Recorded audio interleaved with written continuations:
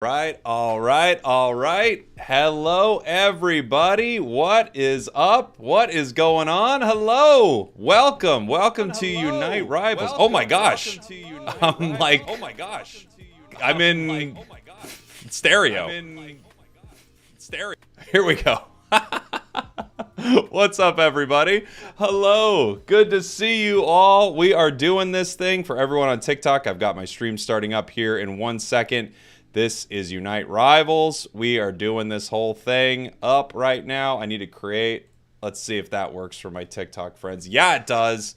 Yeah, it friggin' does. Good morning, everybody. EU qualifiers, let's go. We're going to have a massive day of Pokemon Unite for you. I'm going to be casting this alongside the incredible Chris Heroes, who I'm going to bring on here in 1 second. We're also live on TikTok. We are also live on Chris Heroes' Twitch channel. We're live freaking everywhere as the EU goes at it to see who is the best. We're going to find out who is the top 4 in this tournament. We're going to play all the way to the grand finals, by the way. We're going to find out who is the top 4, and then they are going to face off to solidify their spots before they face the NA. Tomorrow we have NA qualifiers. It's going to be a freaking blast. I want to thank you all for being here. Thank you so much. Please like the stream, share it around, become a member, super chat, try to blow this thing up. I want to show Pokemon Unite, specifically, let's be fair, I want to show the Pokemon Company that there is excitement around what's happening in esports, especially outside of what's already going on with their Asia Champions League.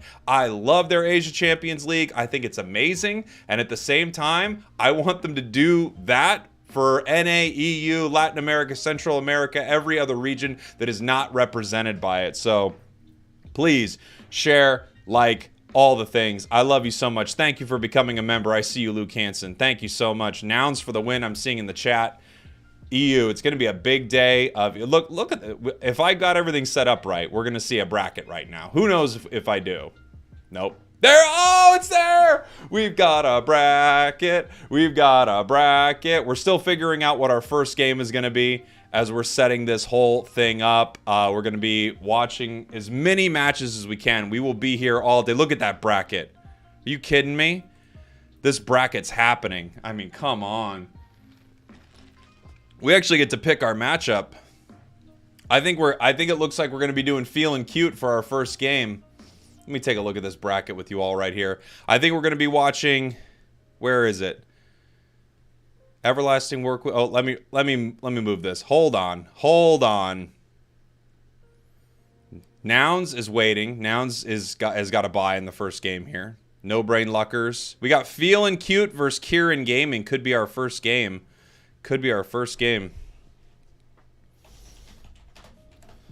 All right, I'm gonna see if Chris is ready to come on.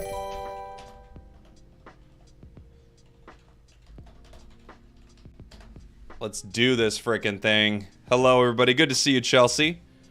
You're a little late. We're just starting here. Let me bring Chris on here. I'm gonna unmute and undeafen myself. Hello. All right, Chris Heroes. What's up, dude? Yeah, what up, Jake? I'm doing great. How are you doing? I'm doing so good. I'm so excited to be here. We're going to be heading into our first match soon of Unite Rivals. Oh, by the way, presented by Nouns Esports, an incredible sponsor of this, giving us the entirety of this prize pool. Huge shout out to them and Gotlu for setting this up. Chris, my friend, this is going to be a lot of fun. Oh, it's going to be very fun, especially seeing all these new teams that are forming for the Unite Championship. Starting next month as well, so it's kind of like a test to see how these teams do. That's exactly, when you and I were talking about this a little while back, I think we started talking about this maybe in December, and that was, a big part of what we were looking to do is sort of put on the biggest show and get all the teams to organize right before UCS starts. And luckily, that's kind of exactly how it's going to play out. I think UCS starts second or third week of February, and this runs till the last week of January. So we're right there. Exactly. And all these teams actually finalized. I think these are literally the final rosters for a lot of teams. Maybe there's still some tryouts now, and if they see like, this doesn't seem to be working out, maybe we still see some switches. But a lot of teams are locked in. And yeah, it's gonna be, I mean, it's a test tournament, right? Yeah. To see if your roster works out or not. You know what? I hope, that someone from this tournament gets cut from their roster, Chris. That's what I'm hoping, is that we set up a situation where someone gets cut. I'm being told that you're a little quiet. I'm gonna bring Chris up. I'm bringing him up. That's the toxic cowboy over here. Thank you for letting me know. That's the yeah. I'm actually rebranding. I don't know if I told you, but 2023, I'm not doing content cowboy anymore. I'm doing toxic cowboy, and I do he-yaw. So I probably should have mentioned that right at the start. Nice. So we start with Feeling Cute against Karen Gaming. All right. It'll be our first matchup. Do we have our first match? And it's a round 2 game. Ready to go? Or not yet? Yes. I mean, the lobby is being started now. Okay, great. I'll keep the bracket up then. There's so much production that's being handled behind the scenes, and then there's a very small amount of production being handled by the Toxic Cowboy himself. And, that's the part that's going to get screwed up, is when I have to click between scenes, for sure. Our players getting to the lobby. Let me take a look at this bracket here. I mean, who are you most excited to see? Obviously, Nouns Esports, not only are they the sponsors of this tournament, but they're the overwhelming favorite heading into this, being the runners-up of the World Championships last year and being an absolute star-studded roster of players. But there are a lot of teams to take a look at. I know Tans & Co. is looking very good. What else are you excited about seeing, Chris? I mean, we want to see Tali Bobo Believers, because Toon is back in Europe after spending some time over North America. And Toon Slim is one of the best junglers this game has to offer, right? So seeing him with this new team, it's going to be very interesting. Yeah. Especially since he also plays with very upcoming talent and also another 2 players who went to the World Championship. So, very stacked roster. It's going to be very exciting to watch them play for the first time in a big tournament. And then otherwise, someone like Time to Shine.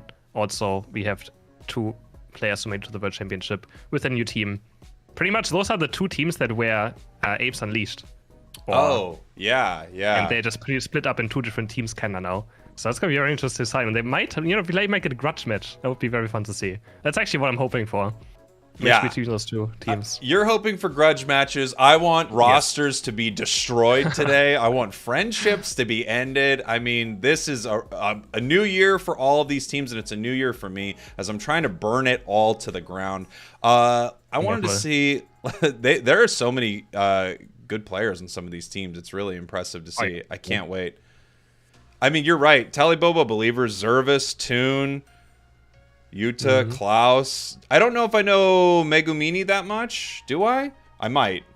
But he and Yuta pretty much go hand in hand. Okay. Like those 2 are always there together. Yeah. That's true. That is World Champion Toon Slim. I'm seeing that in the chat. That's true, right? It's World Champion Toon Slim when you think about it. Yeah, it's World Champion Toon Slim. Even as a sub, true, he did get World Champion, yeah. And the 6th player. I mean, it matters. That is correct. It matters. How a team can't feel comfortable if they don't have their reserve player ready to go. Exactly. No way. They're doing their ready checks right now, so we're going to be heading into game number 1 of Unite Rivals. I want to thank everyone again, and I know you can hear me over on Chris's Twitch, so thank you all for being here, whether you're with me or you're with Chris, you're checking this out wherever you are, watching some of the streamers competing. I really appreciate it. It means a lot, and this, I would hope, I'm going to be honest, back to my Toxic Cowboy, I hope we beat the Asia Champions League. I want us to do numbers today, Chris. I want us to destroy them. Well, we're already heading to the first draft. Let's do it. We're heading into the first draft between Feeling Cute and Karen Gaming, and we're losing the in-game drafting tool as well. So hopefully everything goes smooth. What do you think are they going to ban? I mean, we've seen all the Sableye, the Urshifu bans. Why am I seeing nothing at all? Hold on. Oh, here we go. Okay. Look what got banned. Here we go. Sableye getting banned from both sides. I mean, I don't want to play against Sableye. So I absolutely understand not wanting that at all. And then, of course, the first pick being Urshifu, probably the most broken Pokemon inside of Pokemon Unite right now. I think the only thing that even comes close maybe is Mew or Scyther. But, I mean, Urshifu is just disgusting right now. It is for sure. I do think Blissey is a good counter. So you could pick up a Blissey into it with Safeguard, and you don't even have to run full here on your carries. counters the Unite move a tiny bit, because you kind of need full heal against this Pokemon. If you're a carry Pokemon without full heal, he's gonna just KO you every single time you walk close to him. But a Dragonite and a Gardevoir being picked in the first rotation. I gotta say, I was really impressed watching some of the Asia Champions League and seeing how they're playing Dragonite. I kind of thought Dragonite had fallen off, and I think I was wrong about that. I think it's actually still really good, and Rapid Fire Scarf is excellent on it. I'm confused by the weakness policy. I don't know if I've really ever seen that run on Dragonite, or if it feels that necessary to me. I would probably rather have a Razor Claw or Scope Lens, but they're locking a Gengar and a Pikachu, so you know what? All bets are off. This is some fancy things in the first match already. A Pikachu and a Gengar. And Feeling Cute is just going full normal thing. You have the Scyther picked, Mew, Urshifu. Thinking about the Slowbro as well. Now, Slowbro is getting very popular right now. This Pokemon is so strong with the Skype build. And Eldegoss. It's always either Eldegoss or Blissey being picked as the main supports. Mime is kind of like a semi-healer support, right? Yeah. And yeah, they've decided to go into Mime and Eldegoss at the same time. So Mime's going to be kind of the front line. So, all right, what we're looking at here from Feeling Cute, like you said, is a pretty stereotypical build. And then what we're looking at from the other side is something that if it works, I'm so excited. Because if Gengar wins round 1, I mean, let's freaking go, dude. I can't wait. They last pick Slowbro, so at least some front line. And I mean, maybe with the weakness policy, it's going to be an Outrage Dragonite. I don't know, maybe. Maybe that maybe makes some sense, but maybe they move it around. Is that no? They're not moving it. So that's the Dragonite. I've not seen a weakness policy Dragonite. Get ready for the YouTube video. Obviously, if this thing wins, that'll be a video right away. My thumbnail will be like, "Can you believe how broken this is?" And it does like 800,000 damage. That'll be my thumbnail for this weakness policy Dragonite. I can't wait. Yeah, it's gonna be interesting. I mean, I sometimes play it as like a fun build, attack rate weakness policy, so I have like the most insane hyper beams you can ever have, but it's still most like a meme. Because you don't really get hit much as Dragonite. You can just, as range Pokemon is always weird to go weakness policy. Since you don't really take damage too often. You really don't. I just realized something. Oh my god, I'm seeing it in my chat too. Is this an Outrage Dragonite? I mean, there's no way. There's no way we're starting with an Outrage Dragonite from Kieran Gaming. I would love to see it. Feeling Cute, your purple team, Kieran Gaming, your orange team. This is game number 1 of Unite Rivals, casted by myself and the incredible Chris Heroes. I am so thankful you are all here, and what a team comp for game number 1. Pikachu, Gardevoir, Ghastly's over there in the jungle. Let's go.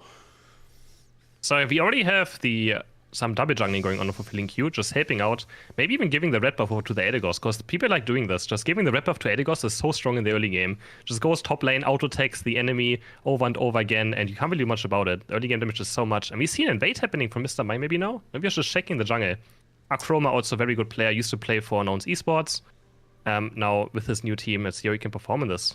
Yeah, Chroma, if I remember right, almost went all the way with Nouns Esports, right? He left the roster like right before the end there. So they won huge tournaments. I think they won AOS Cup with a Chroma. And gosh, Mew is so mean. Ooh, that was so close on that confusion. If that Gardevoir touches that wall right there, it goes down. Gengar coming down, picking up a KO, but getting punished for it as well. He gets first KO. Gengar gets, but he does die for it. They're going to keep diving now. Maybe can they get two? Slowpoke is also dropping very low, and yeah, Nasu's gonna get this KO right here, and maybe the right Snow just disappears. It completely disappears.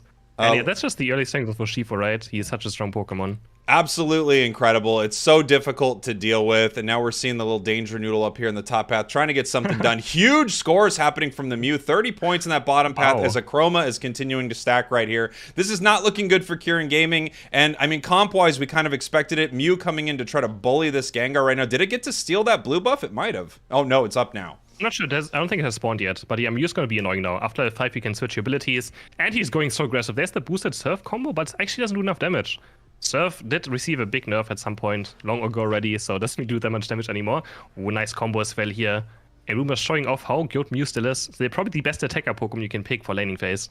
Yeah, without question, Mew is absolutely insane right now. It just sets up so many absurd moments. It has a Solar Beam at level 1, and after that, its boosted attack does 8,000 damage, and all you have to do is press A and walk away. It's pretty incredible.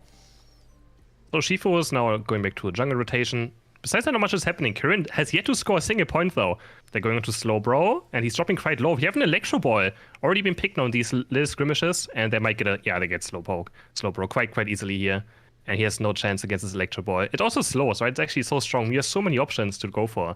Long range poke, single target burst, and then stuns as well in Surf. It's just incredible. And you're seeing why a lot of these picks, oh my gosh, a level 4, this is so sad. That's a level 9. Don't do anything cruel. If it united it right there, I think we have to stop the stream.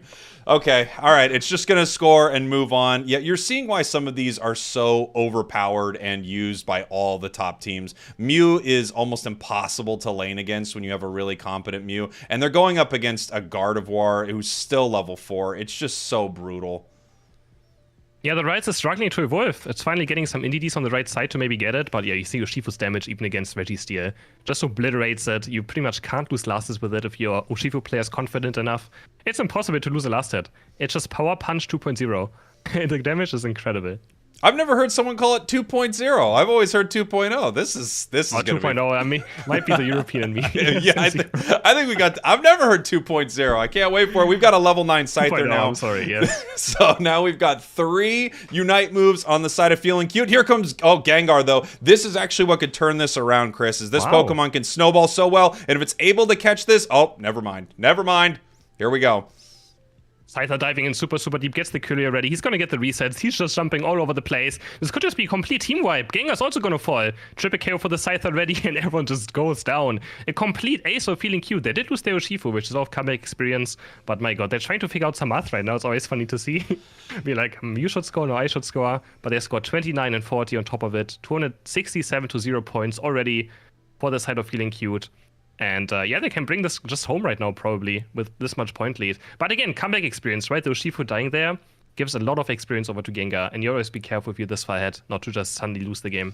Oh, geez, Kirin Gaming, I love you, and I want you to win this. I really, really do. They need that Gengar to wipe the entire enemy team. Luckily for them, it's one of the few Pokemon that if it starts going, it can just KO every single member of the opposing squad, but they're obviously aware of this on Feeling Cute. The level advantage is starting to tilt in their direction, and as soon as they see that Gengar, they're able to isolate it. Obviously, Chris, you're one of the best at here it is. They find Gengar, and it goes down immediately. You're one of the best solo queue players in the world, one of the best Gengars I've ever seen, but you can see in a competitive setting that Pokemon just gets shut down so hard. Yeah, Urshifu's just running over the game right now. Easy double KO for him. He keeps going, auto-taking everything, big blow after big blow, and they stand no chance. Triple KO. Just, it looks so easy as well. They're gonna pick up a Regice as well in bot lane without any issues on top of it, so it's gonna be great. I mean, Gardevoir eject buttoning forward, but no, Regice is already down and I was in a very bad spot. We finally got the Gardevoir evolution just to see it instantly go down a few seconds later. Gengar Unite also can't really find anything at all. And Feeling Cute's gonna look for this push. Nice barrier confusion on Slowbro. He's just getting blocked off his own goal as well right now. Yeah, this is really hard for Kirin Gaming. They're just in this moment where all that can happen is they have to get a massive catch. They basically have to catch multiple members of the enemy team with a huge KO to get enough catch-up experience to get back in this game. Because even though, of course, flipping Rayquaza can be a thing right now, the point lead is getting out of control, the level lead is getting out of control. It just makes it so incredibly difficult. They need a massive, massive win in a team fight. They're just not having a healer Pokemon against so much damage on the enemy team, right? Mew, Urshifu, Scyther. Things just die in 1 second. Like, they just get knocked out so fast you can't even blink. So without having a Blissey or an Eldegoss or something to protect, it's just... Teamfights just go down so fast. And they're gonna dive in again, but Slowbro this time going on Urshifu, and this might be a KO. Are they overextending to the second goal? This could be always the Regieleki push that might not fail, but no Scyther. Just KOs all of them. Ugh. So much damage going down. Regieleki goes in. And it's looking brutal. Yeah, I mean, that's exactly right. It's looking brutal. This is our first game of the stream. I love the picks here from Kirin Gaming, but you're seeing why some of these Pokemon aren't competing in, you know, a competitive environment. 409 to 0 right now. This is a tough one. This is a real tough one.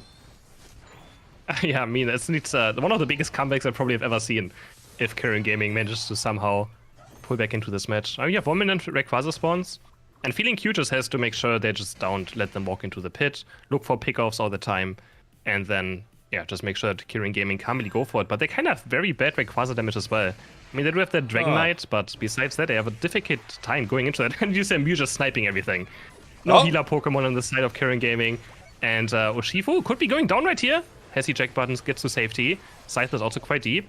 Feeling Cute has to be a bit careful right here. If they die, they might have a big death timer. And he's getting caught. The Hyper Beam! And they get actually Mew. Yeah. For 24 seconds now. Registeel as well. Can he get it with the Dragonite Unite? He can!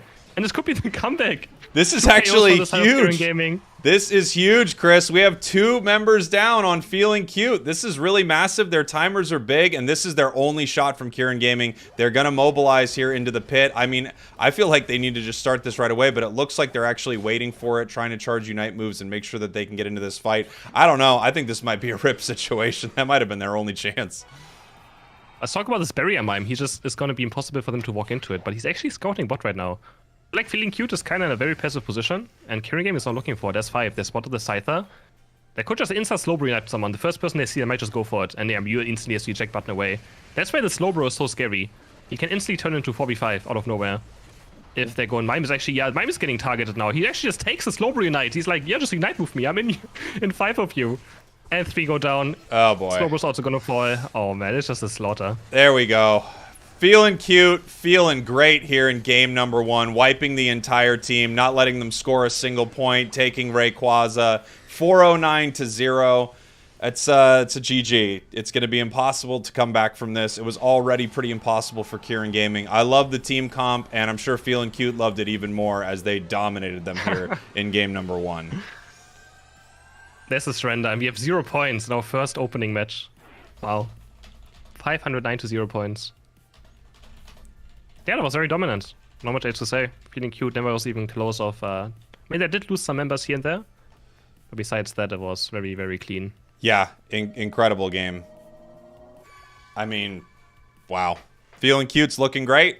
Feeling Cute, looking great. Kirin Gaming's going to need to change their strategy here. I love that they're making, you know, picks that are unusual. Unfortunately, a ton of unusual picks are probably unusual for a very good reason, and it's just because it doesn't play that well into you know, a lot of the meta right here. It's tough. Yeah, for sure. You know, sometimes, Chris, I know you make tier lists. I love to make tier lists, and I love when people argue with me and they're like, "You don't even know how good." Like, you're way off on Pikachu, and Scyther's no good, and then you see matches with top talent and you're like, no, these certain Pokemon are unbelievable in this meta, and you're looking at almost all of them on the side of Feeling Cute. Yeah, but Jake, I got to Master Rank with a 55% win rate playing Pikachu, so what do you know? Yeah, what do you know, Jake? I'm actually at 68% on Outraged Dragonite right now, Chris, so I mean, this is just ridiculous. People, what happens is a lot of these YouTubers, they just listen to what everyone else says and then they just parrot it back. Sorry to say it, Chris, but that's what's going on. Yeah. Wow. Big wins. All right, well, let's see if they're going to change up something for game 2, or if they're going to try the Gengar again. Yeah. Coming back to our bracket here on my feed, and I mean, if you're Kirin Gaming, obviously, I feel like you are doing one of 2 things. You're going down with the ship valiantly, or you're deciding like, yeah, we really need to change that because it's not working for us. For sure. I mean, I like the Gengar. I'm a big Gengar fan, of course, myself, so I like to see some Gengar, but not when it looks like this. Yeah. Then I kind of feel a bit bad. Yeah. But at least they're trying something, you know? Maybe they know that they're outclassed, and they just want to be like, maybe catch, you know, Feeling Cute off guard. Could always be a thing. Yeah. Because if you don't know, if you never play against something like this in a 5-stack, or like, you know, in a tournament, it could just be completely different and catch someone off guard. They're like, what does Gengar even do here? And it could always be a bit scary going up against something you don't play against much. Yeah, I would say so. I think there's a lot of advantage to, look, everyone understands how to play against Pokemon that we see all the time. So if someone busts out a Crustle instead of a common defender, it's going to be different for the enemy team. But then, of course, you also have to deal with why Crustle is so low picked, essentially, and it's because it doesn't really play that well into some of this stuff. But I love the attempt there from Kirin Gaming, and I want to see them try something again. I mean, they had a fight there. They had a really good fight when they got their Gengar set up. It's just too little, too late from Kirin Gaming. For sure. Even with some counter chaos, some comeback experience. Yeah, was not close, sadly. Was not close. I'm going to put a poll up in my chat if you guys want to vote on who you think's going to win this game too. Feeling Cute or Kieran Gaming. I mean, I got to say Feeling Cute looks amazing. This is a point where also something Kieran Gaming can do is counterpick Feeling Cute a bit, right? I mean, they saw that they want to play the meta. They want to play the best Pokemon that are in the game right now. I think it's totally reasonable for them to counterpick a lot of that and see maybe if Feeling Cute doesn't actually perform that well when they don't get their Scyther or Urshifu or whatever other Pokemon. Yeah, for sure. But I mean, that's the problem, right? Those Pokemon don't really have many counters. That's why they're picked so early on as well. So it is difficult. It is very, very difficult. And we're ready for draft number 2 already. Yeah, moving into draft number 2. Let's pull it up here.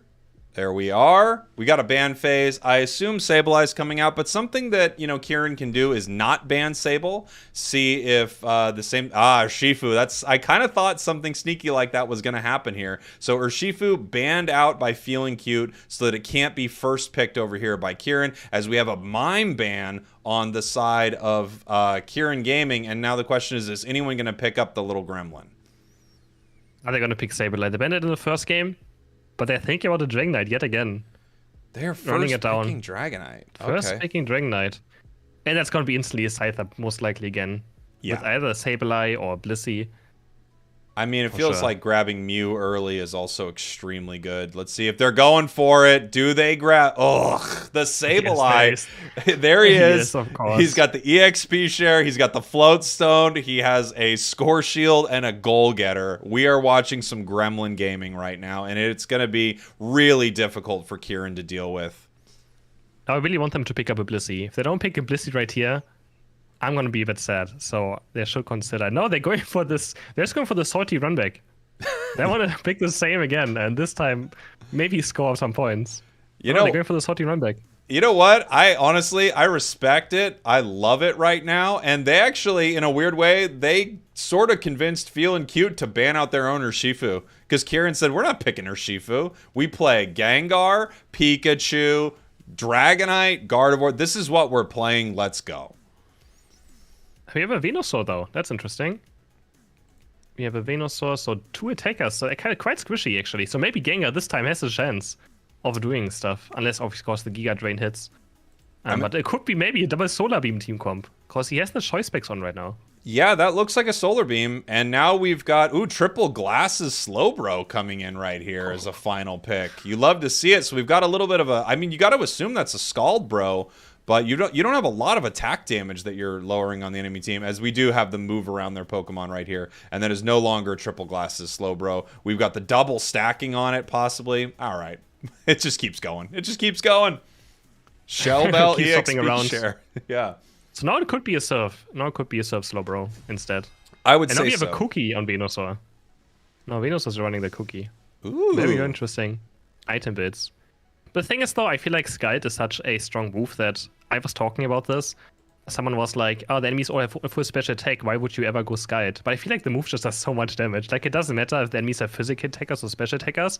I feel like the countering physical attack is just the bonus. Yes. Right? You already do so much, and the bonus is, you also just decrease physical attackers damage, right?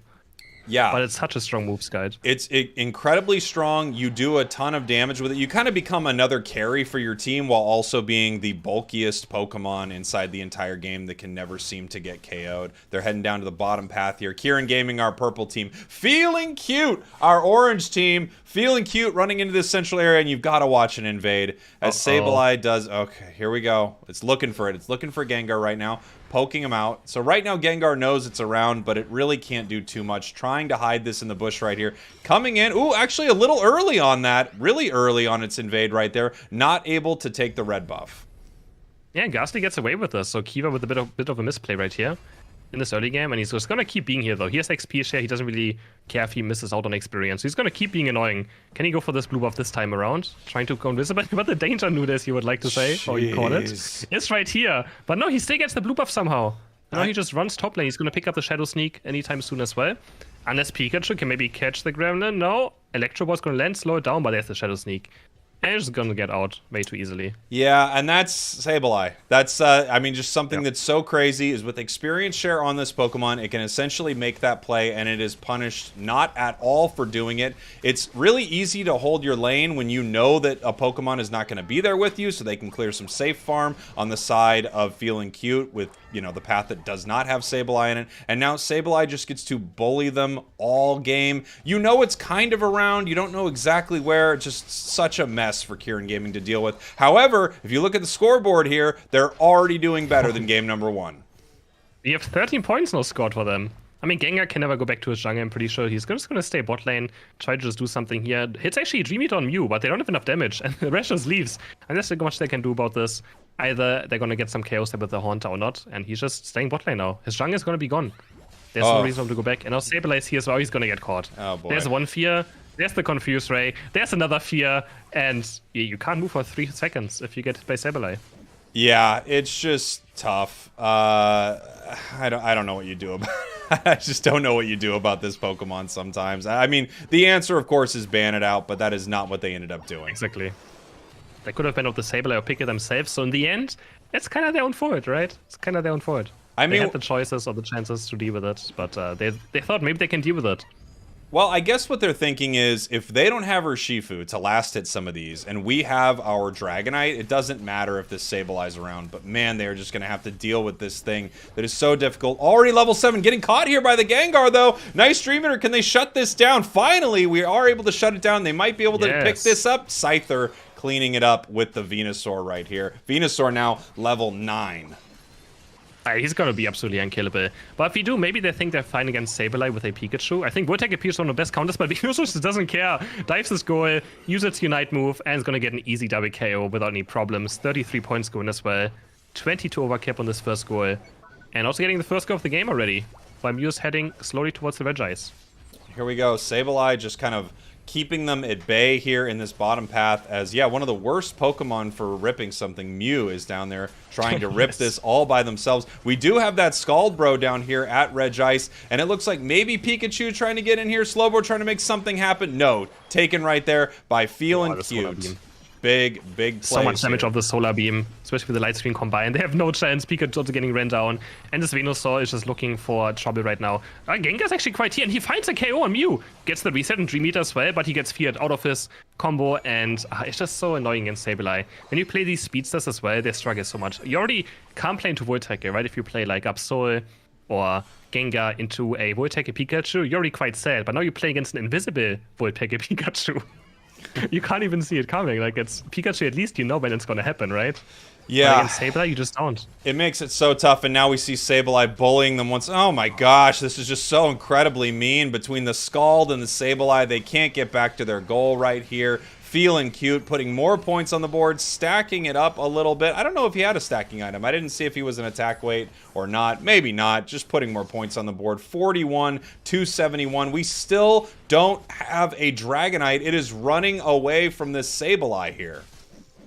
Actually going for it, though. Again, Voltecke Pikachu is actually one of the best Pokemon, but he doesn't even have Voltecke. It's one of the best Pokemon against Sableye, but he actually has the Thunderbolt, so he just gets taken down right here. Scyther with the resets now. He's just diving. The Snorlax might just even go another goal as well. Gardevoir's here, has the Psychic, slows them down a tiny bit, but he doesn't have Unite move yet. So they just don't care. They just Unite right on Snorlax. Sableye sends them back to base, and they already finished off the second goal on top. And they don't even have a Dragonite yet.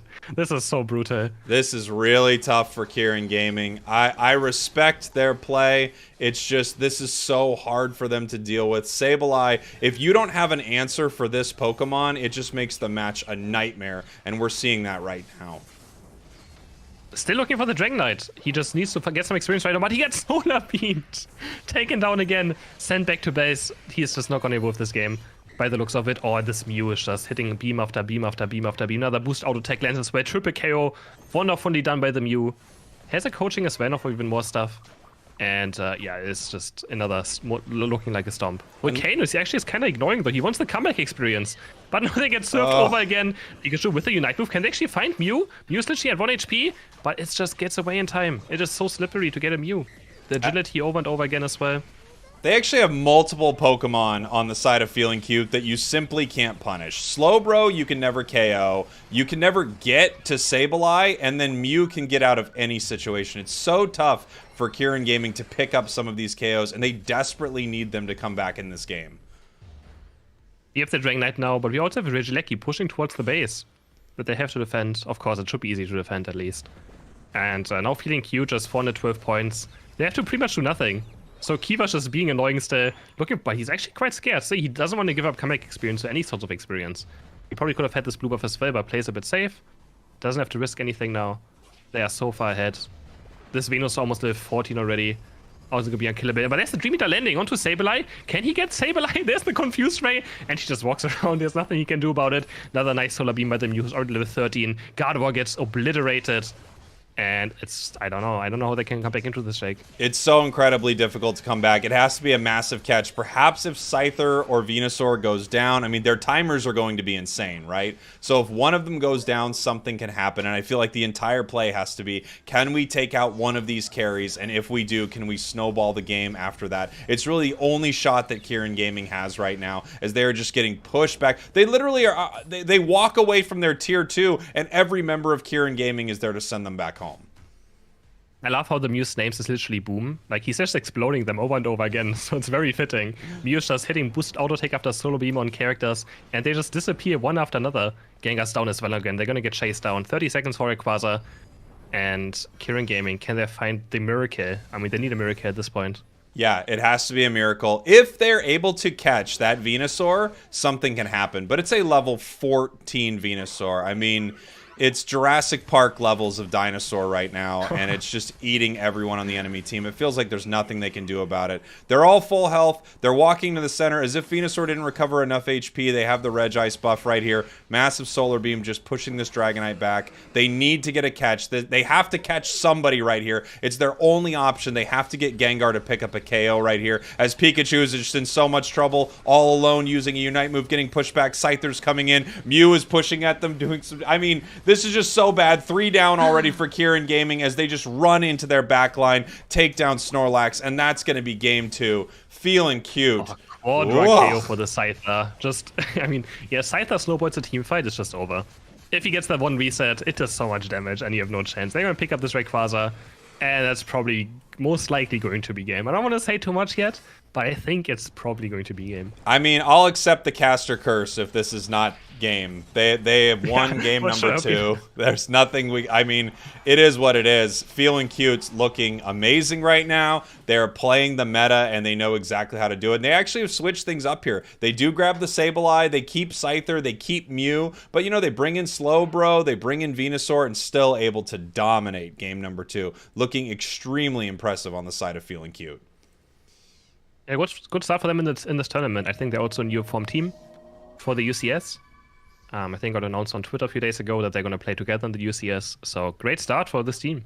Yeah, let me say, I mean, Feeling Cute is looking great. I mean, really, really strong. I love what Kieran Gaming was bringing to this, and I actually love them sticking to their guns and playing a team comp that they like and they know how to perform with. But they ran into not only a superstar level team, but they ran into, you know, essentially a lot of top meta picks, and they really got, you know, taken a task for it. Yeah. They're gonna just, I mean, they're gonna learn off this, hopefully, go into the losers bracket, and maybe gonna rethink some of their Pokemon priority. But, you know, if they're just comfortable, if you have a comfort pick, right, you want to go for it, and their comfort picks is just what this looks like. They want the Gardevoir, Pikachu, Gengar. That's what they're good at. But obviously it's not enough to be the top team who has practiced on all these OP meta characters, right? Yeah. So yeah, I mean, there is a reason that you look at a Pokemon like Sableye, and I talk about Sableye probably too much. But, you know, it's the reason you look at a Pokemon like Sableye and you say, man, you have to either ban this thing out or have an incredible answer for it, because it makes the game so amazingly difficult if you don't. And without them having, it feels like they have no answer on the side of Kieran Gaming. It's just going to make their life miserable. And it did all game. Yeah, they had no chance. Yeah. They had no chance. And that's why the Scythers pick this way every game. And the Mew. But we see why these Pokemon are so strong. And why they're prioritized in every tournament right now. and pick this early into the match. But drafting is entertaining to see what teams do. Some going for their own comps, some going for meta picks, and at least keeps things a bit more interesting. That's for sure. I totally agree. You know, something I was talking to Toon the other day, a player we were mentioning earlier, and one thing that he said is, you know, there are actually so many insanely powerful Pokemon in the meta right now that, of course, you want to ban out what you really don't want to play against. But in general, if you don't get Scyther, you can still get, you know, Urshifu, or you can get Mew, or you can get Dodrio, or you can get, you know, whatever super strong Pokemon you're good with. So there are a lot of options. I'm seeing people in the chat talk about having multiple bans, which I think would be really cool, but there are tons of really powerful Pokemon that your team can pick up, for sure. Yeah, but more bans could also be interesting. The only problem is that, let's say, it's very for first pick, right? Let's say they can ban out Blissey and another support, and then suddenly there's only one support left. You first pick it. But what I would like to see is maybe another mid ban. So after both teams pick 3 Pokemon, both teams can ban another Pokemon. Could also be quite interesting. But I'm just happy we have a 1 ban for now in general. I think that's already a good start. Yeah. Because I've been waiting very long for this to happen. We absolutely have needed a ban for a long time here. One thing I noticed, this is like just a production thing. It feels like you and I are maybe slightly off on our timing here. So at the start of next game, I think we'll do like maybe like a 3-2-1 as we bring it in. This is like behind the scenes. I think you're 1 second ahead of me. I think I'm 1 second ahead of you, which is fun to see because I get to hear moments where Chris is like, "Can Pikachu get away?" And I already think, no. Pikachu cannot get away. I already saw that Pikachu not get away.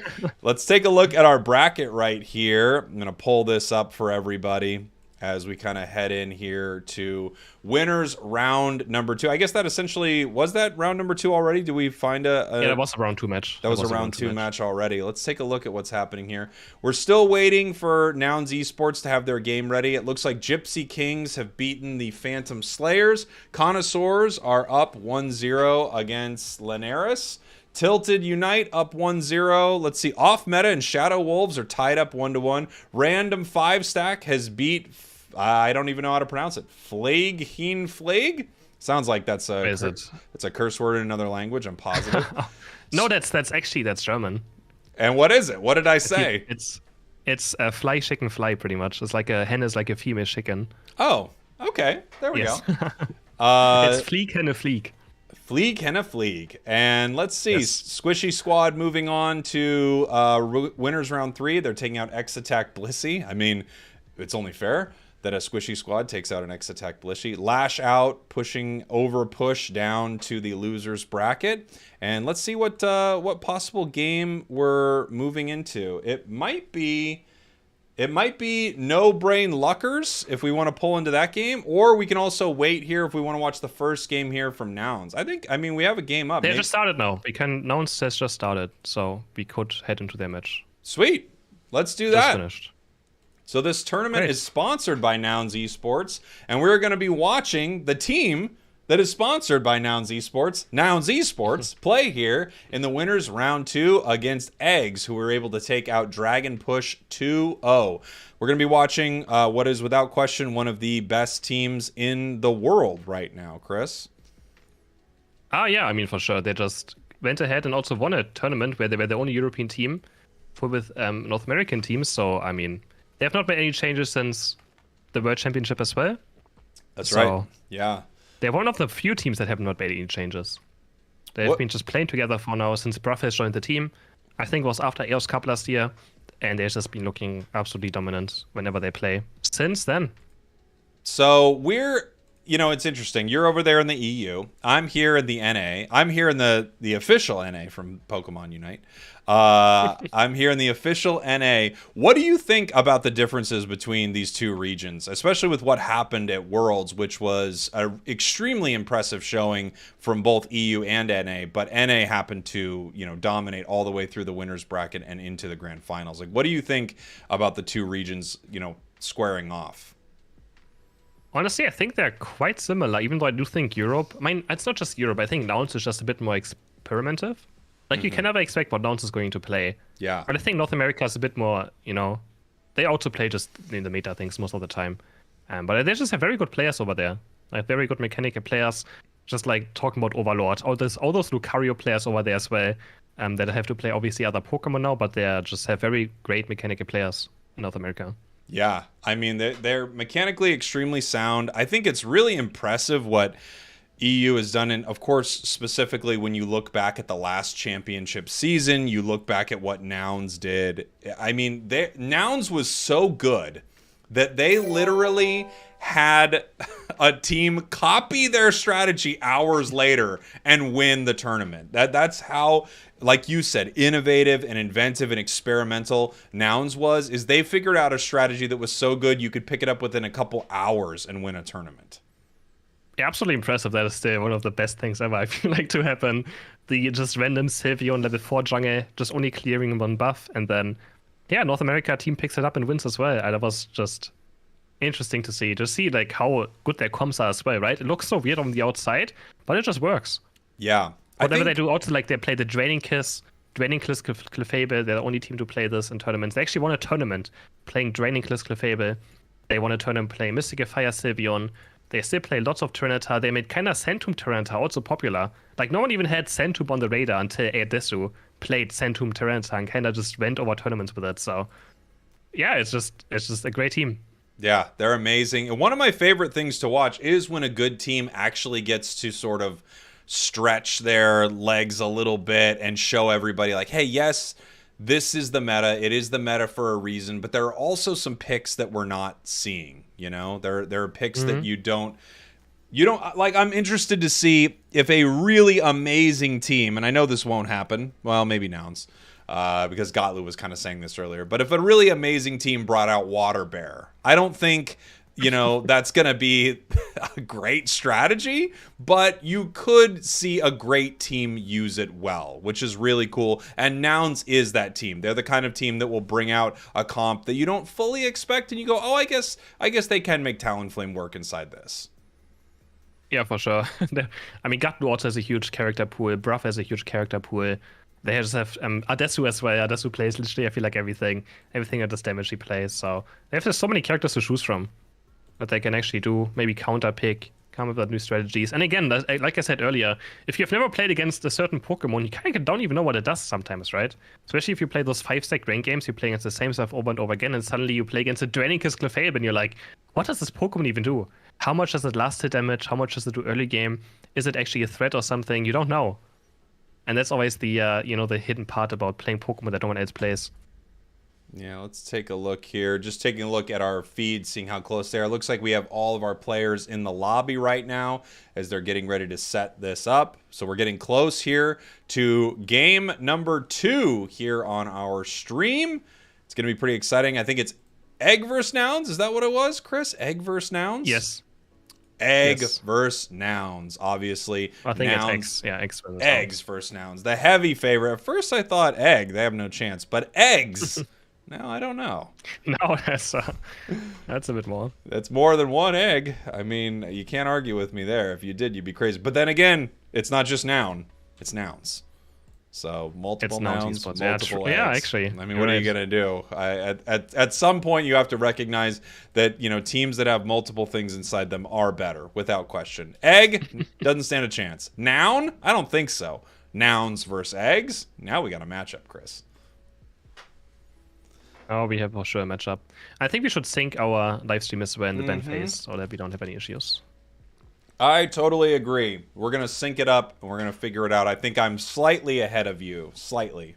Yeah, slightly. And we will get that figured out for everyone watching along at home. Again, thank you all for being here. It's just amazing having so many people come by to check this out. It's a freaking treat to have you all here. It really is. And I'm really delighted to be here with you, Chris. This is just a little slice of heaven, my man. Yeah, and shout outs again to Nouns Esports for actually making this happen. Because they are the few sponsors of this tournament. Yeah. So when Chris and I got together talking about this tournament, we said, what if we give the players $25? And I said, Chris said 25, and I said, that sounds high.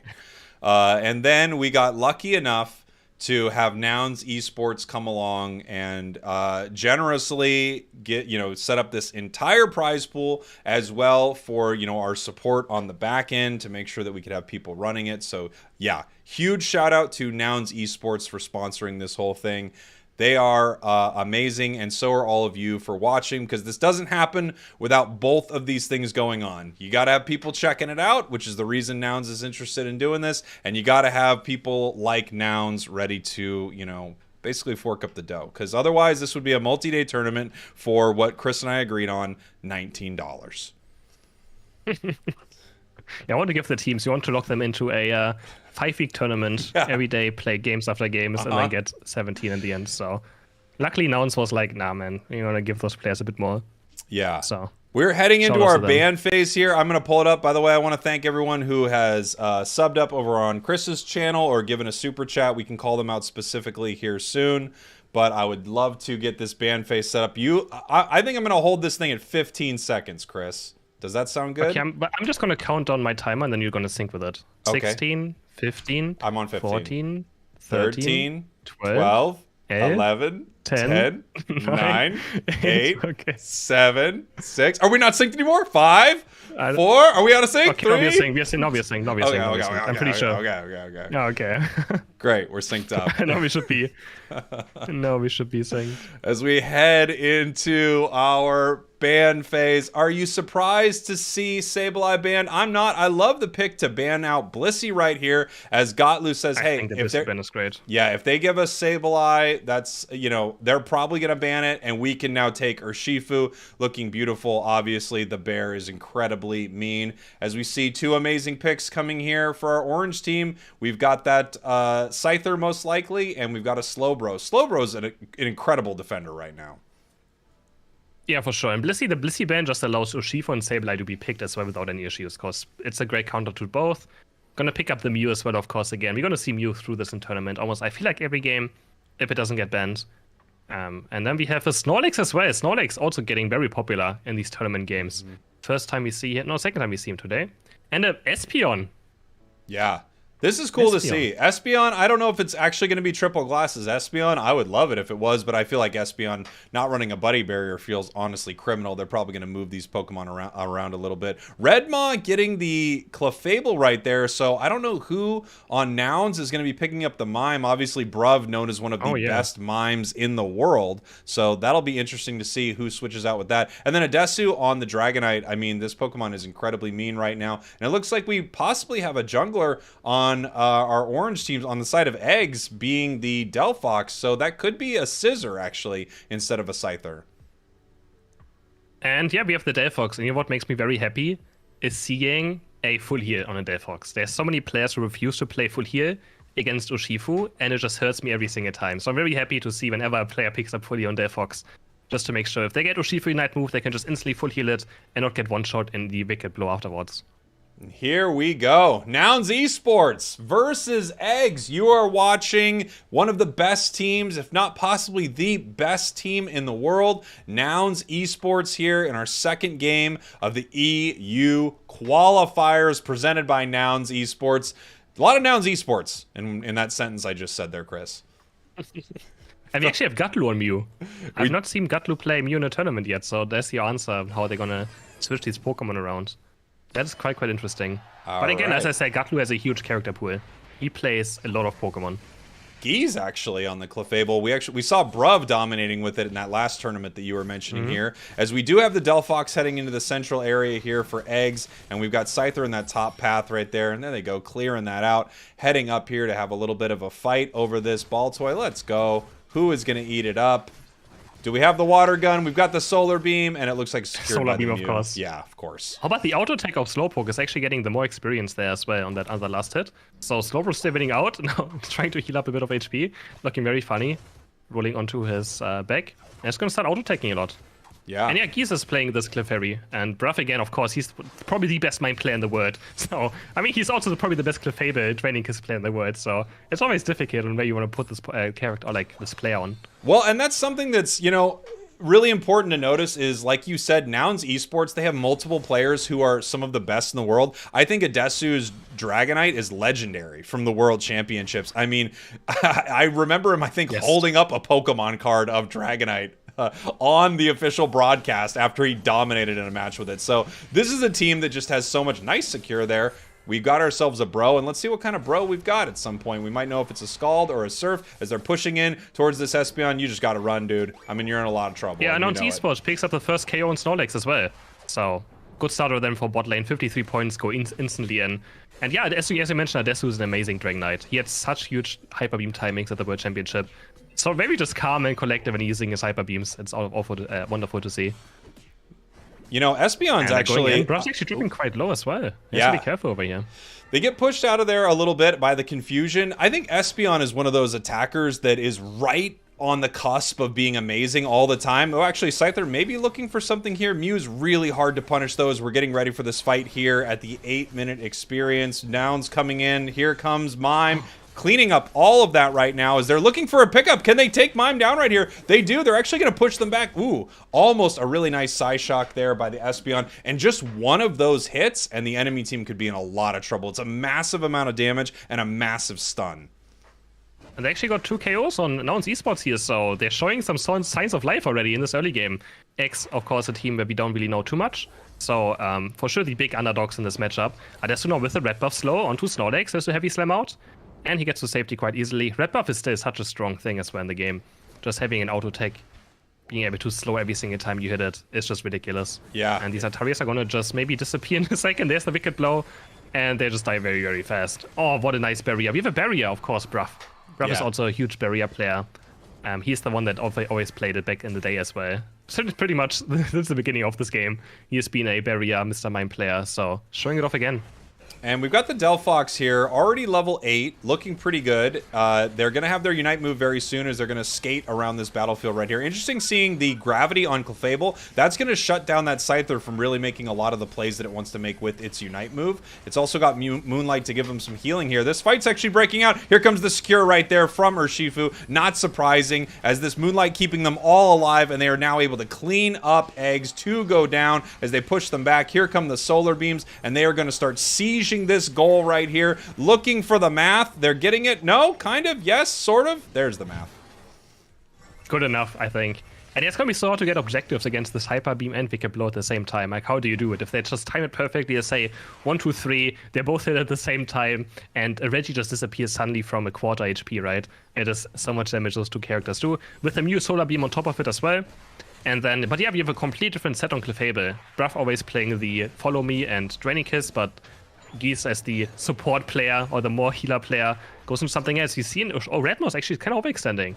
Has to waste its Unite move right here to just live and gets back to his team on top. We're just going to pick up the next objective. Yeah, they're just going to be able to clean this up right here. I mean, we do have Espeon coming in for a possible steal, but it looks like, yeah, secured by the Hyper Beam right there. Noun's able to take that objective. An objective that is not seeing a lot of priority here in competitive play lately. Well, actually, X, they find 2 KOs right here, and they're going to look for a push. On top of it, Telekinesis is going to land on Geese, so we have a Telekinesis into Skyd.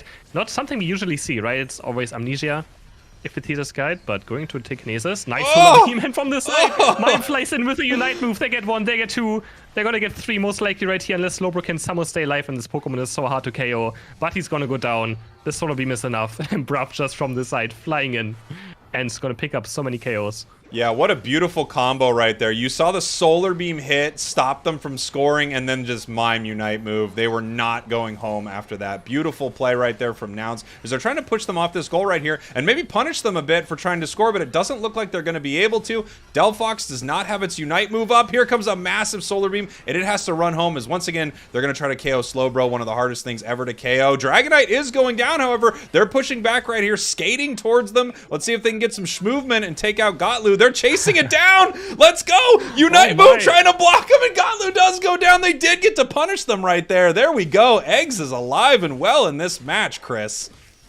That is wonderful, and Delphox now hits level 11, which is the biggest power spike for Delphox. Mystical Fire Plus, and they actually steal Vegice! Let's go! The Wicked Blow is also terrible time by Redmaw, and they're gonna get the bottom objective, so they're fully in this game right now. Delphox hitting level 11, Mystical Fire Plus is just amazing. After you hit it, your cooldowns pretty much get just absolutely insanely lowered. And that's when Delphox can start just jumping with the Flame Charge. And we're gonna probably start seeing it now as well. Oh, Let's see how much board he can do in this match. Oh, I was going to say, he might be in trouble here, but actually not really punished at all for what he's doing. And you're right, that cooldown's just insane as we got a big Unite move. There's the full heal, but not able to get out of there. Trying to push them back right here. Slowbro, who's just got the massive block from Snorlax. Mime catching them once again. I mean, Bruv just comes out of nowhere every time with this massive confusion into a Unite. I told you earlier, Chris, that Egg didn't stand a chance, but it's not Egg. It's Eggs. And they're looking pretty good, actually, against one of the best teams in the world. But they're still finding some very good chaos right here as well again. Scyther just obliterating Mew with the Unite move. You don't have a chance against it.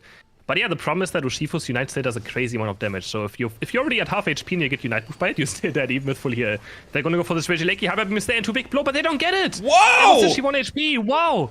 And no, Dragonite is down. Goose is also going to get chased down into the enemy Flux down. He's just trying to buy time so that his team can clear Regieleki slowly. He's for sure going to go down. Borty's on the chase, and they're probably going to give this KO over to the Delphox as well. And I don't know how they got it, Jake. How did they get that objective? Well, I mean, I love that combo there from Eggs. They're going to need to charge up this Unite move here on the Slowbro, giving a little spin for, I think, all of us at home. They're going to need to charge up this Unite move, though, but that was really interesting. We hit him with the Telekinesis right into its Unite. So basically, Dragonite was shut out of that entire thing as we have the massive secure once again from the Espeon. Really incredible play from Eggs. He's somehow finding these last hits on the objectives, and now we have one more Reggie spawning on board, which is going to be huge. Just going to be up for the last 2 minutes, and it's going to be a big buff. I mean, I'm always sad to see Reggie rock, but again, it still makes you a bit tankier. It can always be the difference between living or dying. And almost a now, big catch right here. there. The flame charges are happening, but you always have to connect the Mystical Fires. And I like what X is doing. They're just going for top. They're scoring 80 points. They're actually ahead in points right now.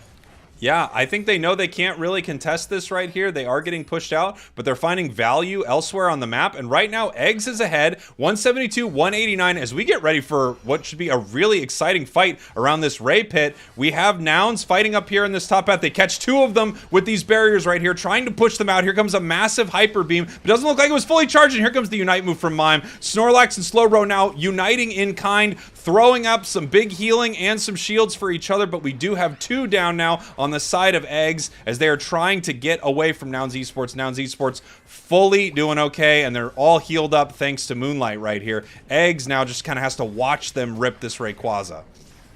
Yeah, they're going to go for it, right? They have Hyper Beam and they have Wicked Blow there. They're very confident on getting it, but he's buying so much time with the block.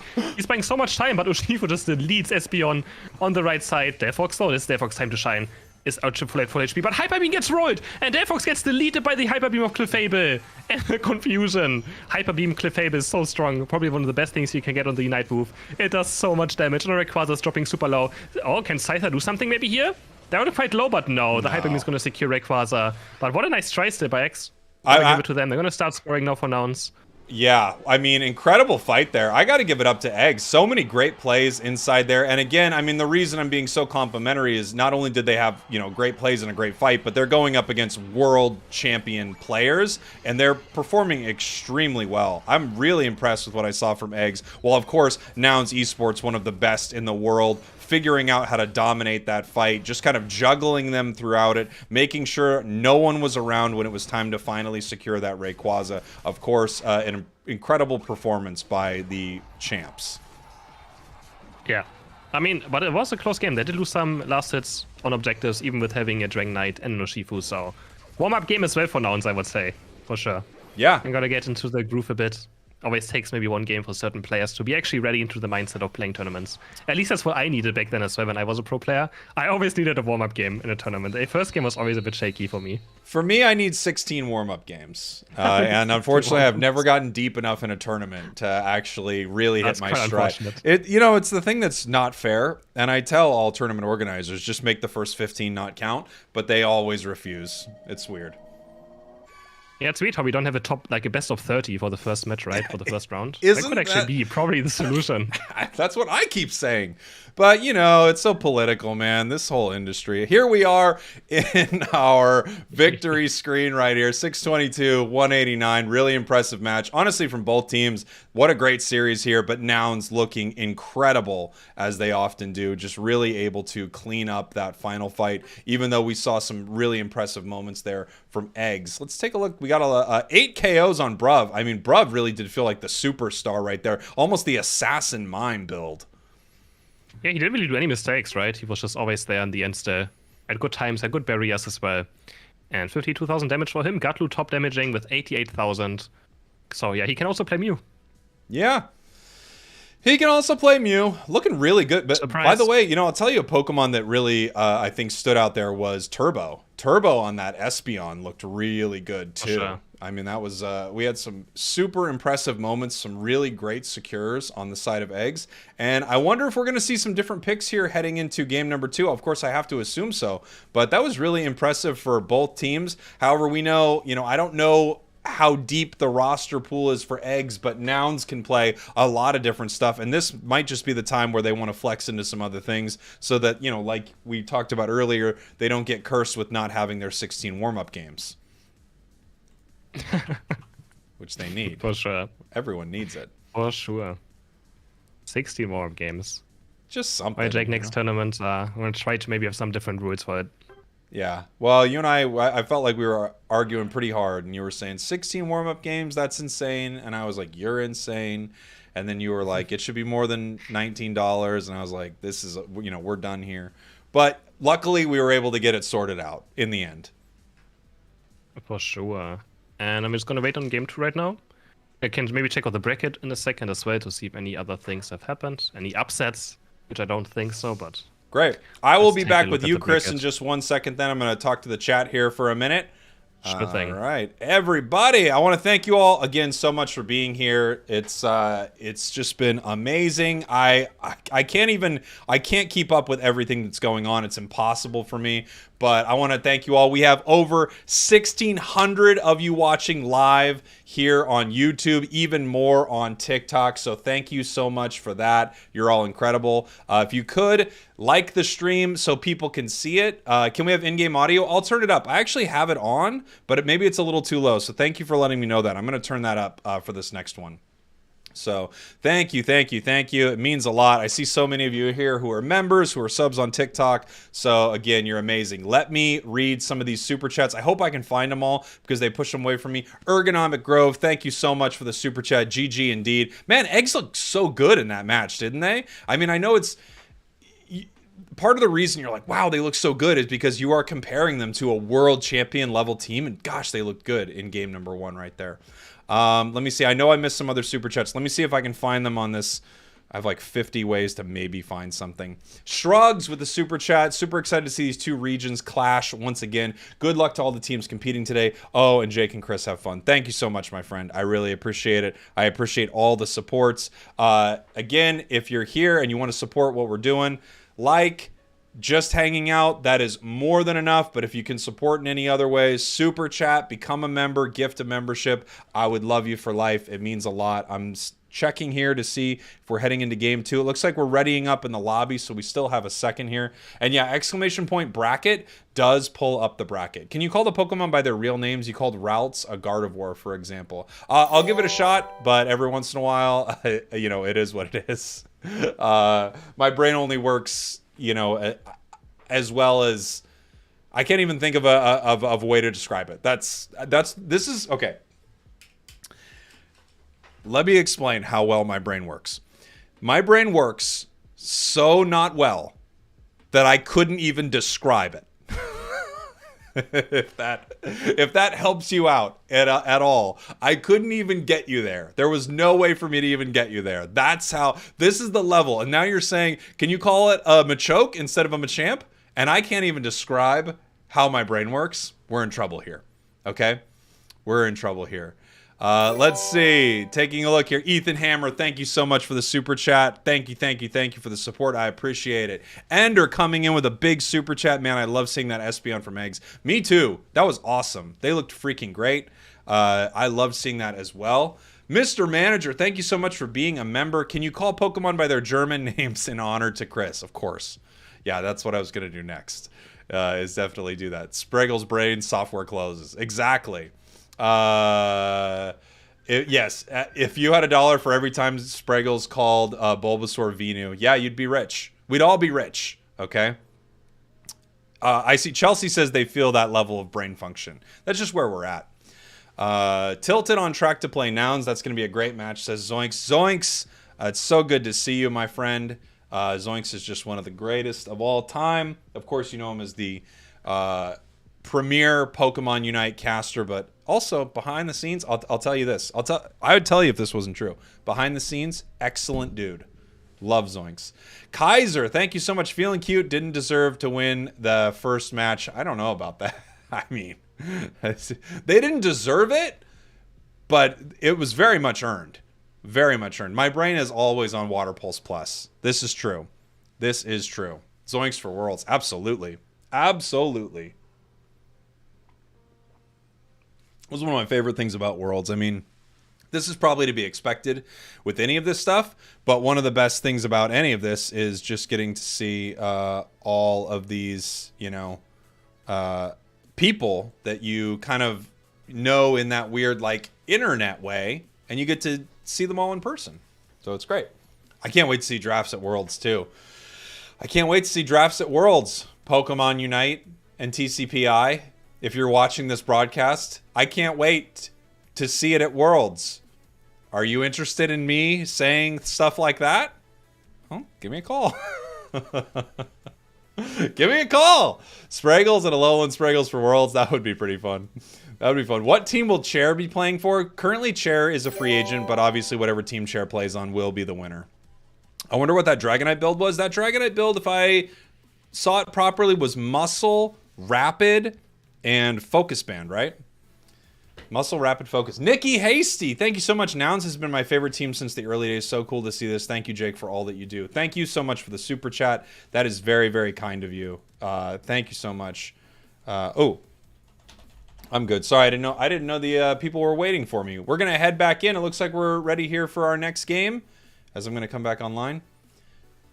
Sorry, I didn't know if you boys were waiting for me. I didn't see that. But yeah, I'm ready to go. Let's do this thing. I've just been talking with the chat, kind of dishing a little bit, you know. I don't know if you give secrets to your chat or not, but I'm just giving them some secrets, you know, some tricks of the trade. Some secrets. Okay, okay.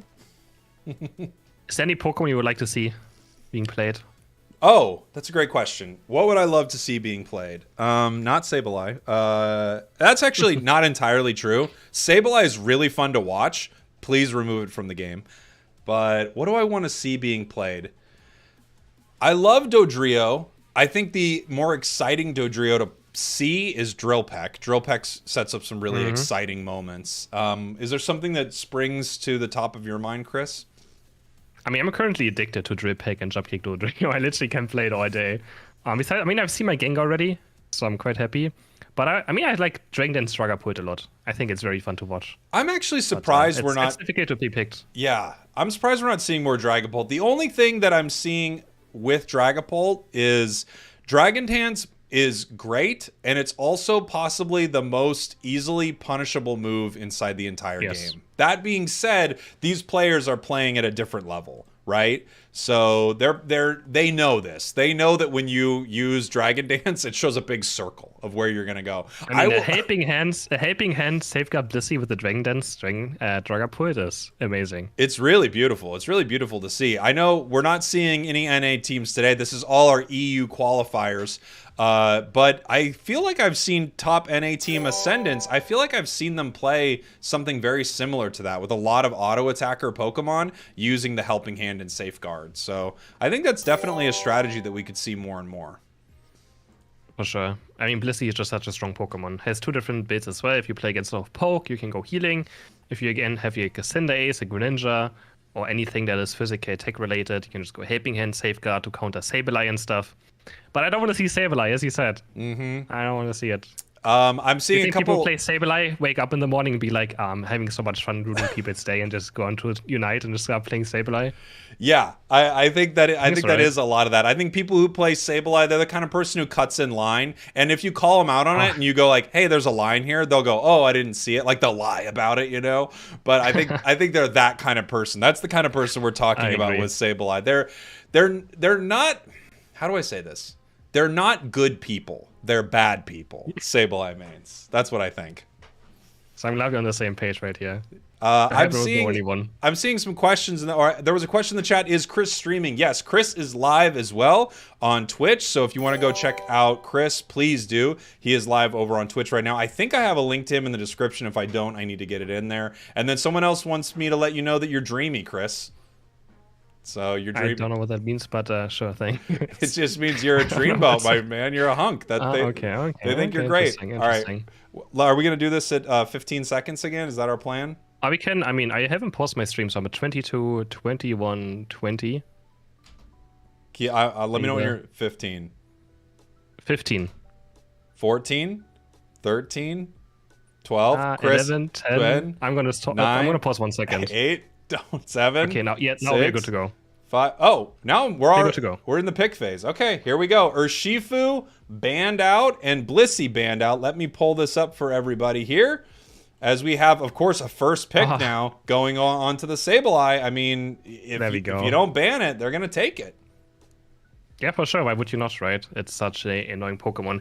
The problem is that even if you win against this Pokemon, you felt like you just worked so hard for 10 minutes to just not be annoyed. Like, it's so much extra work you have to put in, like mentally, just to play against this Pokemon. Yes. It just has it's just so annoying that every game feels so different to play when you play against this Pokemon. It's, whether you win or lose, because I make this argument sometimes. I say Sableye is the worst thing ever. It's ruining my life. And people will say, oh, it doesn't even have the highest win rate or any of this stuff. And I'm like, I know it's not an instant win. It just is horrible to play against. Horrible to play against. As we see beautiful picks here on the side of our orange team. Sableye, Mew, Slowbro, Gotlu on the Scyther. We have Geese picking up that Mime. Bruv on the on the Snorlax, and we have a Garchomp locked in. Garchomp for Redmo, and we have an instant Absol as well for the side of X. So we have a matchup going on, and there's the Dodrio you wanted to see. Beautiful. Got some Dodrio. If it's gonna be Drill Peck, we don't know. Tri-Attack is still a bit more popular when it comes to tournament play, that's for sure. Yeah. And but the team comp of X looks very annoying to be up against. Are you really picking a Char right now? I was going to say, I mean, Charizard is rough. Okay, here we go. Wow. You know, I hope that stays the exact Absol we're seeing right there. I want a Score Shield Absol. That's what I want, for sure. Yeah, and now it's esports just looks like 5 boys on a Saturday evening going out for some drinks. They're just gonna have fun. Garchomp, Blastoise, Mr. Mime, a Snorlax, and Scyther, right? It's always weird to see the scissor picture because we know it's going to be Scyther. It's always funny. They're so tanky. They are so tanky. That's such a fun way to describe that. They look like boys going out for drinks on a Friday evening. Is that what you said? Yes. Okay, I've never looked at it like that. Well, what does Eggs look like?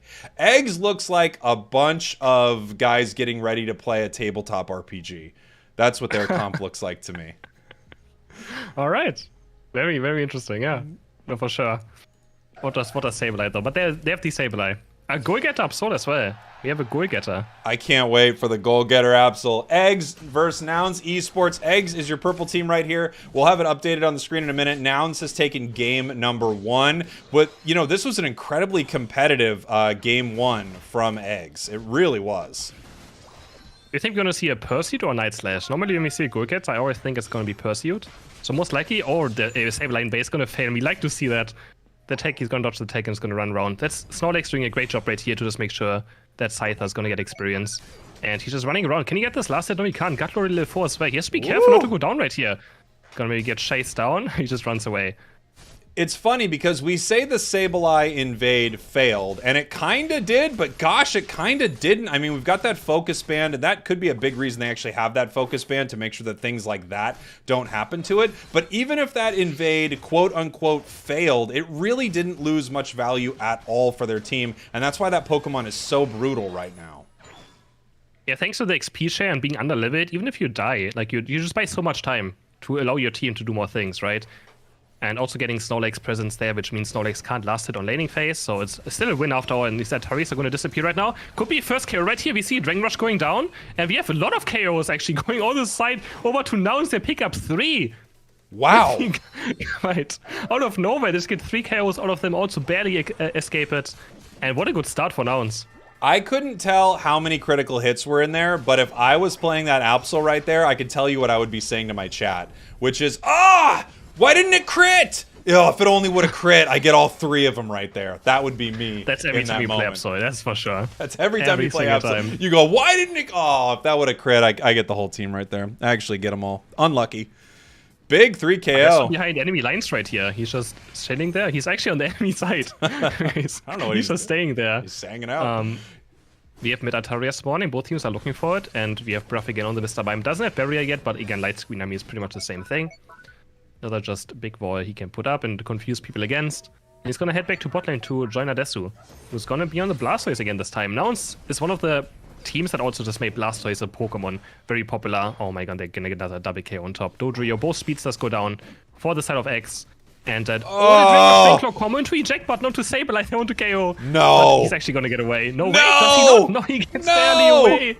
Oh. Wow, and the Heavy Slam also doesn't get it. I can't believe Sableye always unpunished right there. That was one of the most beautiful catches I've seen from that Dragon Claw combo. Still not able to take out that little gremlin. Absol coming up here, actually trying to punish him right now. Getting countered with a big Unite move here from Gatlu, but he actually had to burn that just to take out an Absol. So they might have a good fight set up for them at the bottom path without a Unite move on that Scyther. And Red was almost already at Guardsham, so he's gonna be super scary. Water Spell, Rapid Spin also unlocked. And with this Power Swap, this time we have Power Swap for Mr. Mime. No barrier, because he's gonna be the main support. They don't have a second one, so he just wants to heal up his team. Oh my god, the confusion is gonna absolutely demolish Dodrio into the wall. Ivan is also getting chased down slow, bro. Does his focus spins gonna be enough? No, it's not gonna be enough. Double KO for the Wartortle. And he's also gonna score some additional points. This combo is so mean. You've got the Power Swap on, giving you the increased damage and increased move speed and healing onto the Rapid Spin. I love this. Yeah, for sure. I mean, they're gonna be so hard to KO. They're so tanky. He's already going in again. He's gonna try and steal berries away through the Flux Zone. Heavy Slam goes in. They pick up 2 another KOs. Just, it looks so easy. They just make it look way too easy. They got 3 in this bottom goal. It looks like we're still stacking up a little bit here. I'm surprised Gatlu didn't stay maybe to break this with a big overcap, but they could just be keeping that goal up so they can continue to farm down there. If you look at the levels right now, Eggs is in so much trouble. I mean, gosh, a level 11 compared to the level 7 on the other side. And that, I think actually he needs to be punished for that. Maybe we can fine him for that Unite, because that's insanely That cool. is just brutal. Oh, he's also going to get Dodrio. Bruff again showing why Mr. Mime is still such a good Pokemon. But yeah, that Unite move onto Lapsoil. Just no respect at all from Bruff. I'm going to let you cast just for a second here, Chris. I'm just going to put a note here to find them if they win this tournament. Dock them for that Unite move. Insanely cruel. Okay, cool. I'm back. I'm back. Just needed to make sure that they got punished. You didn't miss out too much. Okay, great. The Pursuit's going in again. Maybe can Absol do something now? We haven't seen too much yet of this Absol. But Sableye gets taken down by Slowbro. By Snorlax, I'm sorry. Snorlax single-handedly gets destroyed by the Unite move. Another KO, and suddenly we have a Guardsham on level 11. Borty's looking for a Pursuit, goes on to Gatlu, finds a crit. Can he find more? The Sucker Punch is there, but Gatlu just Unite moves. Absol also Unite moving, but it's not going to do anything. Yeah. It's not going to do anything. They're going to dive this go now. They're going to try and put Regieleki in. But they're actually getting ported back to base by the Sableye. And now Gatlu is alone. He just ended up being alone because his teammates got ported back to base. That was actually a really beautiful moment there. Once again, coming in with the Unite move, he's got to be running Energy Amp. Gosh, I feel like I should find him again for that one. Maybe actually going to pick up the Sableye. Wow, just trying to guess. Trying to guess exactly where that was and get him with that Power Swap. Could have been beautiful right here as we see the points raining in here on this top path. Huge Unite move, and here we go. Is he going to pick up some KOs and gets even more points? Wow. This is now getting cruel. This is getting cruel on the side of Nouns. It feels like, you know, they're in that moment where they're winning and they're being the villains in a movie where they're just kind of kicking him in the kneecaps and stuff. What are you guys doing? Have some decorum. On the Sableye's way, if he's invisible, he can still get hit by the Water Spout, and he just also goes down. This Blastoise is so strong right now, and I think they're going to have a very hard time carrying him one single time this match. They did get Gatlu at least, which was level 13, so a lot of experience there. And the Tri-Tech's not going to be enough. Nice Dragon combo with an eject button there to also pick up Dodrio. And they're going to try to KO this goal. Sableye is back now with a Confuse Ray. Can he somehow stop them from scoring? Yes, no, he can't. 34 going, 33 over cap. And they're also going to pick up the bottom objective. You got to still, I mean, acknowledge how impressive Sableye is when it is 3 levels lower than the enemy, and it can, for a long time, fight 2 people off goal and take 0 damage for it. I mean, what an incredible situation. We've got a Unite move coming in, but it's not going to be able to do too much. And here's that leash just taking their Blastoise out for a walk as it picks up another KO right here. Oh, this is so sad, but this is exactly what you want to see happen to every Sableye and solo queue. Of course, unpunished. Why? Why does it get away?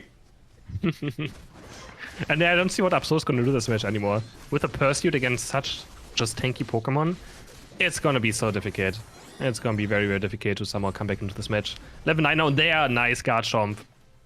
Picking off Sableye with the combo. And he's also hitting level 13 already. Yeah, this is going to be really tough for Eggs right here. I mean, I love... Eggs is putting up a real fight, but yeah, this is another big Unite. I mean, it's kind of late. I guess they're just going to farm it back, though, as they're trying to fight them at this goal. But this just really feels like Nouns is trying to make a statement with this match. Like, okay, we're not going to pick all the meta Pokemon, and we are going to stomp you as best we can. You can see, again, this Garchomp looks great, right? They just play so many different Pokemon. I didn't even know that Redmo plays Garchomp to begin with. I had no idea. He's usually the Lucario player. Pretty much all he did was last year was play Power Punch Lucario for this team. And now he just picks Garchomp, and it looks very, very good. Hits every single combo, has great Unite move control, and knows his limits very well as well. And just gets a 1v3 KO there. I'm surprised that Nouns only needed 1 warm-up game. Not even like 10 or 15. I mean, this is just... Yeah, they already look on point now. Yes. This is incredible. Already look on point. Level 14 Garchomp. Level 14 Scyther. Level 13 Blastoise and Mime.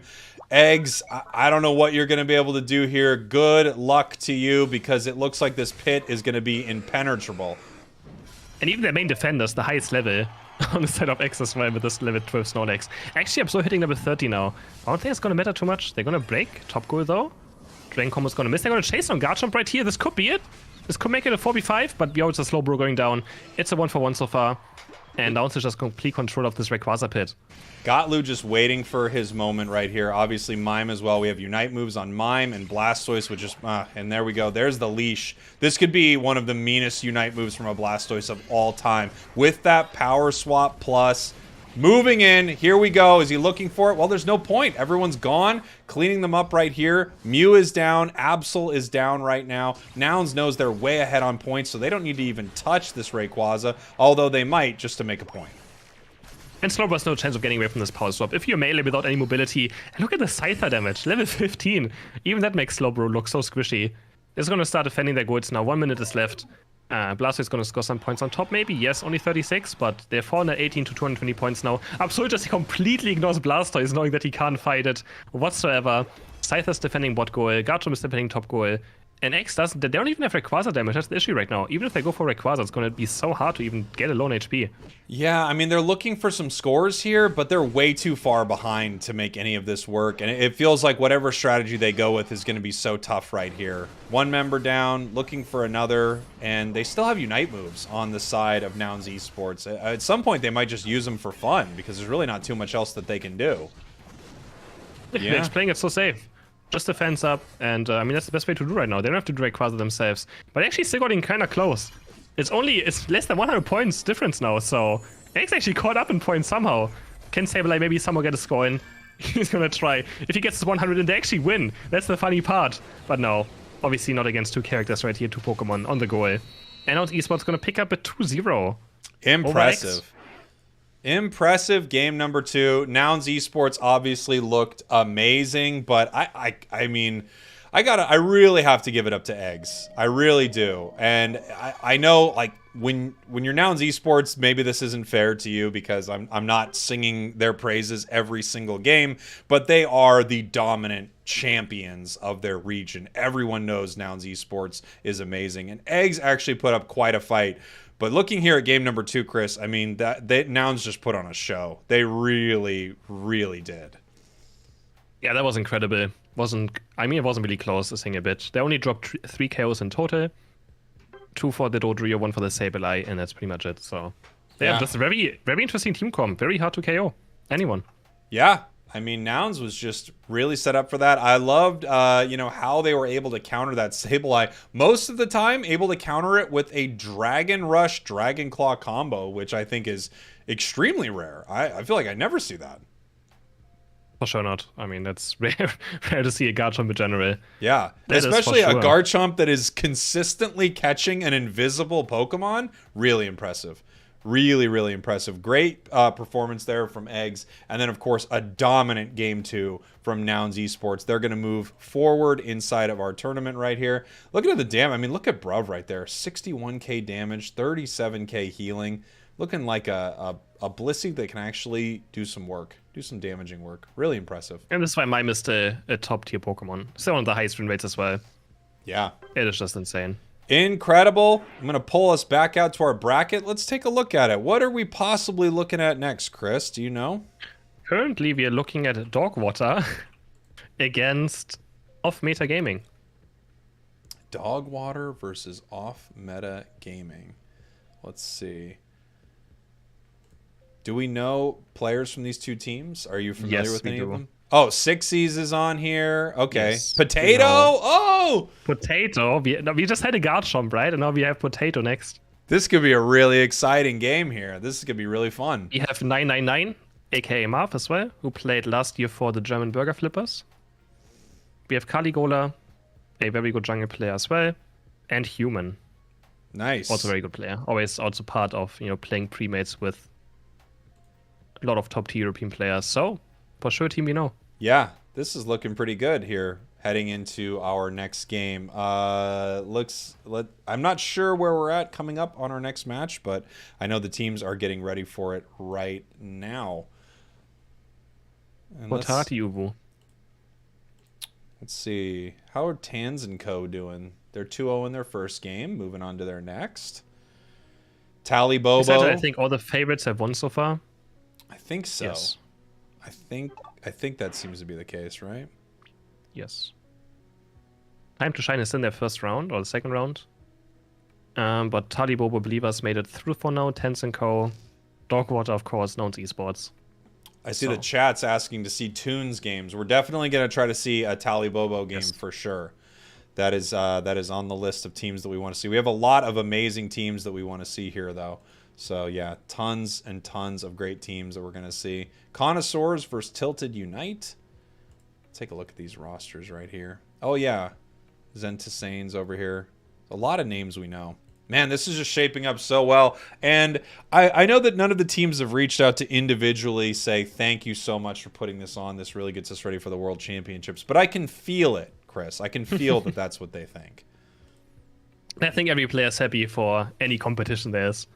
Especially when there's also some money on the line. Yeah. More than $17. They're going to be happy. I'm telling you, they would have done it for 17. But fine. Now it's a $3,000 prize pool thanks to Nouns Esports. Thank you. Thank you so much. I am going to chit and chat with the chat, Chris, and I'll talk to you here in 1 second, my friend. All right. All right, everybody. So, Assassin Dave was one of the anime characters, was it? All right, what's up, everyone? How are we all doing? Oh, Assassin Daves is here in the chat. You're lucky I quit this game. I would destroy any team as long as Fui doesn't mess up my gank. I believe it. So we have Eggs and now Potato. That's right. Looks like we're set up and ready. Great. Awesome. We are set up and ready for our next match. Ready to go whenever they are. Do the off-meta teams only play off-meta? We hope so. We hope so, Chatan. I would hope so. Are you actually doing fines? No. No. Next game. Here we go. Eggs got bullied. Eggs did get bullied in that second game, but I got to say Eggs looked really, really good against Nouns. I mean, Nouns is amazing.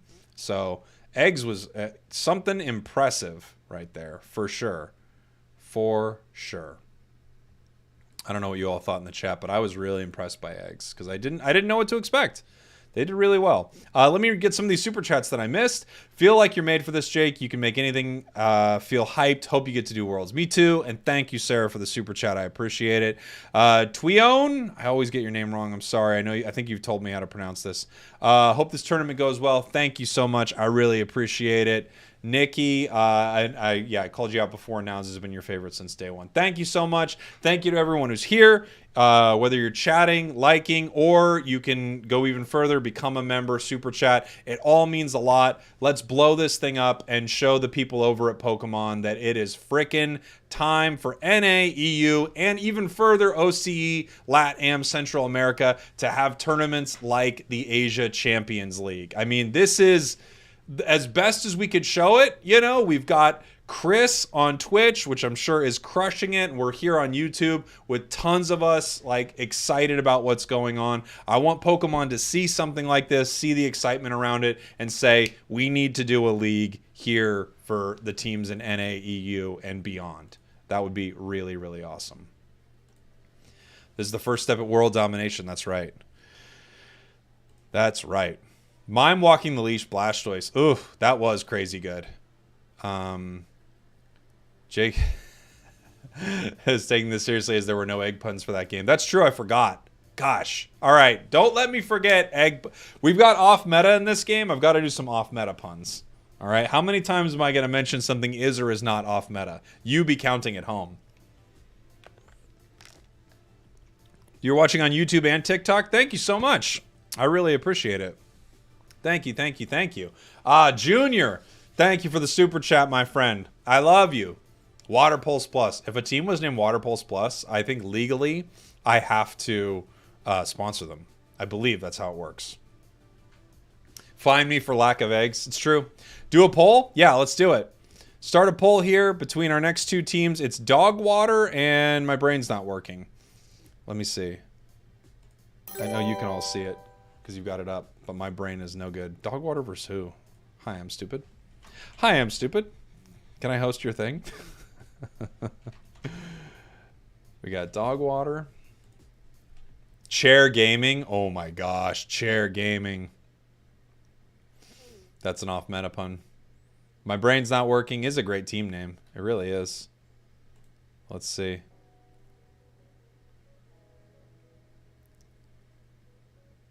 I'm ready to check when you two return. I'm good. I'm good to go.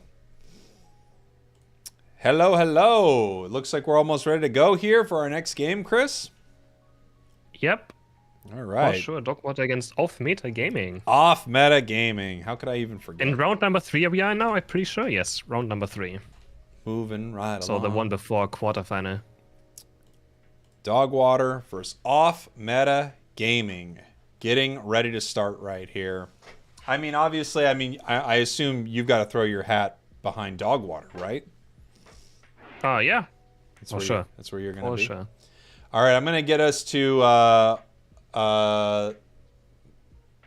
get us synced here. I'll let you know. I'm on at 25, 4, 3, 2, 1. I'm at 20 seconds. Where are you? At 25. Okay. Wait, I'm gonna go further a bit. I'm at 60 now. 15. Oh, jeez. 14. Hold on. 13. I'm now behind you. 15. Okay. 14. 13. Count, yeah. 12. 11. 10. 9. Okay, be in sync. Great. Be in sync. Do you want me to do the Perfect. 5? 5. No, it's all good. 4. No, let me just check. 3, 2, and 1. Okay. And you're right, sure we're in perfect. sync? You're sure we're in Yes, I'm sync? pretty sure. Okay. As I'm long pretty as sure. you're sure. We have should be in sync. Blissey banned out and Sableye banned out with a first pick on Urshifu. Nothing surprising here. If they pick Zeraora, I'm gonna lose my freaking mind. Let's They're do not it. gonna do it. That's for sure. He's baiting us. Look at all the Pokemon he's scrolling through. And it's gonna be a Scyther, of course. Yeah. Scyther and the Slowbro, who's just picked every game right now. There we go. I mean, yeah, Slowbro's in like every single team. People are loving this, and it's got the energy amp on it, so you can really. The funniest do some part is damage. even in solo queue ranked, I see this Pokemon every single of my games right now. So because he's a defender that does damage, so people actually pick it. Yeah. But in every single game I see a Slowbro currently, it's crazy. Ooh, this would be nice to see a little Lucario. I feel like I haven't seen too much of it, but, you know, Lucario still has a lot of value. Power-up punch, it looks like. I mean, with that Razor Claw attack weight weakness policy, if that is the player that sticks on it. And a Pikachu being locked in. Nice support attacker here. Could we see the potato Uvu Garchomp? Like, maybe hovering it right now. Also, Lucario might be a pick away from Marv. I'm not sure what Marv plays in this team. Maybe he's the defender player now. Not quite sure what their roles are, because they are all kind of They're all kind of jungle players as well. Like Xixis plays kind of everything as well. Marth used to be a top laner. Potato is a Garchomp player. Caligula is their jungler, I'm pretty sure. And Human is, the flex support, defender, whatever he wants to play. Decent draft by both teams, I would say. Yeah. And there's the Garchomp. Beautiful. We got the Garchomp switching over, I assume, to Potato. I hope to see that Drain Crown drop off. Let's see what we've got. That Pikachu. Okay, I was going to say, why does it have so many critical hit items on it? Come on here. We've got the Energy Amp over on the Lucario. I mean, really just set up for the big secures there from Bob. As we move into our game here, no stacking on the Mew. No stacking on the Mew. Actually, triple energy amplifier for this side of off-meta. Triple energy amplifier. I do like it. It's a very strong item. What are we seeing on off-meta that feels off-meta? I mean, a little bit Lucario really, and a little bit Pikachu, but these are still pretty common picks. I think I'm going to... You're going to have to cast for a minute. Let me write down. Fine off-meta for not playing off-meta Pokemon. Okay, I'm back. Maybe they play different moves. Maybe they play, I don't know, close combat E-Speed or a Scizor. I've already found them, Chris. I already find them. I don't know what you want me to do, but I've already found them. All right, I'm sorry. Double XP share for the left side. XP share also, like almost every team is playing 2 XP shares lately. Yeah, I mean, the buff to EXP share was actually super considerable. Now that you don't have to be the lowest level to get its effects anymore is just amazing. And teams, you get the movement speed from it. You get so much from it. It's an amazing item now, especially in competitive play. Solo queue, it's still just one of the most stressful items that you can run. And Potato, this is what he always does. He goes to his boosted auto-attack and just starts auto-attacking the enemies on the first thing already, and he just jumps down. And it's gonna be first kill already for the Gibble. Gibble is actually so strong early game. It does so much damage. Oh, no! Rapid Fire Scarf procced, and Lucario's also gonna fall. 2 KOs for Dogwater already. Wow. Dogwater just dominating this top path right here. Off meta in trouble. Just dealing with a Garchomp. I mean, yeah, it's tough. I thought what Potato does only works in solo queue, but even in tournaments, people underestimate this Gibble. It is so mean early game. Should for sure not underestimate it. Now Scyther top lane, trying to help out this losing lane a bit. We don't have an Eldegoss yet. Not even barely any experience there on this Eldegoss, so it's gonna be a long time before the voicing gets level 4. Oh, and man. Go for these Altarius. Vic was already being charged, but actually misses, but they're just gonna dive in with the Swinub. And they're gonna maybe get Lucario. A lot of things are flying around. And Human, he can't auto-take him. But finally, there it is. He gets the KO on Lucario, and he goes down again. Wow. Impressive fight right there from Dogwater. Yeah, Lucario getting taken down inside there. And interesting, I mean, I thought it was actually not gonna go well after we had that big wicked blow that missed. But no, still went pretty well for Dogwater. I mean, look at Potato right here. Looks like he's gonna try to fight 2 of them. Just getting pushed back. He's so aggressive on this Garchomp as well. He's going to pick up Drainclaw soon, and you're just going to see him go over and again. In and over. Just, he's already just eject buttoning in already, I think. But he might get punished for it. He's getting auto-attacked by Eldegoss, and he's dropping very low. Drain rushes back out. Yeah! Chasing the power punch! Look at that power-up revenge punch. KO right here. That was beautiful, using that X speed to chase it out, and then just setting up a nice execute right there. Trying to finish this off, and they are able to do that. Scyther coming in, trying to pick up a KO right here. We've got the damage coming out from the Scald. It's also lowering the attack of that Urshifu, pushing it back. But I mean, all the damage resistance. I mean, what do you do when the damage resistance hits the damage resistance hits the damage resistance? We're going to find out. That's for sure. Now we have off-meta with 4 Pokemon bot lane. They also pick up the Pillow Swine. They're going to start diving this now. Mimus dropping super low. Marth is also getting caught. And off-meta making a huge push up, but the solo beam is there. He's going to stop 2. Big blow and 2 eject button. Can they find any KOs? No, they can't right now. Power Punch lands. And he's like, what? I'm not Urshifu 2.0. I'm actually Lucario still. And he takes the KO. He takes down, the future Lucario. That's right. Lucario still is Lucario 2.0. Scyther going down right here as it looks like Pikachu actually eject buttoning, trying to get away from this. And he's saying, you know what? I'm going to go down. I'm going to Volt Tackle you as I get KO'd here. Dogwater setting up right here. We have the bottom Reggie spawning. And they've got Urshifu down there in perfect position to take it. But they do have to watch out for this Lucario, who can also sneak right in. Mamoswine trying to stop it right now. Mime trying to slow it down. Here comes a big close combat secured by Urshifu still. That wicked blow. It's honestly hard to believe every time I see the damage of it that is actually a move in this game. It's hard to believe because it does so much. It's just ridiculous to see the 2k crit number this early into the match already. I'm going to start diving the score now. Potatoes here on level 9. He's just zoning them away. If they have to walk up, he's just going to Drain Claw combo them. And they're wisely just backing off. Often it's very, you can't just defend a goal. The first goal is barely any defense. It gives just very small shields, right?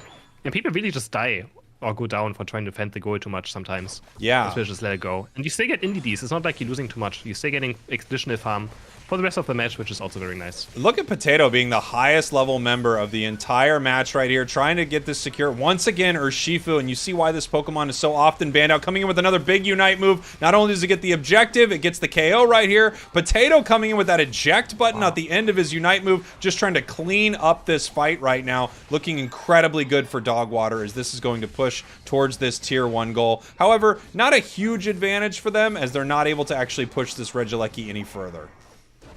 But still a lot of points they can get, but he rides safely. New's also going to score another 30 most likely, 5 more go in. They even just try to make it more experience, and then they're going to keep diving now. Lucario is also dropping super low again. Dragon Rush, Dragon Claw lands onto Edigos and Scyther, and Potatoes is going so ham right now. Wow. Getting so many pickoffs. I mean, it feels like maybe the surprise Pokemon of this tournament so far is watching Garchomp just go crazy in 2 matches in a row already. And it feels like a Pokemon that really didn't get picked at all last year in any championship series, in any big tournament. But after a few buffs and after some meta changes, we've actually seen some teams take advantage of it. Yeah, for sure. I mean, seeing him back-to-back is quite funny. 2 Garchomp, 2 different players. Not just Potato, also another player trying out the Garchomp. And doing best of her. Another Reggie spawning in 5 seconds on bot lane. Are you ever sad if you see Regirock spawning? No, I've never been sad in my life. But yeah, it's definitely not my favorite. But I don't actually worry about which Reggie is spawning. I just spend most of my time complaining about who didn't show up to it. As it looks like Garchomp actually does get taken down right here. 2 down on the side of Dogwater as off meta is trying to push down. We've got a big Unite move. They want this Urshifu. Are they able to take it down? Gosh, it took so much. Wow. And actually Lucario does get punished by the Mew right there. And off meta, getting at least some KOs after losing the objective, after losing the Regirock. Still at least getting experience, which is all that matters, right? I think that's what people always ignore, is experience is the most important thing in the United States. Scoring is nice, but just farming and getting experience is so important. And any KOs are always, of course, especially killing a level 12 Garchomp, gives your team a lot of experience. Yeah, we're getting up ready for this fight here at Regieleki. And this objective is actually really nice for Dogwater because it's just something that off-meta has to deal with right now as it pushes towards a tier 2. And they can, they can do a lot of different things with it. They can decide to push with this. They can just decide to farm all of the experience that off-meta would need. And as you mentioned before, Chris, experience really is the name of the game. The culmination of that ending fight matters so much as Potato gets taken down, actually pushing a little too far right here and giving up some of that catch-up XP over to off meta, picking up another KO right here. Yeah, Mew also is overextending, and yeah, you just can't push with the Regieleki, right? We all know it. Games get lost over this, trying to push it in. Of course, you can also sometimes win with the match straight up by pushing it in, but now off meta can look for this push on top lane. Kali goes on the side, gets will take it into Power Punch, taking so much damage. Eject buttons back to the goal. You want to try to stop this from happening? Potato's back now. Can he find any pickoffs? Scyther super low on HP. But they all get away. The eject button's gonna miss a Potato. He can't reach them, but nice barrier into boosted auto attack's gonna claim Lucario. And now Edigos is just summoned 4 enemy Pokemon. Gets taken down as well. I'm kind of confused what off meta was doing right there because they actually, it felt like they got some daylight. They were actually able to make it out of there, but then they sort of started moving back, I think because their Eldegoss was pushing top, but they were just in so much trouble. They needed to run and they were taken out. And now we have another Regirock spawning. How sad are you, Chris? Tell me. Scale of 1 to 10. Honestly, I never know, like, what's the math on it? Maybe it's actually quite good. I just feel like I just don't want to see it. It's always hard to tell with defense and special defense stats in this game, right? If it's actually how much it does. The word is that... Are you trying to hit this goal right here? Can he somehow do it? He's spending so much time. Is he going to fall in the end? No, but that's nice capturing right here. Oh, but look at Dogwater. Going for the second goal push on bot, being like, okay, have fun on our first goal. You're going to run to your second goal. It looks like off meta has had a few moments where they just push a little too far and they're punished for it. Oh, what a catch! I mean, you think maybe someone's in there trying to go home, and that is just such a nice KO for them. They could actually start this if they want, just start poking it and make off meta have to push in, as they are sort of starting it here. The nice thing with Garchomp is it can charge its boosted attack, it can make the enemy have to push in, and they could just peel right off and start ripping them to shreds. He's looking for the gauge now, and 60's actually caught right here, has some Unite. Pikachu's also going to trade Mew for Pikachu Unite, which I think is very good for Pikachu, because now Mew can actually be caught. Garchomp's going to start auto-taking. Lucario Unite has to be forced, because he's going to die anytime soon now. He's going to go for it, but so Potato can't get his Unite move out. Mamoswine jumping to 3 enemy characters, trying to lock them up, but it's looking great for Off-Beta right now. The Sky is there. Mamoswine is going to fall. What a triple man Unite of Urshifu! knocks them all up into a big blow, and they ace them. Wow. Yeah, Urshifu big Unite move can actually hit multiple targets, and he just gets it on 3 enemy Pokemon.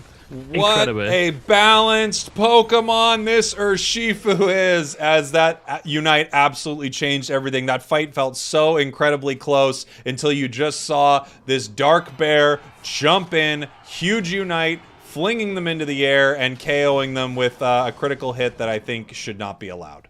It's just insane. That Mamoswine setting it up so well as well with the high horsepower, knocking them all together and just perfectly lining them up for this Urshifu. Now we have 528 points to 209. Off meta, of course, I can still try for another push. Marth is going to go down right here, which is 33-second death timer. We've got 100 heading center, and it looks like we now have another. Yeah, okay. Okay. Great play here by Dogwater. I mean, off meta is like, hey, we can push, and then they're like, oh boy, how many points did they put in? This is normally when the surrender votes come out. Well, that's actually not true. Normally the surrender votes come out in my solo queue games at 5 minutes, then they come out at 4:30, then another one at 4. But after all those points go in, that would be the end of the game here. Dogwater looking extremely impressive in game number 1. Off meta, not playing too many off meta things, so the fine stands. And that's the awesome defense there. All 5 of them pretty much just getting obliterated. Another enemy goal. And yeah, Dogwater having a great first game. Yeah. That we are seeing at least. It's not the first game of this tournament, but the first one we are watching them play. That's right. And it looked great so far.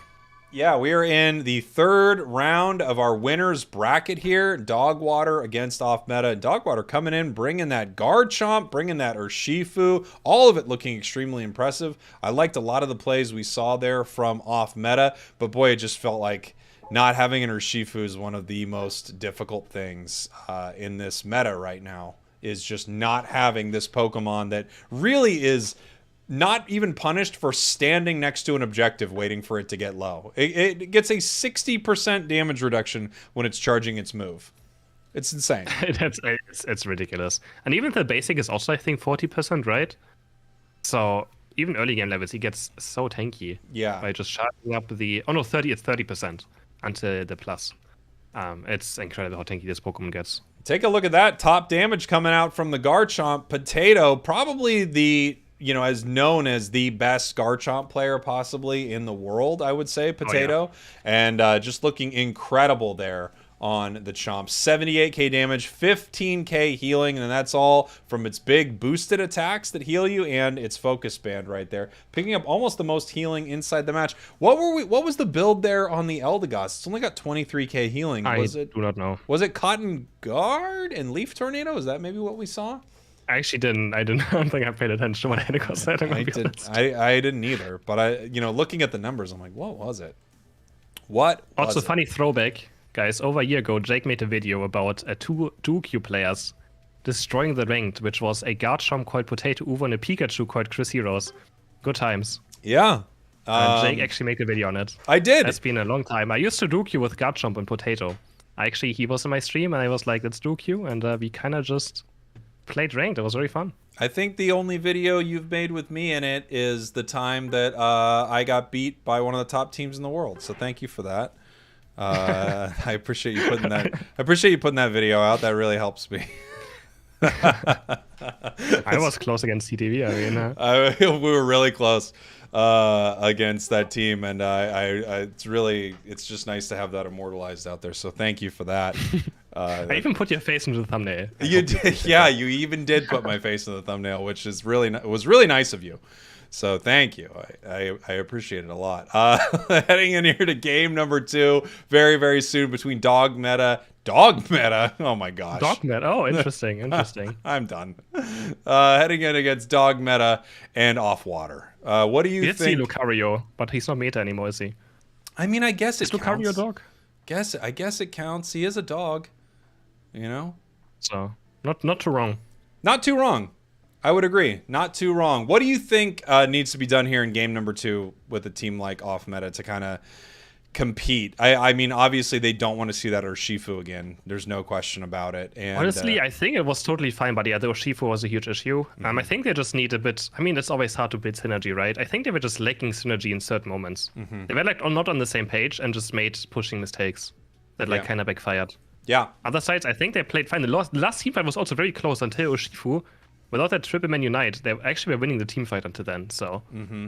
Yeah, they were doing great in that. Game. They were doing great in that team fight, but man, Urshifu is just such a difference maker. That's one of the Pokemon where I feel like I get asked this often, and I'm sure you get asked this often as well. Like, what Pokemon needs a nerf? What Pokemon needs a buff, etc. And Urshifu is still very much in the realm of this Pokemon needs its big nerfs. Like they need to really start to balance this one here. It's probably the most overpowered Pokemon in the game. There are a few that really stack up as overpowered, but Urshifu is just crazy right now.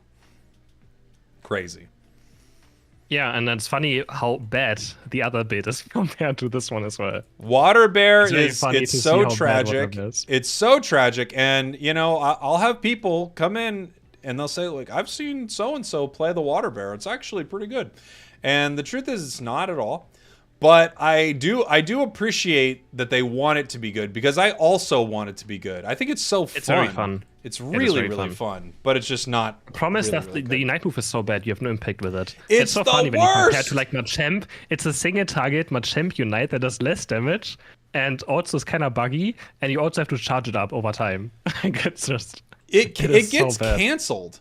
How could you have a Unite move get canceled like that? It's unbelievable. We're seeing here if they're getting ready.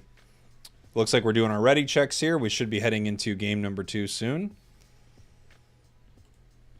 Awesome. Yep, game number 2.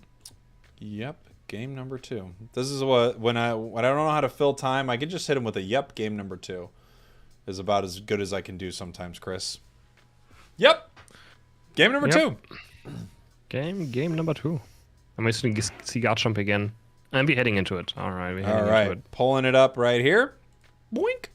As we head. 29 seconds, 28, 27. Are we still the same? Nope. I'm at 25, 24, 23, 22. Okay. 21. Counting. 20. Okay. 19. We're good to go. 18. 7. You just told me to stop. 16. Yes. 15, whenever we're ready, you tell me when to stop. 13. I'm ready. 12. We are ready. 10. Sorry, I'm not hearing you well. 9. 8. 7. All right, we're heading to our pan face. Boy, So, we have a lot of games to cast together. It's unlikely that I stopped doing on that. the left side. Yeah. I mean, sure. There's the band on Urshifu. Yeah. Totally makes sense. Yep. Not I think should be good first pick right here. The Scyther. I would guess. First pick a Blissey, maybe. Ooh, I like this. There's the Blissey. I like seeing it. Oh my gosh. Oh, don't tease me with the Dragapult. Come on, you guys. They're not doing it. They're not doing it. No. Not sadly not happening. Scyther Mime seems to be reasonable. Could also pick up maybe an early defender, but now that you have 3 good defenders, you don't really have to pick it too early. Yeah. Mamo looks also great. Mamo's Snorlax Slowbro. Mamo is just incredible right now. I'm so happy that this Pokemon is dominant. I tell this to people. I'm not happy. Ooh, you're not happy, I'm sure. If you want to be everyone's best friend in a solo queue game, pick Mamoswine. I mean, I love seeing a Mamoswine on my team. I love it. We see potential freeze lane with the 9 hits as well, which we haven't seen in this tournament yet today. In our games, it's very popular in Asia. Asia pretty much picks 9 hits every single game. Very, very popular there with the Rapid Fire Scarf build. Well, and Mew Snorlax looking very normal. Please pick a Char. Please do it, player 24601. He's not going to do it. I'm going to pick away Garchomp. No. That would actually be pretty fun. They need some more damage. I would like to see a Delphox right here. Delphox Jungle maybe, but it's kind of countered by Scyther, but an Aegislash, okay. Aegislash. That is an interesting one to see. All right. I'm not opposed to it. Let's see. I mean, I don't know if the members of their team are actually picking for themselves, because it doesn't look like that's the build that you would run on Ninetales. It doesn't look like it, at least. No, it doesn't look like it. And they have a Drain Crown and Aegislash, so I know they were kind of trolling around with that one at some point. Talonflame getting locked in. Let's freaking go here in game number 2, as I'm sure they're going to move these Pokemon around a little bit. Yeah. Maybe not. Could be a Drain Crown. No, it's not going to be a Drain Crown. Okay, there's the Rapid Fire Scarf for Ninetales, yes, with a Muscle Body Barrier. And we have a Attack Bait, Floatstone, Focus Band, Talonflame. No, Razor Claw, Attack Bait, Focus Band. The Potato's going to play it. Oh, Nope. Okay, we've got the float stone attack weight, and then we've got the double stacking there on Dodrio, which almost assuredly means that we're going to be seeing a tri-attack build. Tri-attack heals off of your max HP, so given that, you know, you stack up your cookie and you can just get bigger and bigger heals throughout the match, it's pretty solid on that build. I think Drippic also has percentage healing, or is it just... I think it's percentage of damage healing. Okay. Which is why you often run that energy amp or float stone or something like that instead. But I like both team comps right here. I do too. Very decent. You know, Asia Slash, actually, I feel like we're seeing a lot more in the Asia Champions League than we are seeing in North America or EU. So it's going to be interesting to see this Pokemon again, which really dominated at Worlds, but has received a few nerfs. I mean, it was dominating at Worlds, right? It's such a strong Pokemon. It's so hard to KO, has very strong laning phase, was always perma-invading back at Worlds, so we don't see it invading anymore any longer. They actually have barely any invades happening today as well. People just want to win lanes now, which is a very much focus again. Ooh! Graph is dropping super low right here. The double freeze lane is going to be so annoying for Mr. Mime. Yeah. Diving in onto Mew again. The side up is dropping quite low, but he should be fine. I mean, we were talking about, you know, you were saying we haven't seen a freeze lane. Even sometimes when I see people play Ninetales and Mamoswine, they actually end up splitting them up for, you know, whatever reason. But we actually do have the freeze lane, and of course, we have Talonflame, which I think this Pokemon is so much better than your solo queue teammates play it. But this is one of the lowest win rate Pokemon in the game right now, and it feels like it's really outclassed by another bird that is currently, I think, having a stroke. Usually he has to spin around for a sprint gauge. Can never stand still on this Pokemon. And he's gonna go, no, he's missing the tri-attack, but he just dives in with the boost auto attack. Can they find a KO right here? Snorlax is gonna rest and regain some HP. Blissey gets the slap, but no, actually Dodu is being able to pick up this KO. He's gonna try and score, but Scyther's gonna get a double KO. And now Blissey has nowhere to run. Has the safeguard, but I think Wrap Up is gonna be applied anytime soon again. Do a Wing Beat. And that's going to be another KO right here. We have a message on screen. We're going to ignore it for now. Yeah. And Potato with a good early game. So can also play other Pokemon than just Garchomp. Yeah, I mean, looking incredibly strong up here in this fight. That was so close from Dodrio. I mean, just barely not picking up every single member of the team right there. Sword almost evolving, maybe going a little too deep right here. I'm not sure what they were looking for there, but they're getting a KO. Yeah. They're getting punished, and now... Oh, top lane is going to just fall apart. Top path is done for the side of off-meta. Dogwood in complete control. But they actually still get meta turrets at least. Go over to off-meta. So at least getting some experience there. Looking for bot lane push maybe now. But yeah, so Eagle Slash is so bad from level 5 to 7. I absolutely hate being part of it. I mean, like, I don't do anything for the next 2 levels right now, and now it's just going to get punished over and over again. And they're pushing into this top path right here. I think the safeguard could actually be a really great play. I've seen more and more safeguard Blissies. They're looking to pick up a KO, still not able to get it done right here. Mamo is... it's just now registering with me that we have an Ice Fang Mamo Swine, yeah, me by too. the way. I just realized that. Do you like Ice Fang? I mean... Do you think that's a good choice? But yeah, it might just get a KO. Can it get human? It can. Look, there we go, Ice Fang KO. I like it. There are lots of things I like that I refuse to do. But I do like it. And it's nice in full Fury mode, that's for sure. Oh my gosh, what a fun... You know what? Can we turn this into a full Fury tournament right now? Is that possible? Oh, that would actually be fun to hold one of those. Here we go. Registeel just getting ripped apart by Dogwater. No one from off-meta is really able to do anything about it. Talon getting the secure right there, as off-meta is just deciding to be Regieleki gamers right now. The math on that, not super good for Dogwater either. Oh, actually, never mind. They peeled off it, and they did not end up breaking goal. And top lane looking for this Regieleki push now, but they're so underleveled. And we have a Snorlax right here with block, which is going to be able to defend it quite easily. Unless he jumps in a bit too deep, but the heavy slam is there, and 2 blocks now. Slow Smoke is there as well, but Potato is going to dive in. He's getting locked up, but has the full here. Unite moves in, and he gets 1, he gets 2. He's going to keep chasing now. He's just dual wing beating on cooldown with all those resets. 3 go down, and obviously he's also going to get chased down. Another dual wing beat. Triple KO for the Scyther. And it looks so easy. This Pokemon is so strong. It is just way too strong. So good. Dogwater now going up 185, 113. You know, they kept that goal up in the bottom path, and off-meta has been able to farm a little bit, but it looks like Mime has just been down there getting really strong right now. It's level 9. It has its Unite move. Dogwater's levels are looking extremely good. That's the problem with Ninetales, right? It has very good laning phase, but it has no last hitting. So if you're stuck against someone who has last hitting, Talonflame getting jumped on though, makes it out alive, and Marth is out gonna X-speed. If you're against someone who has insane last hitting like Mr. Mime, you have no chance. Right? You're just gonna lose every single last hit.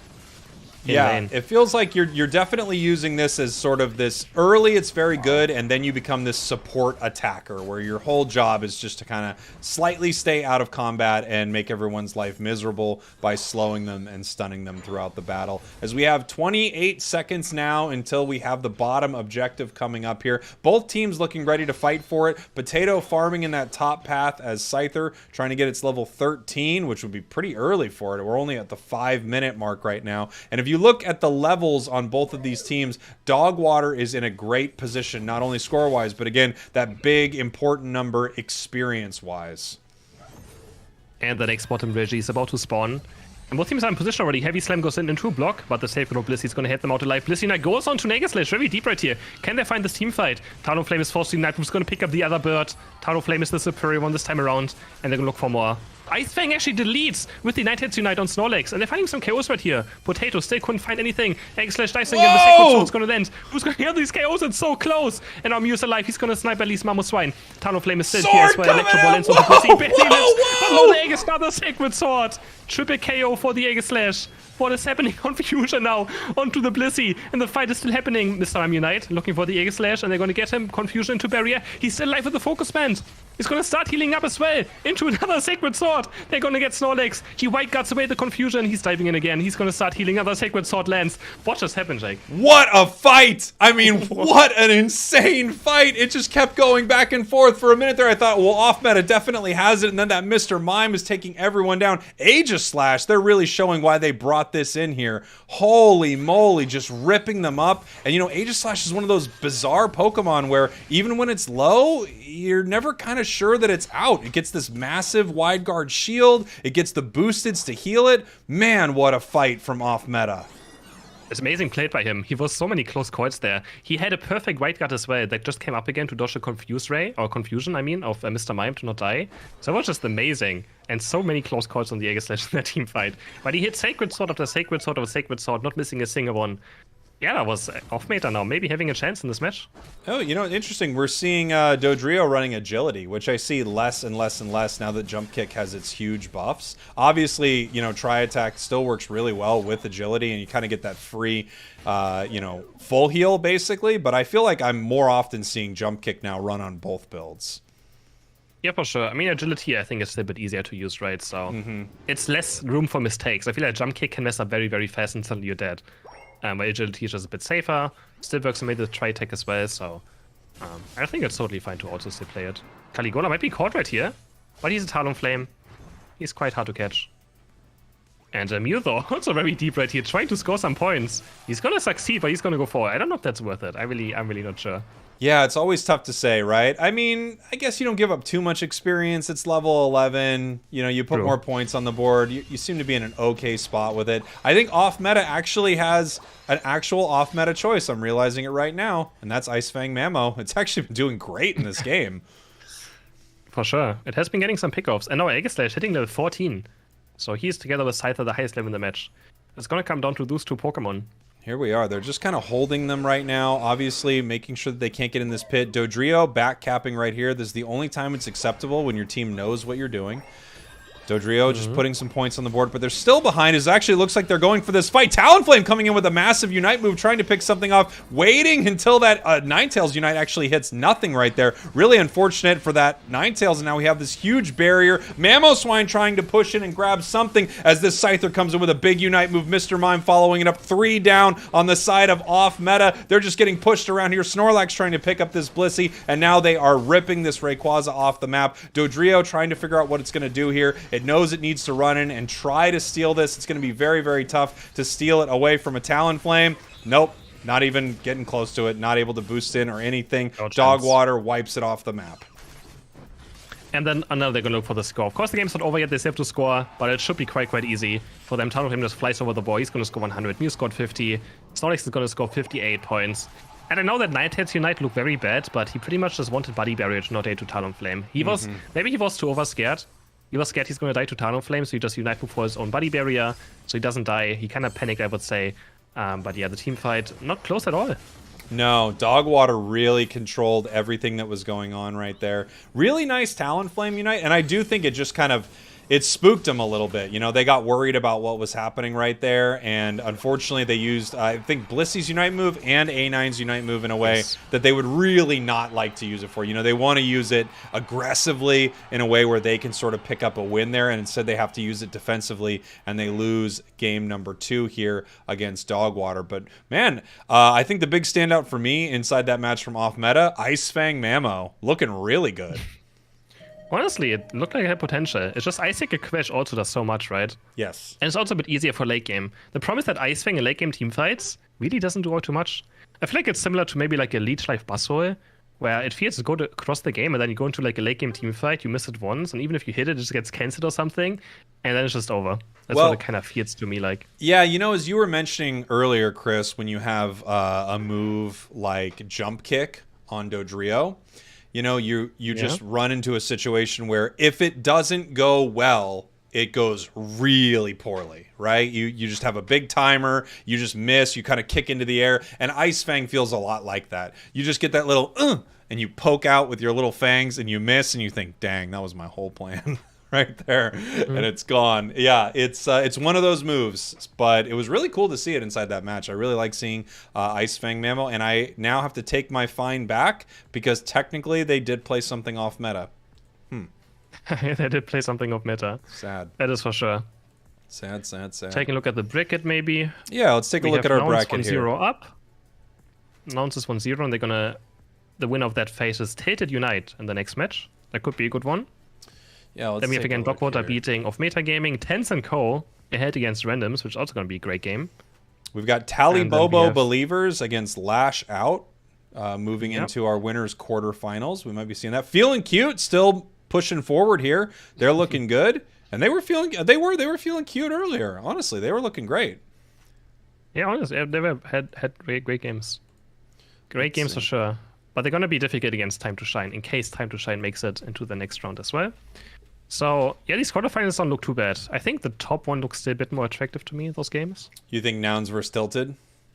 Nouns versus Tilted or Dogwater against Tens and Co. But I would, I think Nouns against Tilted, I think we should go for next. I think that sounds like a really good setup here. Let me take a look at...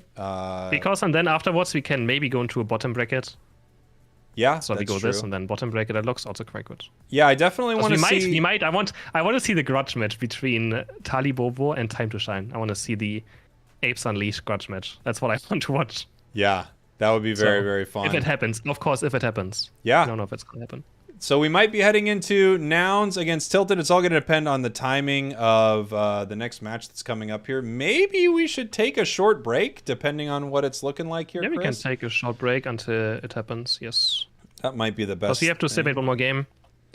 We can see how far they are looking at Gatlu's stream, maybe. If we do take a short break, I think I'll probably just do push-ups the entire time. I don't know what you normally do, but I just like to keep healthy. You can do it right now. Yeah, we can take a short break. You can take a short break.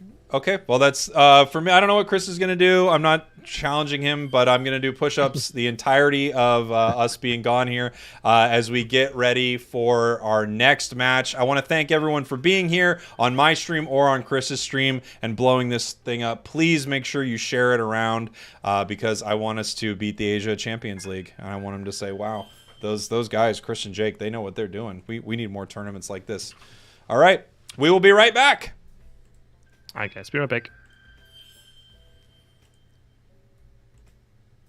Oh, wait. Before I go, thank you so much for the gifteds. Ender, gifting 10 memberships. Thank you so much. I appreciate you. Oh, people are asking for chair. Unfortunately, there's technically no way for me to give you chair. It's time for the real star, the chair. Chair, chair, chair, chair, chair, chair. I'm saying chair. I'm saying it weird, but I'm saying chair. The chair is the star of the stream.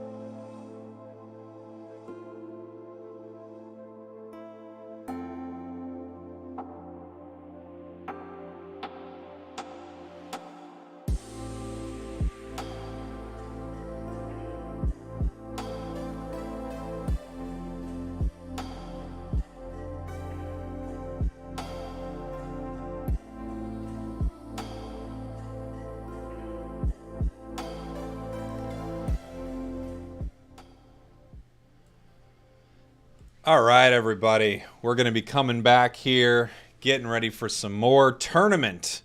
More tournament is coming at you. I was doing push-ups that whole time. Am I winded? Am I tired? I mean, let me be real with you. I knocked out about 161 push-ups, and no, not tired at all. Didn't even phase me, really. I think I could probably bang out 500 or 600 push-ups in a row without even breaking a sweat. And I mean, I'm not trying. I want to point this out right now. I'm not trying to say this to impress you. Furthest thing from it. Okay, I'm maybe more than anything, I'm trying to say this to inspire you, to let you know that it is possible. You know, to get out there and just really rack up the push-ups. I think that's important. How do you guys feel about Sand Tomb? Or about Stone Edge Tomb Tito? Don't run Stone Edge. Run the other build. Prove it. Yeah, you all believe me. You're inspired. See, everyone's inspired. I know they are. Do it live now. I mean, there's no point, Manny. Imagine getting $17 for winning, and Jake is like, "We have to fine you $5 for uniting." I mean, that's what could have happened. Everybody, really could have happened. Really could have happened. We're impressed by you anyway, Jake. You don't have to overdo it. I'm not overdoing it. Just how many push-ups I can do. Just how many I can do. We're going to get started here. Let's take a look at our bracket. Let's take a look at our bracket, everybody. All right. Shave the mustache if Nouns wins. Why would I shave my mustache if the team favored to win is going to win? No way. No way. Oh, I'm hearing a little something in the background. I'm hearing a little game go on. Ooh. We're getting our lobby set up for our next one. Can't wait. Cannot wait. Let's take a look here at our bracket. I'm going to refresh this thing. It needs refreshing. I don't think it actually does, by the way. But here we go. Dogwater has moved on. We got to see that game against Off Meta Gaming. We have Talibobo Believers against Lash Out. They're one game up. Feeling Cute, still waiting for their next game against Time to Shine or Viva la Revolution. I'm guessing is what it says. Yes. Viva la Revolution. In our losers bracket, let's see who's moving forward here. War Queens went up against last time, but they got DQ'd. We got a couple DQs in the losers bracket. Looks like they didn't want to continue maybe, and then just didn't check in for their games. One More Try is moving on in the losers bracket. They're going to keep going. Where's Cookie's teams at? So these are today. Day one is EU. And day two, tomorrow morning, is going to be NA. So today we're seeing all EU games. Then tomorrow we're going to see all NA games. And then next week on the 27th, we have the top four from EU getting sorted out. Then the 28th, we have the top four from NA. And then the finals of Rivals is January 29th, where EU and NA finally clash. The solidified top fours from both sides go at each other, and we get to crown the winner of the whole thing. Nouns vs. Tilted is available. That's what I'm finding out. Let's freaking do it. Let's go indeed, as we're getting ready for our next games here. I'm sure Chris will get back on stream here very soon as well. I want to thank you all again for being here. Thank you for the super chats, the gifteds, the donations. I sure do appreciate it. Last was Ender here with the big 10 gifteds. Thank you so much. Everyone on TikTok, thank you, thank you, thank you. I really appreciate it. I really appreciate you all for being here. If you want to support what I'm doing, liking the stream, just hanging out means a ton. And then also at any time, of course, you could support by becoming a sub or a member. I would love you for life. Getting ready for our next game. Use Absol, please. We actually did get to see some Absol earlier. So we got to see it. What does... DQing, getting disqualified. It sounds like what they did is they got a matchup, their team just didn't show up, and they got DQ'd, disqualified.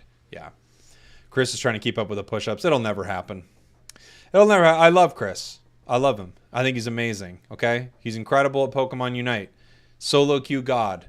I don't think he's doing push-ups this whole time. I gotta be honest with you. Just doesn't sound like it. Let me see if he's back on mic. You can decide.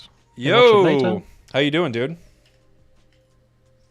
Do I hear a Jake over here? Yeah, do you hear me? Oh yeah, I hear you. My music was just a bit loud. Yeah, no problem. Any push-ups? Did you bang any out? I did about 160. No big deal. That is, I did like 2. 2? All right, that's not bad. I do You too. know, I think that's not too bad. it's not about was almost I tried going for a personal record, which is 3, but I fell apart at 2.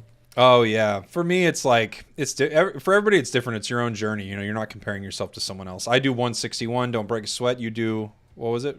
Was it 1 or did you do more? Two. Two. It was 2. Okay, 2. I couldn't remember if you said come on, 1. I mean, I can do at least 2. All right. Okay. Well, yeah. 3 is a lot, but well, 3 is.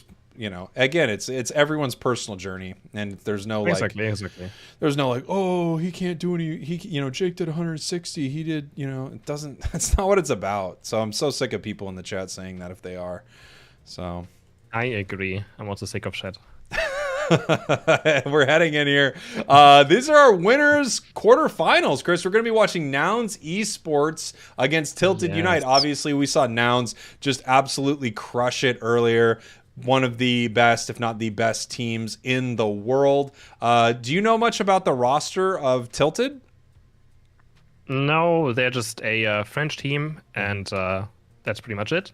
And they have a player on their team who always BMs me when he's pre-mating, and I play solo queue, and he's in the enemy team and he's pre-mating. He always BMs me, so that's pretty fun. Okay, so do you have a favorite in this match then? Is there a team? I believe one thing.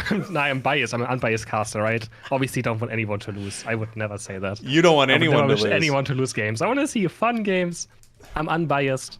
I can't believe it that, I mean, this season you won all the fun games, and 2023 I am now the toxic cowboy. I would definitely want some of them to lose, but, apparently right now Chris is just like, let's all have fun. Let's let the game end on a draw, and whoever got the points first, we just congratulate them. Okay, fair enough. Yep, pretty much. Can't let hate get into my casting, right? That's unprofessional. That is unprofessional. Honestly, except for Sableye. We can still hate on Sableye. We're allowed to hate on specific Pokemon, but you're right. You can't let hate get into your casting. I think that's a really important note that a lot of people need to take. Do a toxic GG. Yeah, maybe head into their chat after you win and give them a GG. Yep. I mean, that's what he did on his unban request after beating me, so... Oh, great. We've got our teams making their way into the lobby right here, so we should have a game coming up here very soon. We have Nouns as the clear favorite and the team that Chris is begging to win because of past rivalries. And for me, I just want to see them both lose. I mean, essentially, that's what I want. Yeah, I mean, that would be also fun to see two teams lose. Would be a first, right? Yeah, it would be pretty cool. You know what? There have been games where my team wins, Chris, but I definitely feel like we lost. Honestly, Unite is the one game where I've felt this more than any other game I've ever felt in. Where winning felt like you still lost. Nice. It does happen quite often, actually. There are many games where I think this doesn't even feel like a win, and honestly, I wish we lost. There are games I feel like... Then Rayquaza gets stolen by your 0-0 Gardevoir, who was useless all game, who's level 9, and he gets Future Sight on Rayquaza, someone gets it, and you win the game, and you're like, okay, but... yeah. Or you played against Sableye for 10 minutes, getting shoved around by Sphere, Confuse Ray. You had no fun the entire match. You still win, and you're like, yeah, but I didn't have fun for 10 minutes, even though I won. Yes. So I know the feeling. One of my favorite things, in this sense being one of the things that hurts me the most. One of my favorite things, Chris, is when you have the player who doesn't participate in any team fights. They're nowhere to be found. They're backcapping during Rayquaza, yet somehow they walk in right at the end of it, and they get the secure, and your team wins, and you think they are never going to change anything they're doing now. They'll never change. I don't know if you saw it, but you should check it out. I had a Twitter post yesterday about a Talonflame player on my team. It was hilarious. Oh, I did see that. That was beautiful. I think they... We should. Maybe I can pull it up for the chat too right now. I did see that. That was beautiful. I think they just kind of flew up into the sky, landed down, and did absolutely nothing, and then kind of flame charged to the side. Was that what happened? Yeah, he was like stuck on the wall. He didn't make the fly over the wall somehow. And he was standing there for like 20 seconds, not fighting with us, which in a fight we could have won, to then fail the last hit on Rayquaza completely. So it's very funny. Let me take a look. All right, we had in draft though, actually. Oh, they're in draft. Well, I'm sorry, everybody. You don't get to see that Talonflame. You're going to see much better gameplay. Gameplay? All right, here we go. Out of these two teams. I'm at 13 seconds on the ban phase. Where are you? I'm at 20. Wait. Okay. I'm at 10 now. 9. Oh, no. Now I'm behind you. I'm 11, 10, Okay. 9, Just count. 8, 7, 6, 5, 4, Good to go. 3.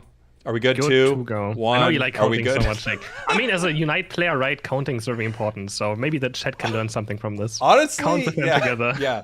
Is 23 bigger than 19? Let's find out together in Pokemon Unite. Here we go. Blissey being banned out, Dodrio being banned out as Gotlu takes that first pick onto Urshifu. I think that Dodrio ban is super interesting. We don't have Sableye banned out, but it looks like not everyone practices with Sableye because I think they expect it to be banned. Yeah, that's true. I mean, Dodrio is just Gatlu is an insane Dodrio player, right? He might be actually he might be the best Dodrio player in tournaments. He's absolutely insane on the Pokemon. But on what is he not insane on? That's the question, right? So maybe target banning him. I don't know if it makes too much sense. You know, I can't remember what this was, but Chris, I recently said something about Gotlu being possibly the best player in the world or something like that. Yep. You know, it's such a big roster, and someone was like, he's not even very good. I remember thinking he's almost unanimously talked about as one of the best players in the world. His roster is so deep on the Pokemon that he plays, and now he's on the most overpowered Pokemon in the game. Redmaw hovering the Greedent. Ooh, I wonder if they're gonna. Yeah, it's for Gotlu, right? Yes. Yeah, they're gonna throw that towards Gotlu. The damage is interesting. That is a very interesting looking team comp. Yeah, it is. I like a lot of what we're seeing here. I think both teams are looking very solid. Obviously, I mean, if you had to look at one of these teams as the most scary, I think it's going to be Noun's team right here. You've got a Tyranitar and you've got an Urshifu. Not only that, you have a Sableye that's just going to be making your life miserable the whole time. I think this is going to be a tough one for sure. I do like this Aegislash last pick. He might be very hard to get taken down against these very tanky Pokemon. Again, Nouns going just like last match that we saw from them, going for just 5 melees that are very tanky. Yet again. Also, but I think Tilted has a good chance in this. Looking at this Delphox with a huge Unite in late game against these 5 melees, it could be quite a lot. But he doesn't have full heal. And I can't support Delphox players who don't play full heal in these kind of games.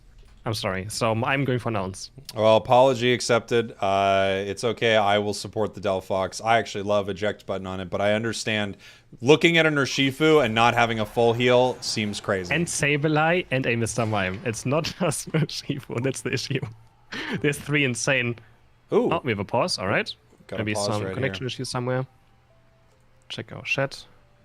Okay. But yeah, I want to talk about this because I saw the same in the Asia Championship where a Delphox refused to run it 3 games and he died in every single team fight in those 3 games because he didn't have full heal.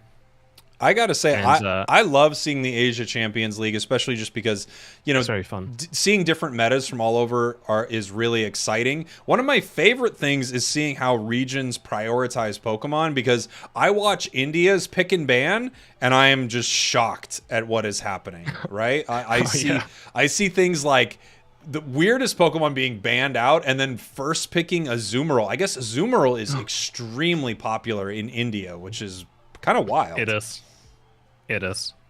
India has a different meta. You know what the funniest part about this?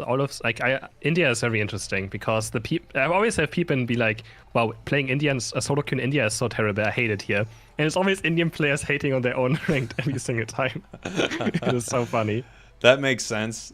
I got someone in my chat saying this is a video, not a live. Can you say hi, Sparkle? No, you're correct. This is a video, not a live. I cannot respond to that, unfortunately. And then I believe you're doing a rerun, correct, Chris? I'm doing a rerun always. I'm never live, actually. You've never been I've live. I've mastered once. the way of never being live. That's pretty impressive. As we're waiting for our teams right here, the word is we have a disconnect. I don't know if they're remaking or they're just waiting for the player to load back in. Okay, they're just waiting for them to rejoin. The magics of being able to pause. Wow. Why do I think that I can say things out loud? I'll never get a sentence right. Come on. It's a struggle, right? Yeah. Even in my head, it doesn't sound good, I gotta be honest. But by the time it gets through my lips, oh boy. Alright, ready check is happening. So we should head into the match anytime soon. Great. This is great. I love some of the new features that they put in for the spectators in this as they're moving through the championship series. You got to give it up to Pokemon Unite for actually having a championship series like 3 months after the game came out and then continuing it here into year 2. But who cares about the championship series when you have Unite Rivals? We're here in the winners quarterfinals. Nouns Esports, one of the best teams in the world, going up against Tilted Unite here in game 1. And they're already running over again with the Sableye, of course, looking for this invade. He's going to spot out the Aegislash. Can he go for this one? No, he can't. That time, getting the red buff, and Scyther also getting the blue buff at the same time. So trying to minimize them getting invaded. So well done, sharing jungle. Goes a long way in Unite lately as well. Yeah, I mean, look, if you've got to deal with this thing running in, at least you're going to make sure that it can't get too much value out of it. And in fact, just kind of an early attack there. I'm blanking on the name of that early first move that does extra damage to enemy Pokemon from behind there from Sableye, but just not able to pick up. Is it Astonish? Maybe it's Astonish, yeah. And just not able to pick up that secure there. Little early. The funny part is we just talked about India, and they had a team that did their jungle camps as 5, and I found it absolutely great, honestly. They just went 5 into their jungle and took everything down very fast and just went to lanes.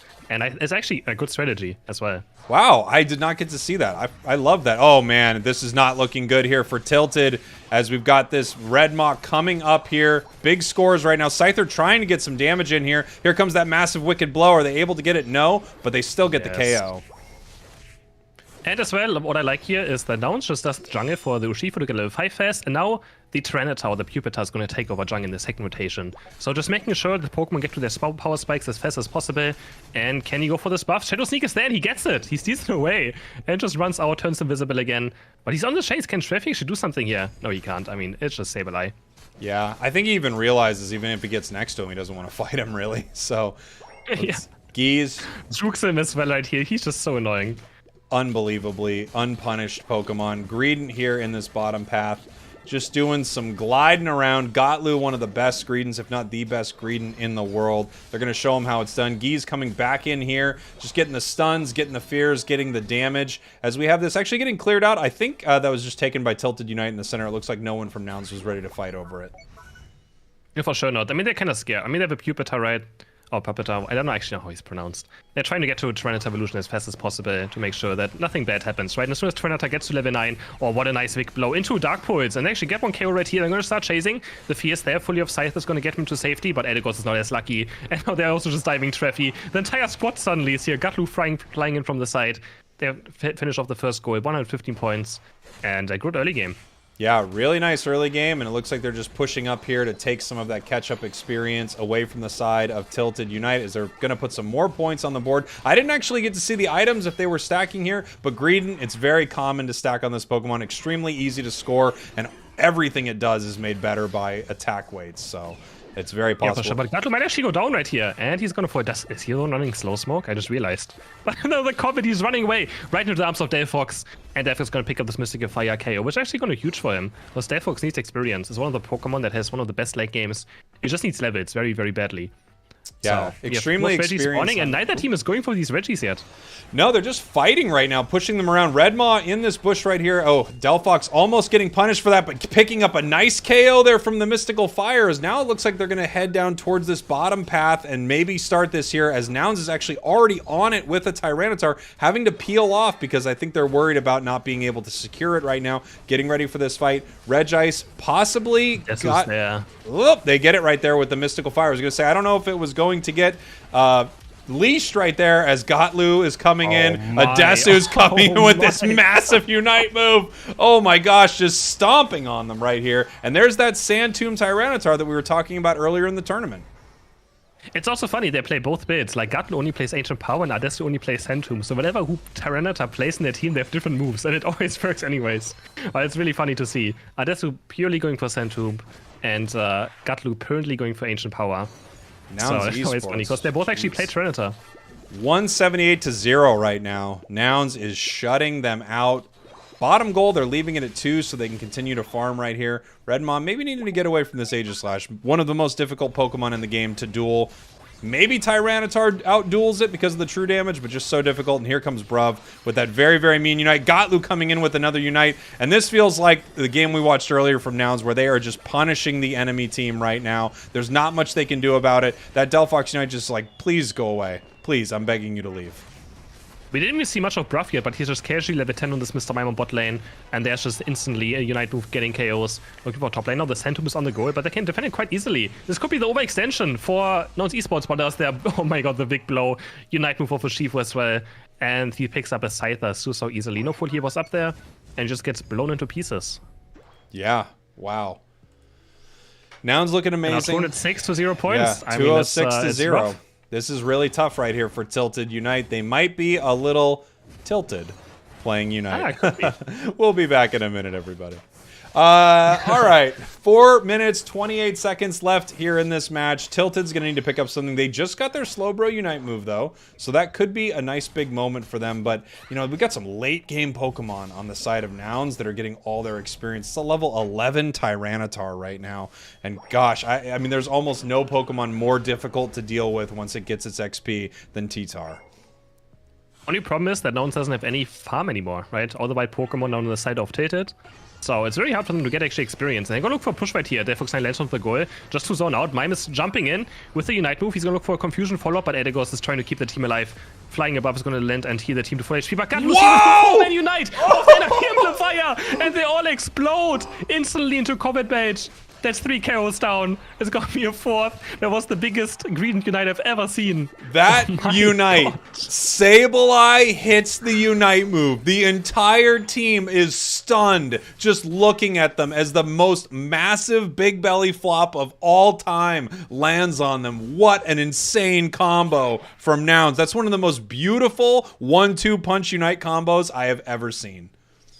That was just wonderful to see. And you know, Gotlu is actually running the Energy Amp, so his Unite move does insane damage as well. It's just, they just exploded as this green jumped on them. And now, of course, Tilted looking very bad spot. They tried to look for a push, but I think it's totally fair they look for some desperation. Because if they just trade 1 for 1 or 2 for 2, trading Unite moves, they're actually happy, right? Because they get comeback experience. Most likely, because they're under-leveled. So in those scenarios, it's totally fine. Of course, it backfired heavily. But you gotta go for these plays. If you just do nothing, you're going to lose eventually, right? Sableye, you're a freaking jerk. I mean, can you believe I was able to do that and get away with it? What an unbelievably ridiculous Pokemon here. 2 minutes, 37 seconds. They've got Regieleki heading towards their tier 2. They're going to need to deal with this, but it shouldn't be too tough. Nouns has a commanding lead, and they can kind of just wait for Tilted Unite to come in and make a mistake and clean up the whole thing. They're in such a dominant position in this match right now. Level-wise, and score-wise, positionally, they're just incredibly in control of what's happening right here. This is going to be very, very tough for Tilted, but luckily they do have Unite moves on almost every single one of their Pokemon. Anything is possible in this big Rayquaza fight. For sure, but even the Slowbro Unite doesn't feel too much impact right now. But like, who's going to get knocked down by the Slowbro Unite? I feel like no one is just going to instantly die on the side of Nouns, because again, they're super, super tanky. It's going to be very difficult, and Gatush is buying time as well. Playing against Greedent and Sable at the same time. It's just not fun. He's jumping in, and he's going to KO Cypher right here. Just 1v5. He's just on the enemy side, and I can't do anything about it. That's the first KO. 337 points now. Sableye scoring top lane, and Gatush is just running around over the save of Sableye. Then a 2v4.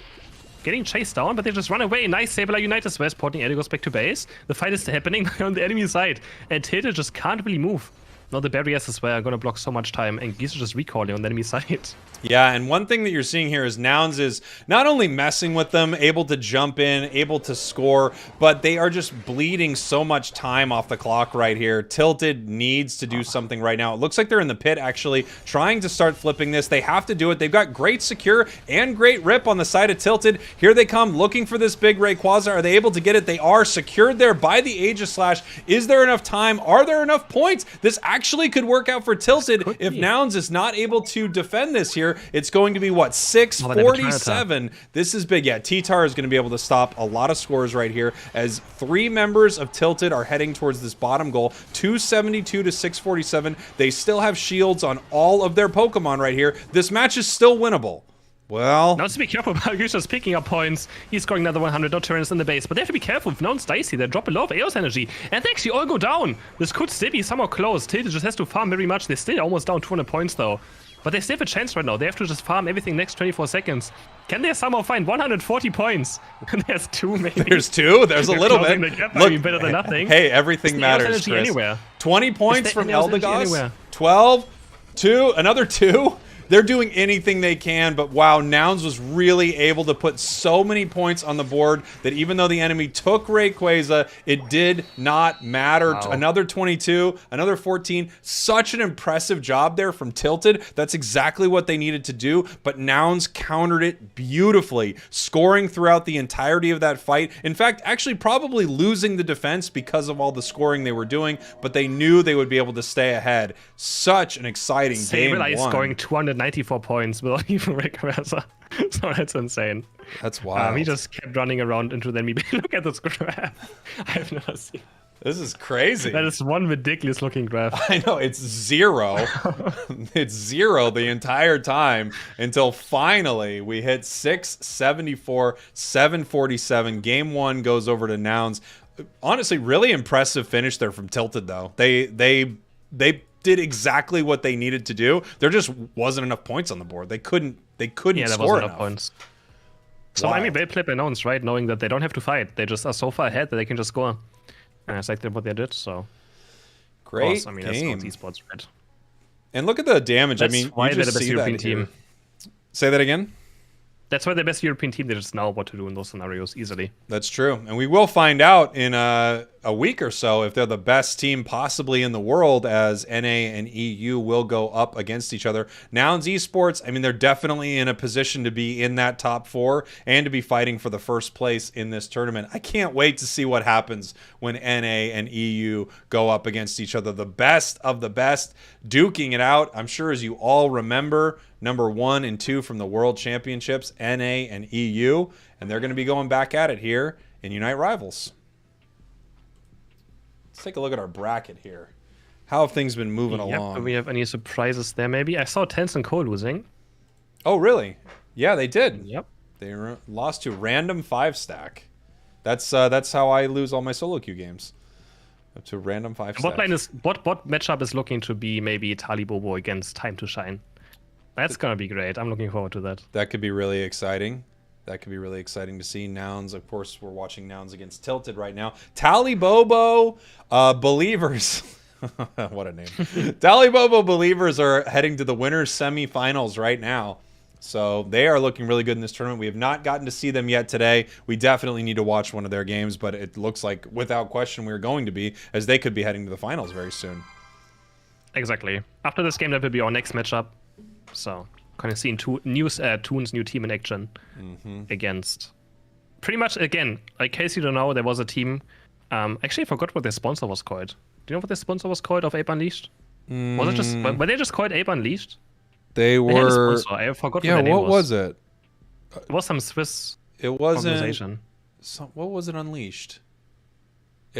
Apprentice Unleashed. Yes. Yeah. Well, for a second there, I pretty was much- like, it couldn't have been Apprentice. But then my brain was thinking, no, Jake, you're thinking of Ascendance. No, Apprentice Unleashed. That's So right. pretty much their team split up after the World Championship, kinda, into 2 separate things. And now we have 2 different teams. So half of them is in Talibobo and half of them is in Time to Shine from that team, pretty much. So it's going to be pretty much a grudge match. Yeah. It's going to be very fun to see. And I don't know if this is true.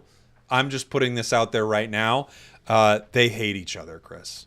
So it's, I mean, team splitting up, there's always a bit of drama, you know. There's drama there. I am not saying that I have heard something. In fact, what I am saying to everyone at home and to you, Chris, is I am 100% making this up. But they hate each other. These teams hate each other. Okay? Am I lying? Absolutely. But it's 100% true as well that they hate each other more than anything. And that's going to be an exciting matchup to see because they truly hate each other. They absolutely hate each other, so. Did I mention that they hate each other? Yeah. I mean, I feel like I said it once at least. It's losing at the World Championship like this, that just lighted things on fire very fast. I mean, you've got to assume so. This is why, it's nice being in our position, Chris, because I don't have to have anyone, upset about me for any of the decisions I make. I don't have to. I never let my team down. I have no team. Okay, I'm just on team me basically, and that's pretty good. That's That is very true. I know that's why you do it. I know that's why you play the solo queue. You know, you just you don't want to let anyone down. You know, that's what you're worried about. Yeah, exactly. I don't want to. I mean, I'm being let down by my solo queue teammates enough. Exactly. I don't want to let anyone down. Yeah, exactly. Game 1 went over to the side of Nouns. We're going to be heading into Game 2 here. Oh, the Talon clip. Oh, my chat's like, well, let's see the Talon clip. All right. Oh, the Talon clip, yeah. I'll pull it up here. It's a good one. All right. Let's see. I got to get some good clips on my Twitter that way. And remember, he was 30 seconds watching there, not fighting the team fight. All right, let's find it here. We got a chart. Okay, here we go. All right. I'm going to pull it up for our chat. Hold on. You're all going to get to see this incredible moment.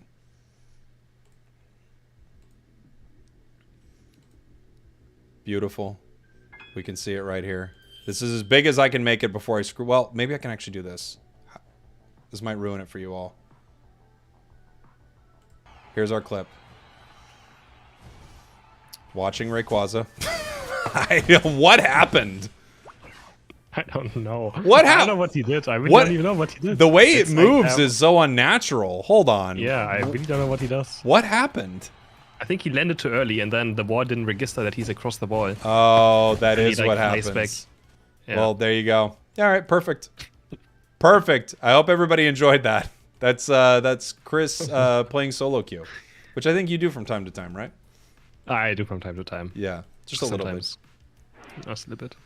Looks like we're heading into our game. Yep. Beautiful. I am at 29 seconds. Where are you?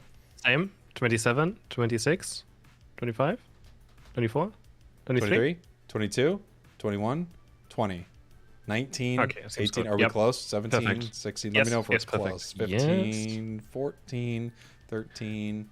Chat, pay attention which number's bigger than 10. the other. It's very important for your solo queue games. Yep. Very, very important. Remember, you can always count not only inside a match of Pokemon Unite, but you can practice it outside of a match. As we head into our ban phase right here, we see Dodrio once again getting banned, and Urshifu getting banned on the side of Nouns. So we've got our first pick heading over to our purple Scyther or team. Sableye? That's grabs what it's that going to be Scyther still. Yep. There we go. But I think it's fair as well. You know, Scyther is just... I mean, Sableye is just Sableye, but Scyther is also just crazy. Gotlu. And double possibly. support maybe, instantly. Yeah, maybe taking that mime for Bruv. Or maybe we're going to see the Gotlu mime that we Ooh. never get to see. That's going to be very difficult for Scyther to already, you know, actually teamfight into this. Yeah, Very, really, very really difficult. tough. Delphox, once again, I'm loving that we're seeing more Delphox. It does need a lot of experience, but as you mentioned earlier, Chris, once that thing hits level 11, it is mean. Like one of the meanest power spikes in the entire game. Essentially, non-stop cooldown of its moves. It is such an OP late game Pokemon. It is so strong. It feels like you're cheating sometimes. It looks like you in practice mode, you turned off your cooldowns. That's what it feels like. A Greedent again. And a Garchomp for Redmaw. We've got the Garchomp coming back. Just going so tanky. They just don't pick attackers, do they? I guess not. I mean, you know, who needs to attack anything when your health's so big that you can just outlast the enemy team? We're looking at our final two picks here on the side of Tilted. We got that Aegislash, and they need some bulk, right? There's the Slowbro. Ah, Slowbro again. Okay. So pretty similar to... Is that the same as last game? Looks Very similar. I think it's the same team comp as last game. That might be. Nobody check. No. Nobody. What's that we're gonna pick? Dragonite. Dragonite or... Is it gonna be a classic old school Dragonite? I would like to see a Sylveon or something from Adesu. Ooh, this is fun. Oh, Glaceon. This would be the first Glaceon we've seen today. Okay, I like it. Beautiful. I like it a lot. One of those Pokemon that got what has to be the most minor nerf in the history of nerfs, and all of a sudden it completely fell off. I mean, To be honest, the nerf was still like it's. If you don't have a level 30 Shellband, level 30 Energy Amp, your early game you will not have permanent IC winds up, right? yes.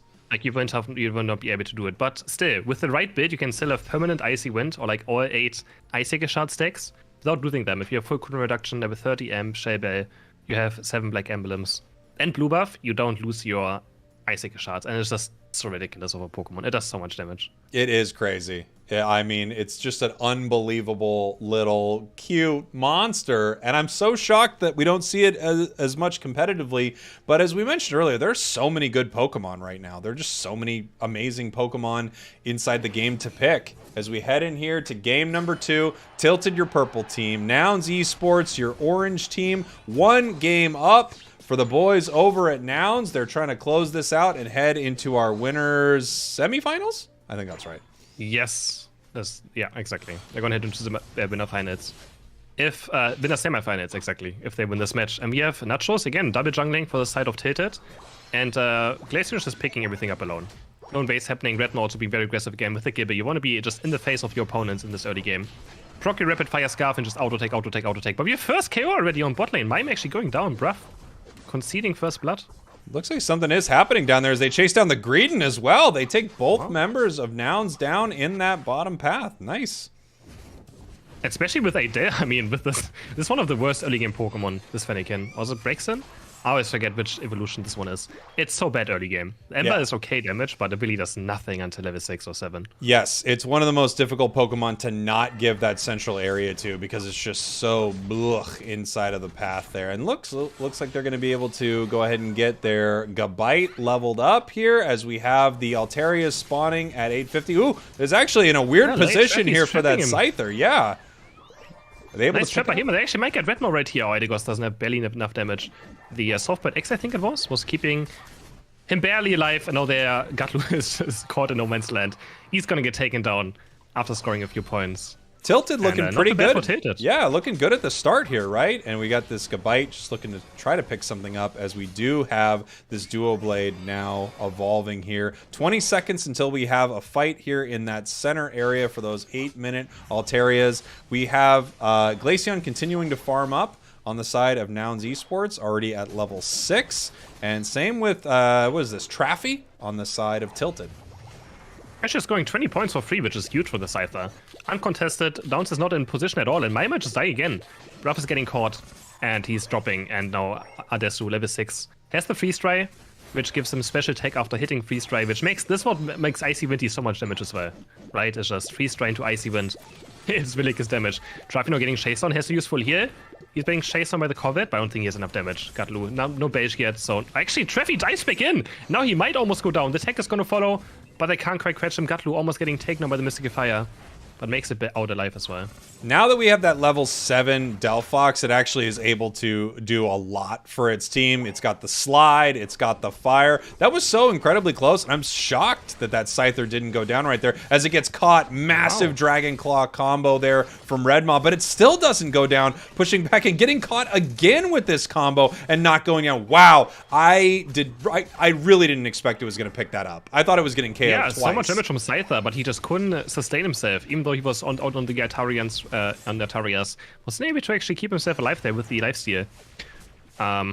Regirock, Chris's favorite. Power swap, or power swap of Icy Wind. Glacier sounds also very, very unfair to play against. Who's gonna get this Regirock? Gatlu with a good time to bait. Maybe the Sacred Sword's gonna fly in. There's a Unite move, but we have Mr. Mime securing it somehow. Rough might fall. There's the power swap still healing him, keeping him alive, but the Sacred Sword's gonna take Mr. Mime down. Now Gatlu looking for Aegis Sledge, but he dodges the bait! But at least Icy Wind Glaceon is able to get 1 KO there, just with a revenge. It's still 1-4-2 in favor of Tilted, but Nouns picks up the Reggie. Yeah, nice fight there from Nouns. They had incredible, I mean, they had 3 big ways to secure that, right? You've got the Mime, you've got the Belch, and you've got that Icy Wind. Massive just burst of damage right there. Really nice play from Nouns, but also really nice pickup there from Tilted to punish them a little bit for taking that objective. For sure. Nouns getting some scores in. It's still very close. 121 to 105 points right now. Bruff almost level 9 now, but the Delphox actually 9.5, so he's having a good time down bot lane for like a Delphox that was actually laning. Cutlu getting caught as well. Redmo's also gonna get caught. Has Unite move into Bliss Unite. Can they somehow turn this around? He's actually not really hitting any of those Unite moves. Scyther is also getting forced, but they're just gonna defend this Regieleki.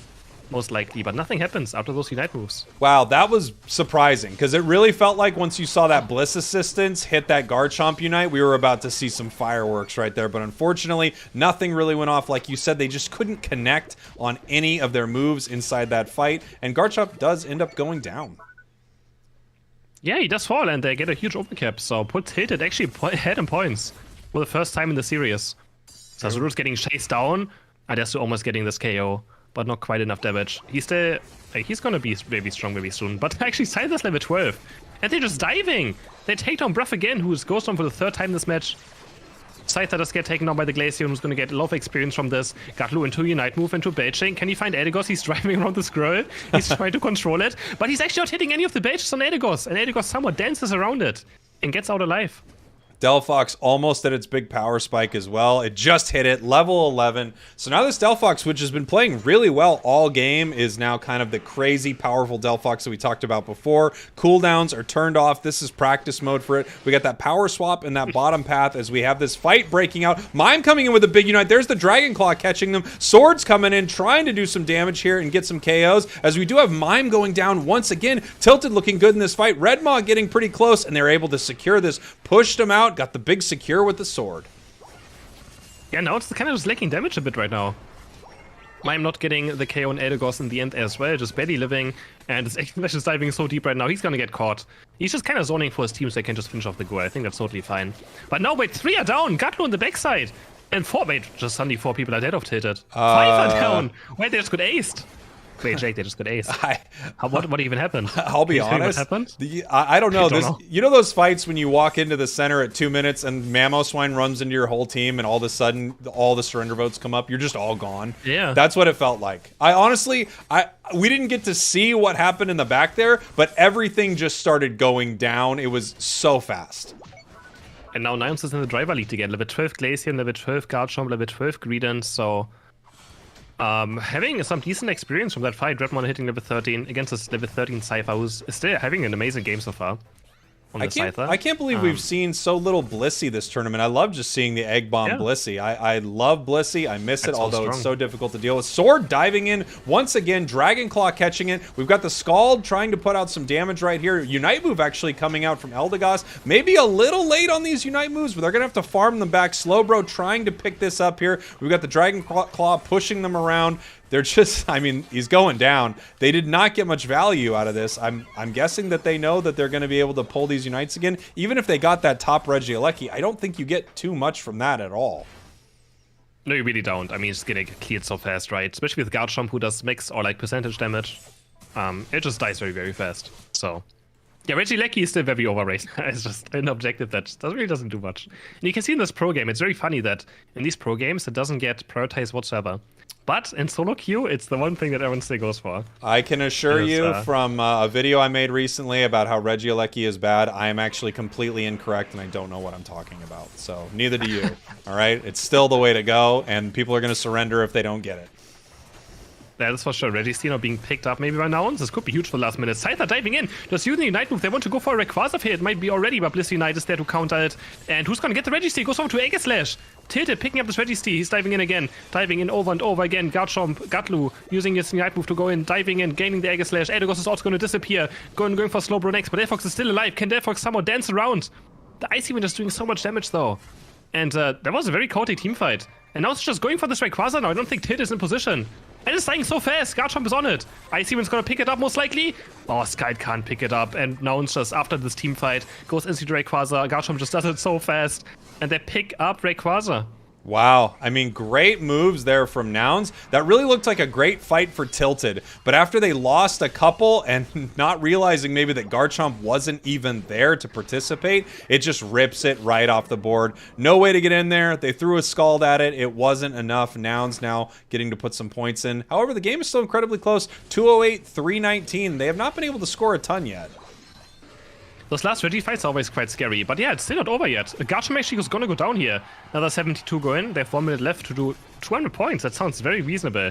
Unless Blissey stays a Rayquaza sheet as well. Mime just buying just time, jumping into 5. He's just trying to live confused onto Scyther, but Death is gonna chase him down. Blissey runs to the enemy base. He's gonna score another 88 points. He stays the sheet on. Honestly, I would like to see the sheet disappearing after scoring one single time. That would be a good change to probably nerf, the sheet a tiny bit. I would like the shields to be bigger, but I kind of want Rayquaza to have less health. Here we go. Unite move missing. Not able to really find any purchase there as they're fighting up. I think they've decided that the game is over at this point. That's what I have to assume when I see a Unite move like that. They're just having fun. They're fighting right now as they are going down. Nouns is going to take this game number 2 and move on to our winners semi-finals. Really impressive showing from Nouns. Yeah, for sure. I mean, it was scary though. I think that last Reggie fight can always be like at 215, right? The Reggie fight could always be so scary. Like as the winning team, do you really want to use Unite moves? But then suddenly the losing team uses Unite moves. You get caught off guard, right? You're dead for forever because you actually kind of were winning. So your death timers are long, and suddenly the enemies can go for Rayquaza. So I think it was a good try by Tilted. Yeah. Actually, just full on engage there. Maybe no one wasn't ready for it, but they were ready for it. No one didn't hesitate to use the Unite moves themselves. And be able to turn the team fight around. Yeah, I was impressive. I was impressive. I'll leave it at that. I'll leave it at that. Are you impressive? You're impressive. There's no reason to even say anything else, okay? I know we're watching Unite. We're watching these incredible players have some amazing matches, but I just wanted to throw in there really quick that I was impressive during kind of that whole exchange there. You were impressive. Nouns Esports, Tilted, Unite. Great matches right there. Tilted looked very good inside there. But once again, I mean, you're going up against possibly the best team in the world. Nouns can switch out their Pokemon. They can play such a wide range of characters, and they make every game look easy. They really do. Yep, and they move into the winners finals. So one match away of qualifying for the top 4 tournament. Yeah. Which is going to have prize money. We got prize money, and we've got finally at the end of this road throughout Unite Rivals, we have EU going up against NA. Obviously, Chris thinks EU is going to win, which is crazy because NA is going to dominate them. Absolutely crazy for me to think that. So, do we have next time to shine yet? I don't think. Okay, I don't think the game is over yet. Let's take a look. But that's going to be our next matchup, is the bottom bracket. We're going to see Toon's new team in action. Great. Which is going to be exciting. Who played in North America last season. Let's take a look. But he's originally from Wales. I'm going to pull the bracket up. I don't know where anyone is originally from, unfortunately. I will not have that information, so I'm going to have to believe He lived Chris in here. Zakrak's basement. That's true. I think he moved in with Zakrak. That's true. To North America, so. Well, I mean, they moved out. TTV, of course, to give everyone, if you're new to Unite or you didn't see anything in the championship season last season, North America's TTV, probably one of the most known, well, definitely, I think one of the most known teams in the world, and one of the most favorited to win the whole thing. Yeah, they had a player fly out from the EU to be on their team. Unfortunately, they were taken out before they were able to make it to the World Championships in the regional finals. Not the regional finals, but the regional, whatever it was. What were they called? Regionals? Yeah, but they got 4th place in regionals or 5th place. Something like that. And then, they didn't make the World Championship. What happened to Black? They lost by 6 points or something on like a last second score of Charizard, not a Charizard, but Tumas Charizard. He couldn't defend like 6 points over Lucario, and then they lost. Beautiful That was play there, close. Yeah. That was an amazing match. One of the most amazing matches of Pokemon Unite I've seen. Just so much emotion, so much energy around it. The fact that it really came down to that was just incredible. It was like, yeah, that was one of the biggest moments of the Pokemon Unite series outside of the World Championships for me watching it. It was just so huge. Bulby with the 6 points on that Lucario. I see a question in the chat. What happened to Blackhand? Blackhand is a North American team, so they'll be competing, I believe, tomorrow as Ascendants, right? Yeah, they're not sponsored by Blackhand anymore. They're just called Ascendant again.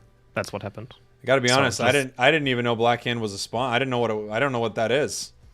I don't know what that is. Blackhand was a organization, yes. Yeah, and I don't know what it is, Chris. All right, okay. It's Blackhand. I don't know where people are from, and I don't know what that is. So, okay. All right. I'm getting so angry at you, Chris. All right. I'm mad. All right, let's see where we are. We're leaving our stats screen. We already did that, and now we're waiting here for our next game. So I think I'll talk to chat a little bit, kind of cool off. Obviously, I'm furious with you, Chris. So I'll see you here in a minute. All right, everybody. Let's take a look at our bracket here. It's been so much fun. Yeah, GG and Blackhand both pulled out of Unite as orgs. There you go. Garchomp is undefeated in all streamed matches. That's crazy. It's meta. It is meta. EU is going to win so hard that NA will close their servers. Wow. It's very possible that is what happens in this tournament. What up, Jake? Yeehaw to you and yours. Thank you, John. Yeehaw to right back. Can't wait to see some top Crustle gameplay. We'll see if anyone decides to pull it out. We're waiting for Time to Shine, possibly to finish their match against Feeling Cute. That's kind of what we're waiting for here. And then we should have our next game, which I believe we're going to watch Talibobo Believers against possibly Time to Shine. Nouns Esports getting ready to go up against Dogwater or Random 5 Stack. So it's like, yeah, games are awesome today so far. Oh, thank you. Chris seems so lost by the Spragels humor. I don't think so. I think he totally gets what I'm doing. What I've noticed is everyone just lets me be an idiot the whole time. And they're like, okay. Zoink says, Talibolo. Is it Talibolo? No, it's Talibobo versus Time to Shine is a great match. Yeah, that looks like a great match. We have over 2,000 viewers if you look at both streams. Let's freaking go. Thank you all for being here, by the way. It surely means a lot to me. Please go ahead and smash that like button. It lets everybody know to check out what we're doing right here. And they push this stream out to more people so that you can all see what's going on. We get more people to check out Unite. Thank you all. And we have TikTok up too. They have been kind of a rivalry in the off season. Yeah, I've heard that they hate each other with a passion. They hate each other so much. Two halves of Apprentice Unleashed. That's right, Zoinks. The word is that they really hate each other. It's something I made up, but it sounds like they actually hate each other so much. Yeah. You scolded in the chat. See, scolded does. See, they heard they hate each other. That's the rumor. The rumor is they freaking hate each other. Zoinks says rough breakup, I heard. Yeah. No, Zoinks, you don't understand. Okay? I think Zoinks doesn't get it. I am making this up. This is not true. But I've heard 100% that they hate each other. I don't know what to tell you. I mean, it needs to be, I can't overstate how much I'm making this up for sure. But they hate each other very, very much. That's what's going on. So I just need everyone to understand what's going on. Is that I made it up. But these two teams, listen to me. These two teams hate each other. They can't stand each other. Just the thought that the other team even exists makes their blood boil. Literally, I feel unsafe watching these matches because of how much they hate each other. And I can't stress this enough. I am making this all up. It's unclear that they hate each other at all. In fact, it's probably not even true. The truth is they might be indifferent, maybe just even a little like ambivalent, like, you know, they went their separate ways, nobody cares. It's all a lie that I'm making up. That being said, these two teams hate each other more than any teams have ever hated each other. It's the grudge match of the century, if not the world. I mean, that's what's going on. We're waiting. We're waiting for the games here. It looks like we actually might be waiting here for a sec, Jake Stopinski. I'm just telling you what it is. Grady Jelly, thank you so much for the super cheer, by the way. I appreciate it. Thank you, thank you, thank you. Heroic stuff right here. We got it? I don't know if you guys get it. I hear people saying that they get it, but it doesn't really feel like you actually understand what's going on right here. But the hatred factor. That's what I think people are not understanding. We might be heading into our next game here. Looks like we're getting set up for it. Ooh, baby. Ooh, baby. I believe Spragels. Those teams obviously hate each other. Why would Spragels ever make that up? Yeah, and I did. Zoinks is saying he's not sure he got it, but he did hear it. Yeah. Good. Is this a rerun? It is. Yes, this is a rerun. Stick says, I hate Unite so much I play it every day. So from what I understand, these guys really want to stomp each other out of sheer hate. And this came from a super legit source that is Jake's imagination. John Bristol is really... Yes, this is how this works. This is how this works. It's beautiful. We've got a 12-minute ETA for our next match. Let hate consume them? I will. I will. Well, what do you guys all want to do for 12 minutes? I mean, we could take a quick break. I don't have anything planned for when we have 12 minutes. You know? What do you do when you have 12 minutes until you're waiting for one of these matches? There's no way to fill the time.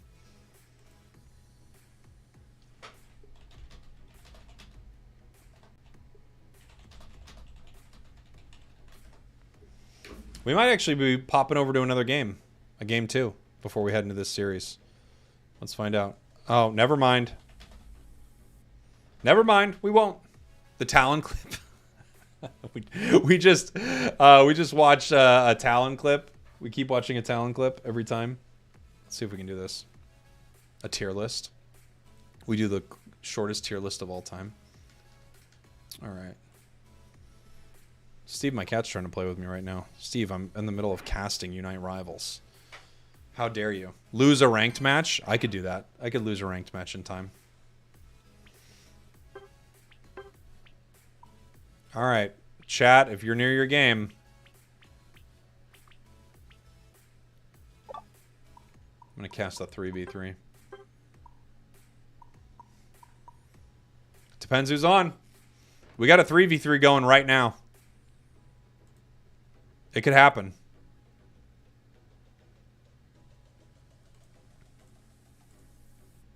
Here we go. It's filling up. It's filling up, everybody. Spragels versus Chris Heroes 1v1. Oh my gosh. He'll stomp me. Destroy me. I'll just pick Clefable. All right. Here we go. Cast doesn't stop, everybody.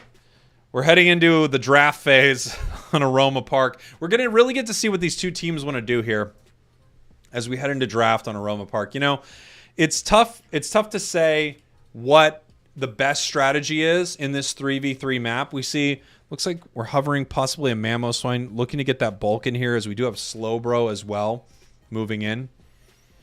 Ooh, there we go. Dragapult being picked up as we have a possible double stacking weakness policy Zeraora on the side of our orange team. I mean, here we go. This is huge. This is huge. Lucario getting locked in on our purple team. We've got 8 seconds left. This is what I do prepping for tournaments, for sure. This is going to be a big match. All right. Here we go. Aroma Park. Boy, I mean, on this map, my money might be on the Zeraora here. It's pretty big. We can get some big math here. You're right. This is the event you were waiting for. Yeah. These moments, you can't script this, but this is the most important moment. This is what matters, is this match right here. All right. We've got our purple team heading down here, just going and clearing out their farm here in the bottom path as we pop up to orange. Looks like they have a similar strategy. Clearing out farm. They're actually sending their Dragapult out right now.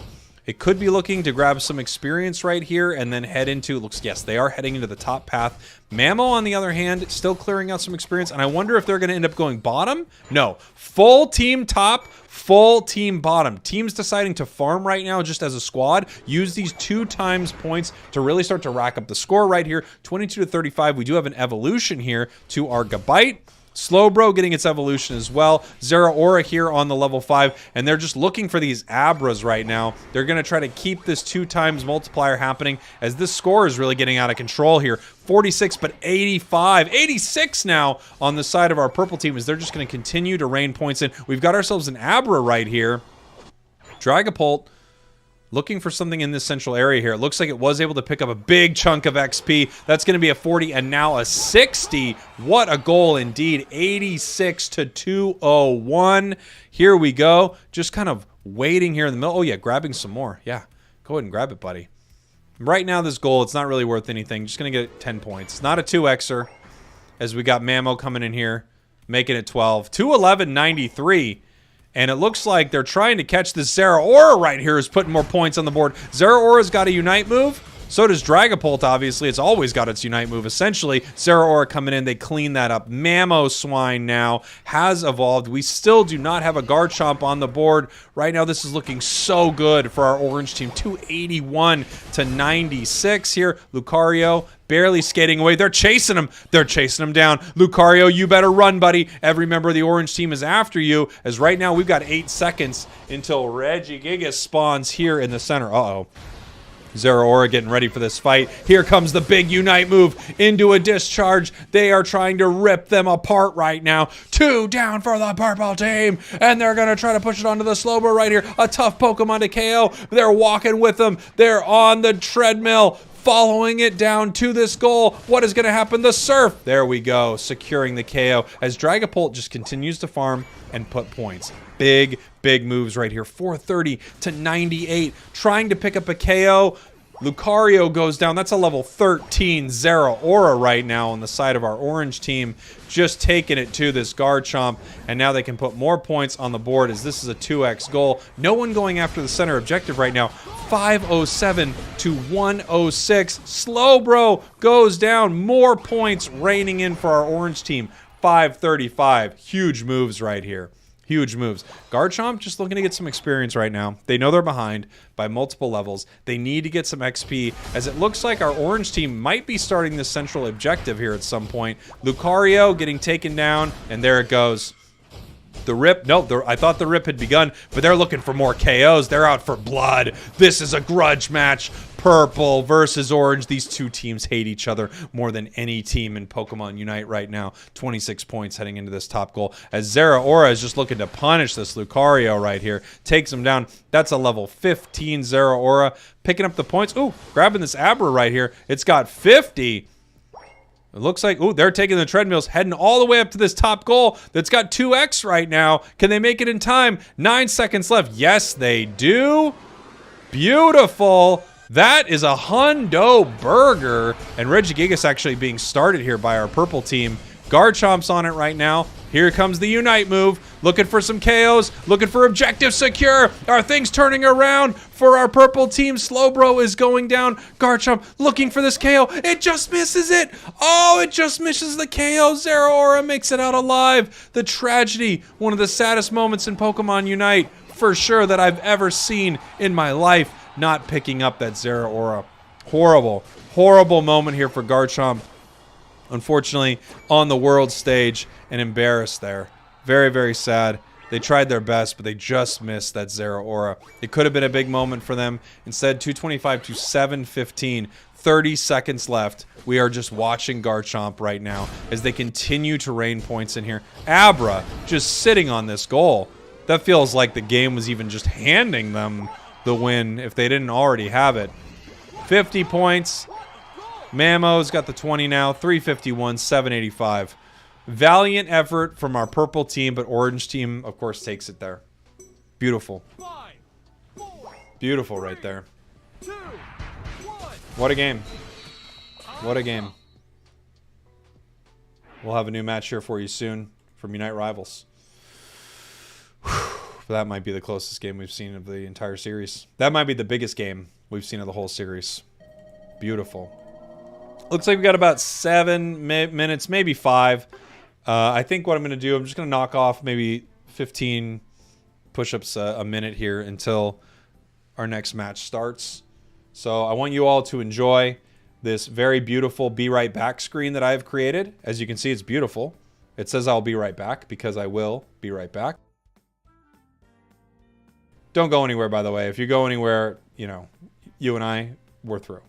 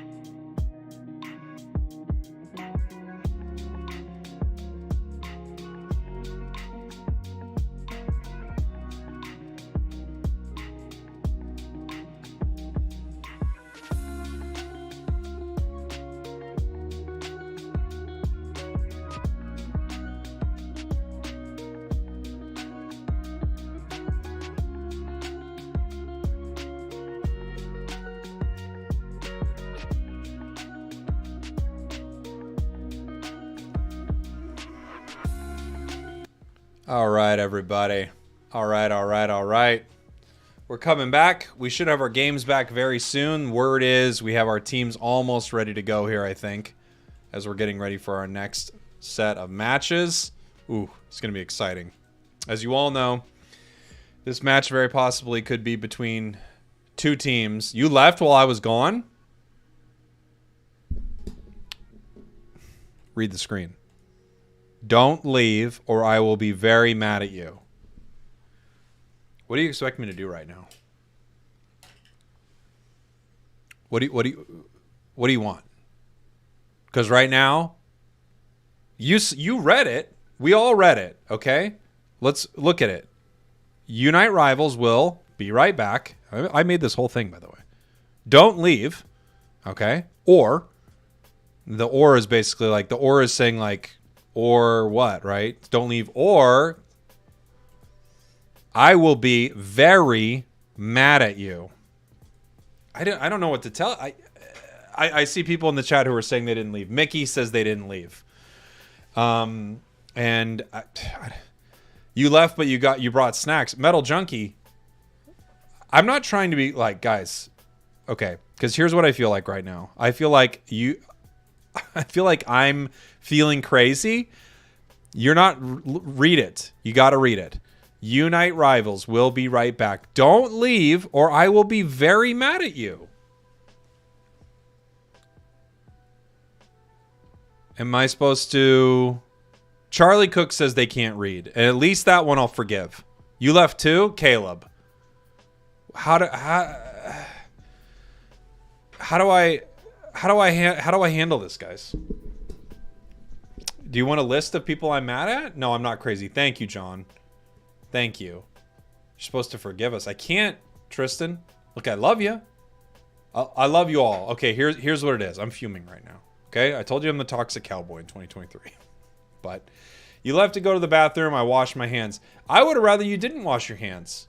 Get back faster. All right? All right, new rule. Can't believe we need to lay down some rules today, but here we go. Your baby was crying. I'll kind of forgive that.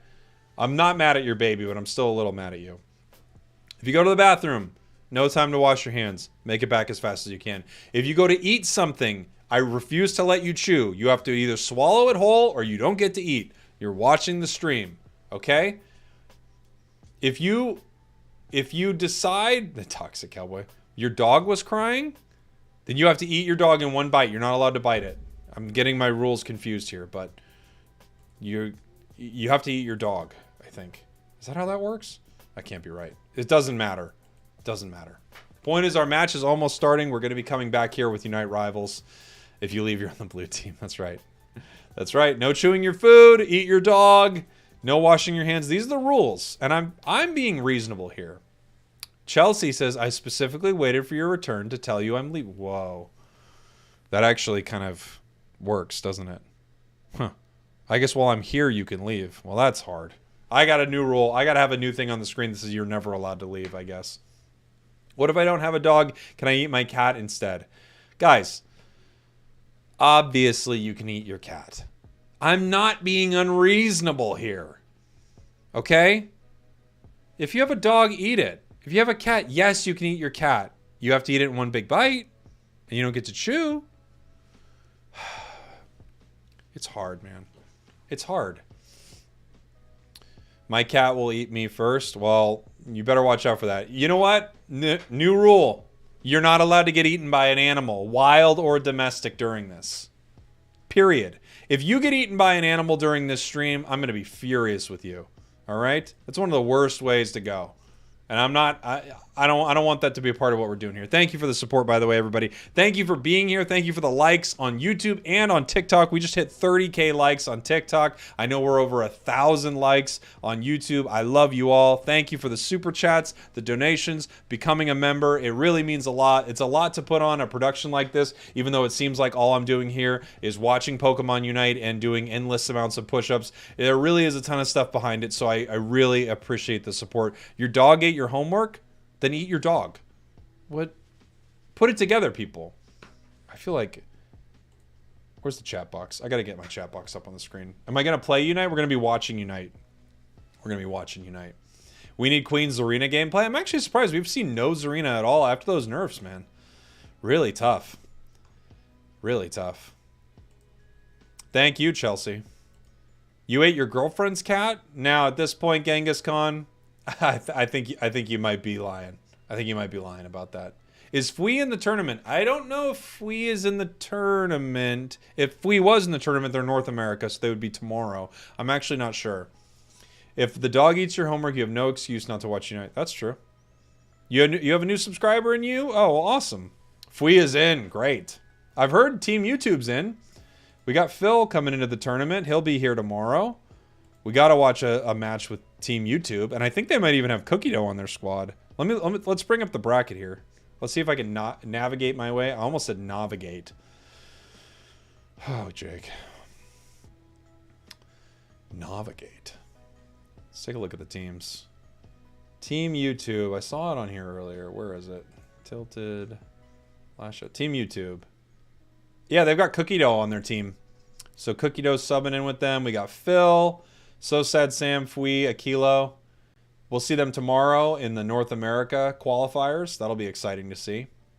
EU qualifiers still in progress. We're on day 1 of Unite Rivals. Right now, Nouns Esports, Talibobo Believers, Time to Shine, looking pretty good. Let's take a look at our bracket here. I won't leave because I don't hit the surrender button. Hero. Insta-ban Blissey. I mean, honestly, if you're not banning or taking Blissey away from Cookie Dough, I think you're making a mistake here. Let's see, lobby's filling up right now for our next game. Tally Bobo Believers versus Time to Shine. The hated match, the grudge match. Phil is kind of cringe. Then you need to eat Phil. This is not hard. Don't leave my stream when I'm streaming or when I leave. Always watch every video on my channel. Eat Phil. I don't know. Guys, I make it so simple to support what I'm doing here. It is not hard. Scolded, you heard that these teams hate each other? This will be exciting. Scolded's right. The team that loses this, we got to eat them in one big bite. Big match here between two teams that hate each other fiercely. I've never seen teams hate each other more than these teams, and I'm lying about that. I'm out of coffee. What do I do with my water? I left it somewhere. Not good. Not good right now. What if your dog eats your other dog? I'll think on that one. That's hard, actually. That's tough. That's the first legit question I've seen in the entire chat. You're free to leave anytime you want. If you're a bad person, that is. Exactly. Thank you. Yep, unhinging your jaw. That's how you swallow things. Maybe I swallowed my water bottle in one big bite. Is the registration open for NA? I think it should be. I think it should be. Has the losers bracket started already? It has. Great. It looks like we're ready for our next match here. We're going to get started here in just one sec. I'm coming back. So in any moment here, we might hear Chris Heroes again as we are back and ready to go. Spragel stream is like Hotel California. You can check out anytime, but you can never leave. That's exactly right, Yo. Andrew. Hey, Chris Heroes, what's up, dude? What is up? Are you excited? That's the match I've been waiting for. This match is wild because a little birdie told me that these teams hate each other more than any teams have hated each other in the history of the game. So I cannot wait for this. This is big. Exactly. This is big. It's also right going to be now. our first qualification match, right? Whoever wins this is qualified. That's right. Whoever wins this will be heading into our top 4 EU matches that are happening on January 27th. And they are guaranteed to be fighting over top 4. And then they're also guaranteed to be going to Rivals. We're just not sure the order at which they will be doing that until our top 4 on the 27th. Exactly. Good. Exactly. Gonna be exciting. Tally Bobo Believers versus Time to Shine. And this is the real question here, Chris. Who do you think hates each other more? I mean, come on. Tally Bobo or Time to Shine? Because you know they hate each other. Good question. I mean, I know Wazit hates every single person. Uh-huh. That's for sure something. So that's big. That's really big. Exactly. Hoon is always angry. He hates everyone. There you go. Exactly. I just so it's difficult. I had the fortunate opportunity to record a little Road to Masters series with Toon recently, where he had to carry me to Masters while I was trolling him the whole time. And let me tell you, editing around Toon's cussing, pretty tough. Pretty tough. Takes a team. Takes a village to edit around Toon cussing throughout the entire game, and genuinely being mad at people on his team for making plays that I thought were pretty good. So yeah, I mean, he just expects a lot. He expects a lot. Yeah, a very high quality player. He deserves a lot. They're doing the ready checks right now. This outside of the fact that these two teams hate each other and this is a grudge match, Chris, this is going to be a really exciting set of games here. I mean, the further and further we head into this, these teams are so incredibly good. Any of them could make our top 4, and this one's going to be really exciting. I mean, these two teams are two favorites of just winning the entire thing as well, so yeah, for sure. Absolutely. This is where it gets really, of course, any bracket, this is to be expected with seeding and things like that, but this is where it starts to get really interesting. The rubber meets the road, if you will, where we see, heading up here into the winners semifinals. None of these teams obviously have been beaten, and they are now all facing off the best of the best, getting ready to go at it. So this is going to be pretty exciting here. Nouns is waiting to find out if they're going to be going up against Dog Water or Random 5-stack, while Tally Bobo Believers and Time to Shine is the match we're going to be watching here in just a minute as soon as they're ready to go. So do you see their names on the top? Yes. That is Yutao and Megu. They just have couple names. And those are two anime characters this time. They always have anime characters that are matching. Ram and Rem? A bit of trivia. Oh. A bit of trivia. That's good. That's good trivia. All right. Yeah. Let's see if I can come up with it. Oh, I have some trivia actually about this. Fun little fact here. These two teams hate each other more than any teams hate each other. And that's real. That's very real. So it's going to be really big. Now, Chris, let me ask you this. While we're waiting for this match, which I think should be starting very, very soon, I came up with a couple rules for my chat. Oh, the match is starting. We'll get your answers I'm just later. going to say that the name the anime from is of one of the worst I've ever watched. So I hope they lose this match. Jeez, I thought they hated each other. It's one of the worst anime I've ever seen. It is so bad. All right, so what's your timer? I can't support it. 25, 24, 23, 18, 22, 18, okay, 18, 20, 18, 19, 17, 18, 17, 17, 16, 16, 15. 15. It's good enough. 14. Is that close? 13. Where are you? 12, I don't know. 11. 11. 10? I don't know. Hold on. 10, 9, 8. Are we close or not? 7. I think no, yeah. 6. Now we're on there? Okay. We've got the bands Sableye coming out or Shifu coming out. First pick heading over to Tally Bobo as Ram. I'm going to call them Rem and Ram. I mean, that's what they want to be called. Yep. is securing that Scyther. Vazid Scyther first and pick. Gek Okami grabbing Mew and Mime. I mean, these are, of course, some of the Pokemon that we've just been seeing all day. And we still got the M&M. Since half a year now. Yeah. The Mime and Mew. Still got the M&M. Let's hope these teams don't forget about Ray. That's a little forgot about Dre joke. It's the best I could come up with on short notice. I will write a better one. All right, what else are they going to go for? Blissey might be secured, of course, and a Slowbro. Let's see. Slowbro. The usual suspects over here being picked. I mean, yeah, we're really seeing certain Pokemon are just getting played every game. Slowbro actually popping up way more than I thought. I thought we'd see more Snorlax than we would see Slowbro today. We see a Delphox maybe again. I actually don't know what exactly they play. Kelvin is a big Machamp fan, so we might see some Machamp. And Landero played Sylveon with Mystic Fire in the last series. So, could be interesting. There's that Slowbro.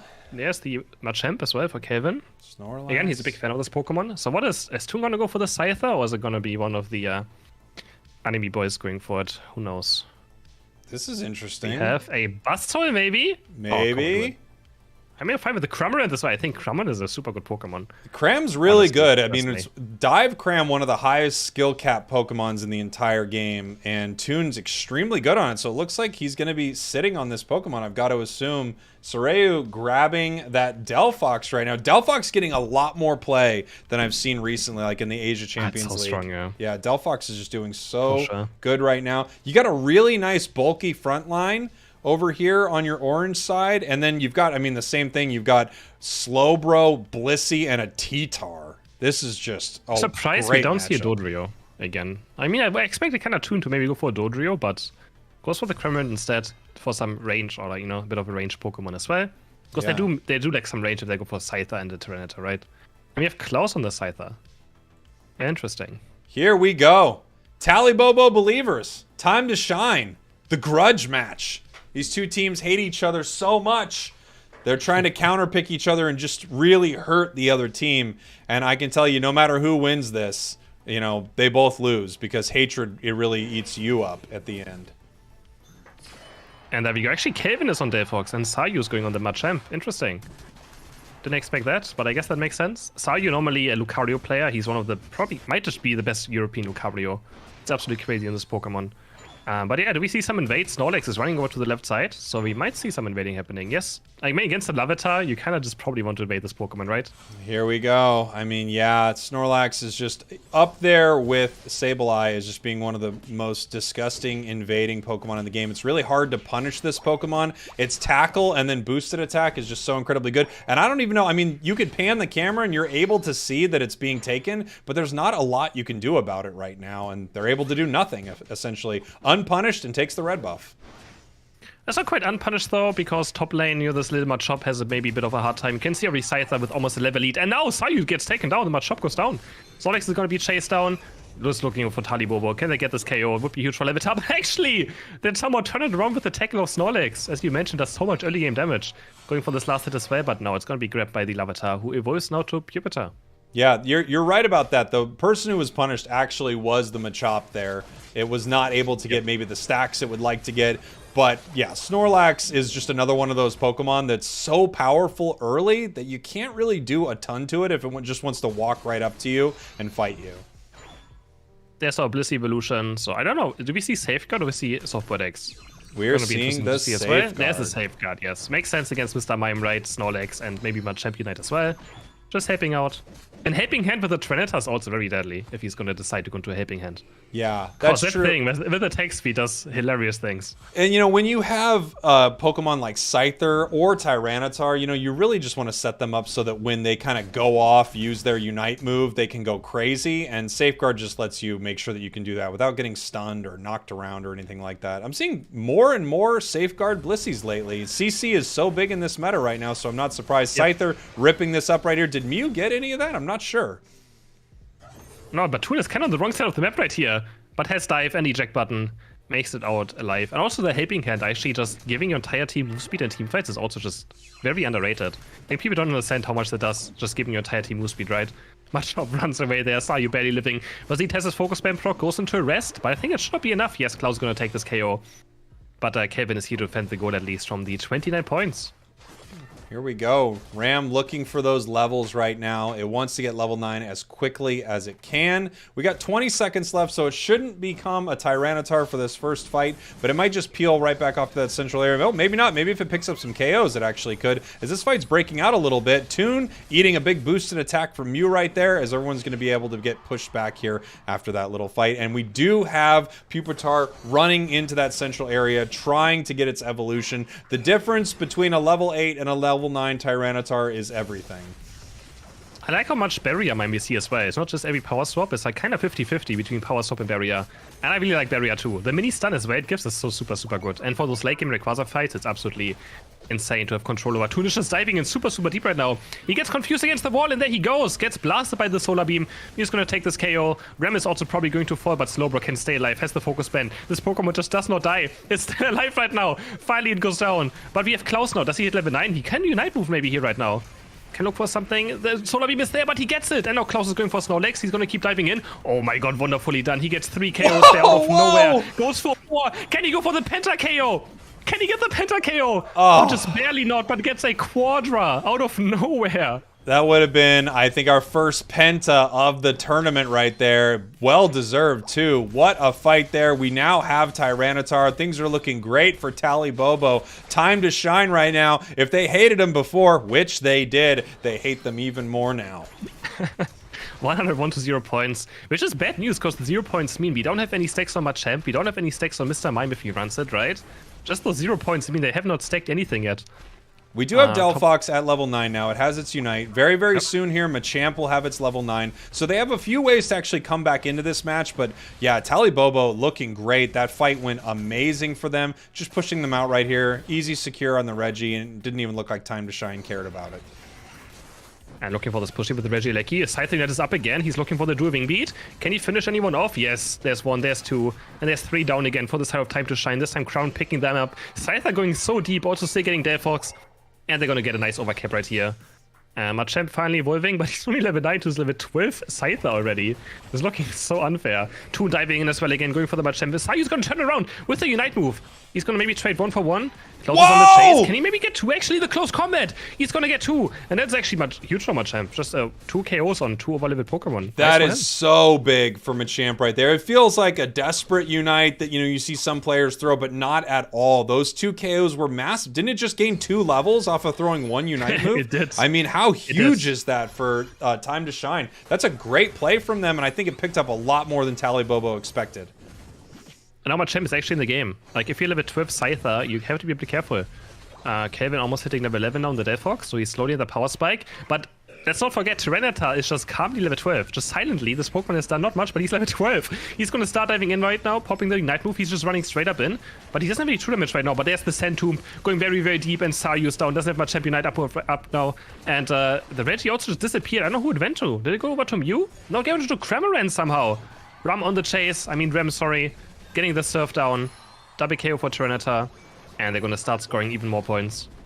Beautiful fight right there, and it really was a lot of everything happening. You know, you jump in with this Sand Tomb, you've got the Bliss assistance going on, and it's kind of unclear who's outputting the most damage onto what in moments like that. But another great fight for Tally Bobo, and yeah, we already have almost a level 13 Tyranitar. Like you said, it feels like they haven't even been with a Blissey. They haven't even really been participating in too many moments of the match. They're just farming up and getting incredibly strong here as we have another Unite move trying to take down this Scyther. Are they able to get it? We're going to see a little bit of a back cap here. Scyther does go down once again. Ram coming back in, getting a nice KO right there. The Sand Tomb, they're going to try to keep them. Who is going to drown in the desert sands? Not able to pick up a KO right here as they're pushing up into this, and they do take down the Machamp. And this is just, you know, a casual level 13 Tyranitar eating everything it sees.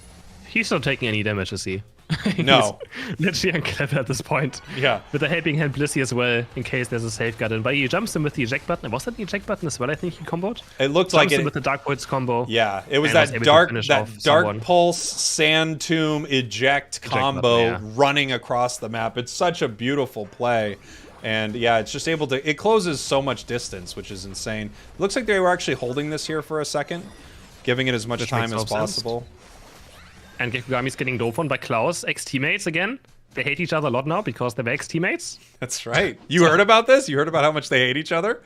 Yeah, they hate each other so much right now. And if you hated someone, get ready for the next 20 seconds because we have possibly this fight breaking out where this match is going to get decided. Right now, Tally Bobo way ahead on score. They're going to be able to take this objective without anyone fighting them over it. Steal. Because Time to Shine insane. is just getting ready for this fight right here. They are clearing that Regieleki in the top path, and they're positioning themselves around this pit. Obviously, they have to be careful here. Delphox is, they're hoping it's going to put out a ton of damage for them, but at any moment, Tally Bobo can dive in and take this out. It's got a Scyther and a Tyranitar that would just be so horrible for Delphox to be near at any moment. Machamp positioning himself in the top path. This fight is about to break out here at any moment. Klaus waiting in this bottom path, just looking for a fight. We've got a score here in this top path. Tyranitar heading up there to try to stop Machamp. As this is actually breaking out right now, Chris. And they're diving on what just happened. Yeah, Scyther just blows 3 people into pieces. Double KO for him. Snorlax is also just gonna not do anything. Triple KO for the Scyther. They just all disappeared in one Scyther Unite move. Sayu, can he be the hero? No, he can't. Is that a Penta? Let's find out. Penta? Is that a Penta? Blissey gets it. Blissey took it. Blissey takes the another Penta quadra right there. KO for the Scyther. It's funny how instantly you said you're throwing the cast to me, and in the moment Scyther It was just gone. deletes all of them. Yeah, I was trying to give it to you. I was giving you the here you go, Chris, take it, let's go, and then I was like, and I guess it's gone. I guess it's over. Yeah. Beautiful. And that's the Scyther, so that's why he's just picked so early into the matches, right? Tally Bobo looking good. Time to Shine, unfortunately, getting rocked pretty hard there in game number 1. 24 points to 241. Beautiful final fight from Tally Bobo. I mean, it's just really hard for, Time to Shine to do too much into a crazy over-leveled Tyranitar and Scyther, who both at any moment, like you said, Chris, can get safeguarded, helping hand, or bliss assistance. They're just able to wipe out the entire enemy team. Yeah, it's incredible. Yeah, it is incredible. Very cleanly played by them. I also like how the Trinita was just farming experience. We didn't even see him in Sunny's level 12. Yeah. So it's beautiful. Incredible. I mean, this is what you would expect from, these top teams. They're very well aware of what their Pokemon need to shine. Time to Shine and Tally Bobo obviously know this. Tyranitar is one of those Pokemon that the second it clicks over to level 9, the match changes completely. And they did try to punish it early. I like the invade that they were doing with Fazid there. I liked some of their plans. They just weren't able to do enough to stop it from becoming a level 13, or maybe it was 14 by that final fight. And then, of course... I think it was 14 almost. Yeah, Scyther is also just so brutal. Killed all of them. So Klaus brutal. playing an amazing game on the Scyther. Yeah. And I wonder here, as we see this, what is Time to Shine going to try to do here in game number 2 to sort of counteract some of this? Are they going to take some of these picks? Are they going to try to grab that Scyther or Blissey? Blissey, I feel like, is a Pokemon that I'm shocked we're not seeing more of when it's not banned out. I feel like if it's not banned out, it's one of the best Pokemon that you can grab for your team. It's just so incredible. Yeah, for sure. The Cramorant, I think the Cramorant kind of just existed. Well, it existed. The Cramorant kind of just existed next to other teammates in this match. It definitely felt like that. Yeah, it was there. Was there. Yeah, you can't argue that the Cramorant was there. Without question, Cram was there. But, it's also this thing... well, he was there, Chris. It's also this thing that they have to deal with. And I know that's... it's a little vague what I'm saying. I'm not choosing my words carefully, probably because I'm just picking up residual hate here and it's hard to focus. But what it is like, it's just this pesky thing that's kind of dancing around the enemy team all the time. It does output decent damage with its boosteds, and the second you sort of try to turn on it to fight, it can just jump over a wall. So it's there, always being annoying, if that makes sense. Yeah, for sure. It's hard to control. And then he also has maybe full heal. He has a safeguard Blissey. What do you do? Wow. How do you look on this Pokemon? I don't know if this is kind of big news, but it looks like my chat's saying their hate for each other has gotten even worse, and that's not good because it was already pretty overwhelming. That's not a good sign, is it? I wouldn't say so. No, I'd be very concerned if I was either one of these teams because, at this point, this is the Pokemon Unite grudge match. This is the... Again, we Unite Rivals, right? This is as rivalry as I can get. Can't believe I didn't even put that together. But you're right. You're right. This is Unite Rivals, and here we go. So much hate. I mean, look, I'm gonna try to counteract this a bit and say, Chris, I love you. I love everybody watching here. I love our entire staff for helping put this on. I love everyone over at Nouns Esports for doing this, because there's so much hate going on. I think we need to take a second to remind people there's a lot of love in this world too. For sure. Except for Sableye players. Well, yeah, I thought that went without saying, but yes. I still have to say it, because there's still people who play this Pokemon. You're right. Oh, anyways. Except for Sableye players, there's a lot of love out there. A lot of love. And before we head into our next match, Chris, which could happen any second, do you think it's reasonable? This is what I told my chat. Do you think it's reasonable for me to tell them that they are not allowed to leave when I am streaming, even if I leave? Doesn't that make sense? Yeah, no, it makes sense. I agree. There has to be some rules set, right? Yes. If you have to go to the bathroom, you're not allowed to wash your hands. It takes too much time. Go and come right back. I'm already upset that they left. Or they just take a phone with them.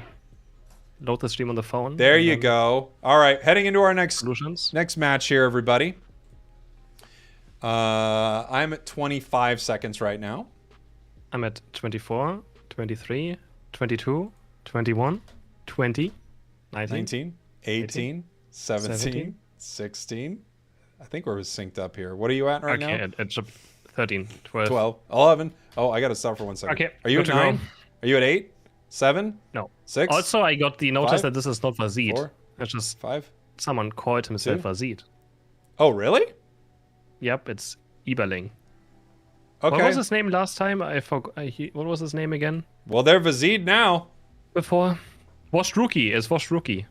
I don't know if you remember this name. Okay, I do know that name. Yeah, we have Scyther banned out and Urshifu banned out right here. I'm not surprised to see the Scyther banned. The question is, do they pick up the Sableye right now? I mean, we've got no Sableye banned. I don't know if anyone on the side of Talibobo wants to play it, though, as they grab maybe Blissey and Mime right away. Wow, they're really, really looking forward to using Blissey again here. It was so powerful last game. And I don't think you want to pick Sableye into those two Pokemon. I don't think that's something you want to do. Mm-hmm. Very, very I'm not. true. At least I don't think I would go for it. So are they going to go double defender right here? Oh, they do go double defender. Wow. Slowbro and Snorlax. Wow. Wow, and Okay, there's that that makes me good one. Sableye, possibly from Zervis. We're going to have to see. Oh, really? Sevion. Klaus Could be considered. waiting here. Do we And have? Klaus maybe going for Lucario. Again, he's also an insane Lucario player. All right. And Sylveon Lucario. Yeah, being locked in. This is a pretty fun comp here. And now we're just going to have to grab something for Toon to take into that central area here. Yes. Taking I a could look see a at Dodrio. Time to Shine. I could see a Dodrio right now. I could yeah. see a... I'm not sure what that is. Maybe... I mean, a Cramorant could be again. Maybe Glaceon could also be quite good here. But we have a Machamp and a Cinderace. First Cinderace of our casting today. That's right. Being played. Toon maybe Delphox? taking the Fox. Delphox, yeah. Delphox has been so popular this tournament, which is really cool to see. I was shocked I wasn't seeing it more in the Asia Champions League, but you're seeing it a ton here in Unite Rivals. A lot of Delphox play. Toon hanging out on that Blissey right now. Doesn't feel like I it. don't think... Oh, it actually goes over to Ram. Okay, he's going to play Delphox. And Toon actually playing Sylveon. Toon's playing Sylveon with a Muscle Band and Rapid Fire Scarf, which leads me to believe that this is a Mystical Fire Sylveon. Exactly. I mean, to play it not on Mystical Fire Sylveon would be the biggest troll of all time. But then again, with how much hatred's happening between these two teams, maybe they're just trying to really show off on them. Say, like, look, I'll put a Muscle Band on Hyper Voice and still beat you. You know, that's how much I hate you right now. There's the Golden Badge Lucario.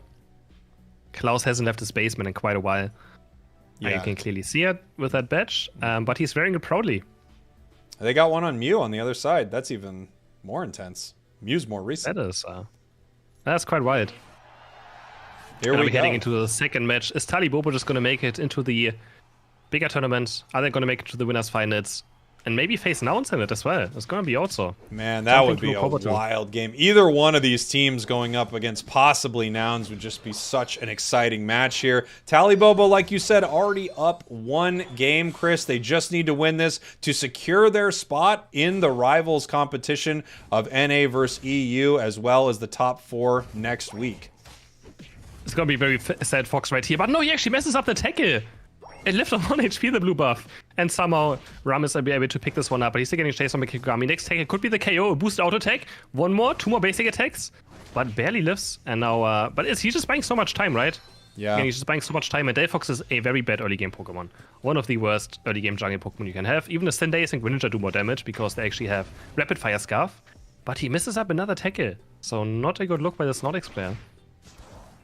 Take a look at this right here. It's just really odd. They have Mew all by themselves in the bottom path. That's what they decided to leave alone, which actually makes a lot of sense. I mean, Mew can do a lot on their own, as Gek is finally possibly getting punished here. No, still chasing Ram, still not evolved, not making it up to this fight at all, and they are going to take these top Bs uncontested.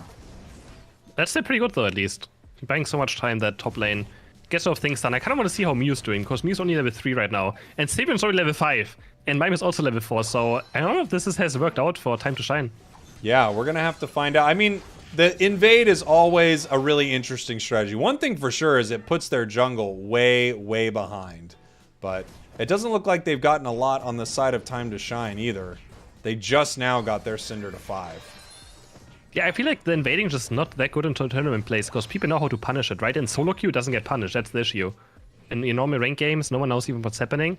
But in these tournament games, it can get punished quite hard, especially if the lane knows what to do about it. Just zoning the enemy, taking out the last hits on the other lane, maybe slowly rotating towards your jungle and helping him out.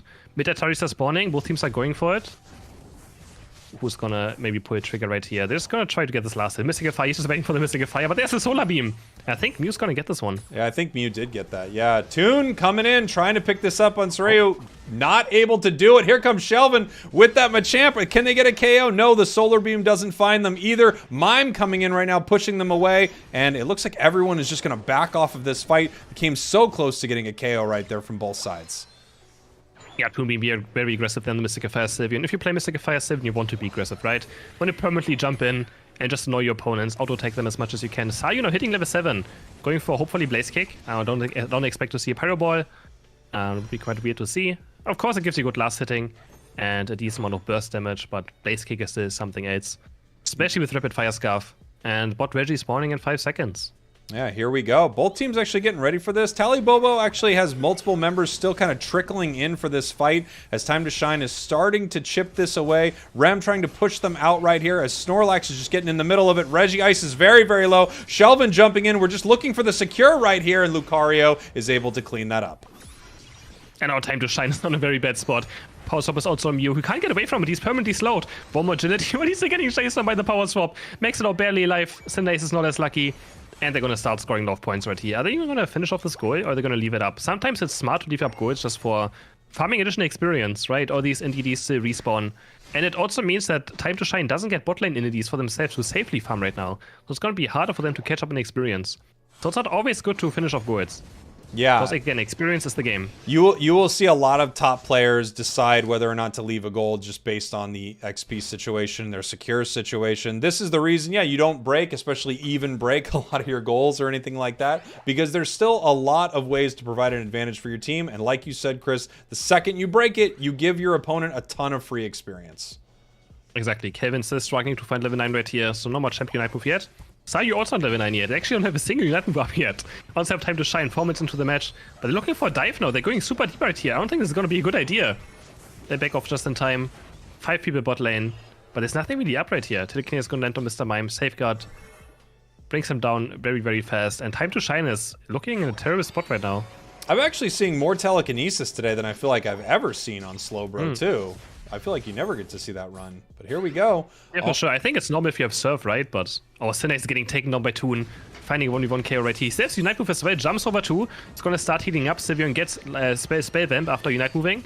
And Delphox is also going to land. They're going to try and go for this top goal right here. Sylveon auto-attacking a lot with the Rapid Fire Scarf and Muscle Band. And he's going to find beautiful. Snorlax. Taking down they're going to finish off. And now they're actually able to take this Regieleki and get more value for it. It's going to push towards that tier 2. All the while, 10 seconds now until a Regi spawns in the bottom path, meaning Time to Shine doesn't really have an opportunity to contest this at all. They've got to deal with what's happening top. If they fight down here, they're going to get KO'd. Maybe they can find a little bit of a steal, but otherwise, Talibobo's in a great position here to get this. There's still 3 Unite moves up as well, compared to 4 though for Time to Shine. So they have to do something now. This is their time to shine right here. They're surfing into Regi. Ice is dropping super low. They're going to try to go for the last hit. It goes forward to Blissey on the right side though. Talibobo getting away with the last hit. And then they're going to start chasing down. Cinder just pretty much just has to abandon. Power up is being charged. Solix is going to score some points. Only 1 point actually. He's going to go down. 2 KOs and the objective for Talibobo. That was a really impressive fight there. I mean, break the score now. If you notice, like Talibobo there in that fight, it was really impressive. They were well aware that they didn't need to continue chipping that bottom objective because the enemies were gonna fire their Cinder Unite. They were gonna fire their Solar Beam. They actually just held it for a moment right there to make sure that they wasted their moves, and then they were able to take it with I think a Blissey boosted attack. Deadfox just makes the top in time with the Ignite moves, able to stop the scoring. So Time to Shine still getting absolutely nothing. And Deadfox Unite is such an OP thing, right? It has no cooldown. It's actually insane now. It's up every single fight for Deadfox. Running an energy amp, I mean, probably even if you don't run an energy amp, but running an energy amp on Delphox means you can literally have a Unite move about every 30 seconds. And it's already one of the best Unite moves in the game, depending on what happens inside the fight. So yeah, it's unbelievably brutal. Yeah, I really don't know why it has such a low cooldown. Honestly, no idea. And also, it makes it on especially mages, right? When mages Unite move, or special attackers Unite move, they get cooldown reduction on top of it, right? And Delphox almost has no cooldowns already. So it is just insane. And also makes the team fighting so much better for Delphox every single time. We have Regieleki spawning in 5 seconds. Gonna be maybe the last objective. I don't know if there's gonna be another bot Regi as well. So we have potentially 2 more fights happening. Yeah. I don't expect Time to Shine to fight for top lane though. I mean, I don't know how they're gonna fight in general right now. Delphox almost level 13, looking so strong. Klaus as well on the Lucario level 13. After they get this Regieleki. I mean, Time to Shine, if you look at some of the positives, they do have a level 12 Cinder on their side, which is actually just being turned into nothing. He just does nothing. He just gets ran down by 2 supports. Jeez.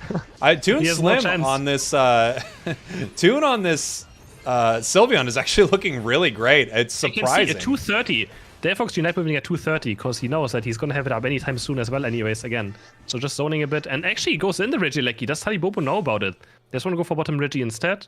They're actually not going to push with it. They want to risk, dying and just being dead for the spawn of Rayquaza. Yeah. So I think Cineas can actually make Rayquaza disappear in just a second. So yeah, that'll be very, very bit. And you see Time to Shine already in position. They might just go for it instantly. Yeah, Talibobo's not in position. And actually, there's one caught. Mr. Mime is caught. He's going to get revived from the Blissey. And actually, Cineas just disappears instantly as well. He's going to get knocked up onto him. Mew just barely gets the Unite move out. Rayquaza still at full HP. Time to Shine trying to brute force their way in, but the 2 supports just keeping each other alive. Slowbro's also maybe going to fall next. Machamp is already down.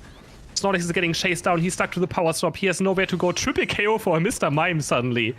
Out of nowhere.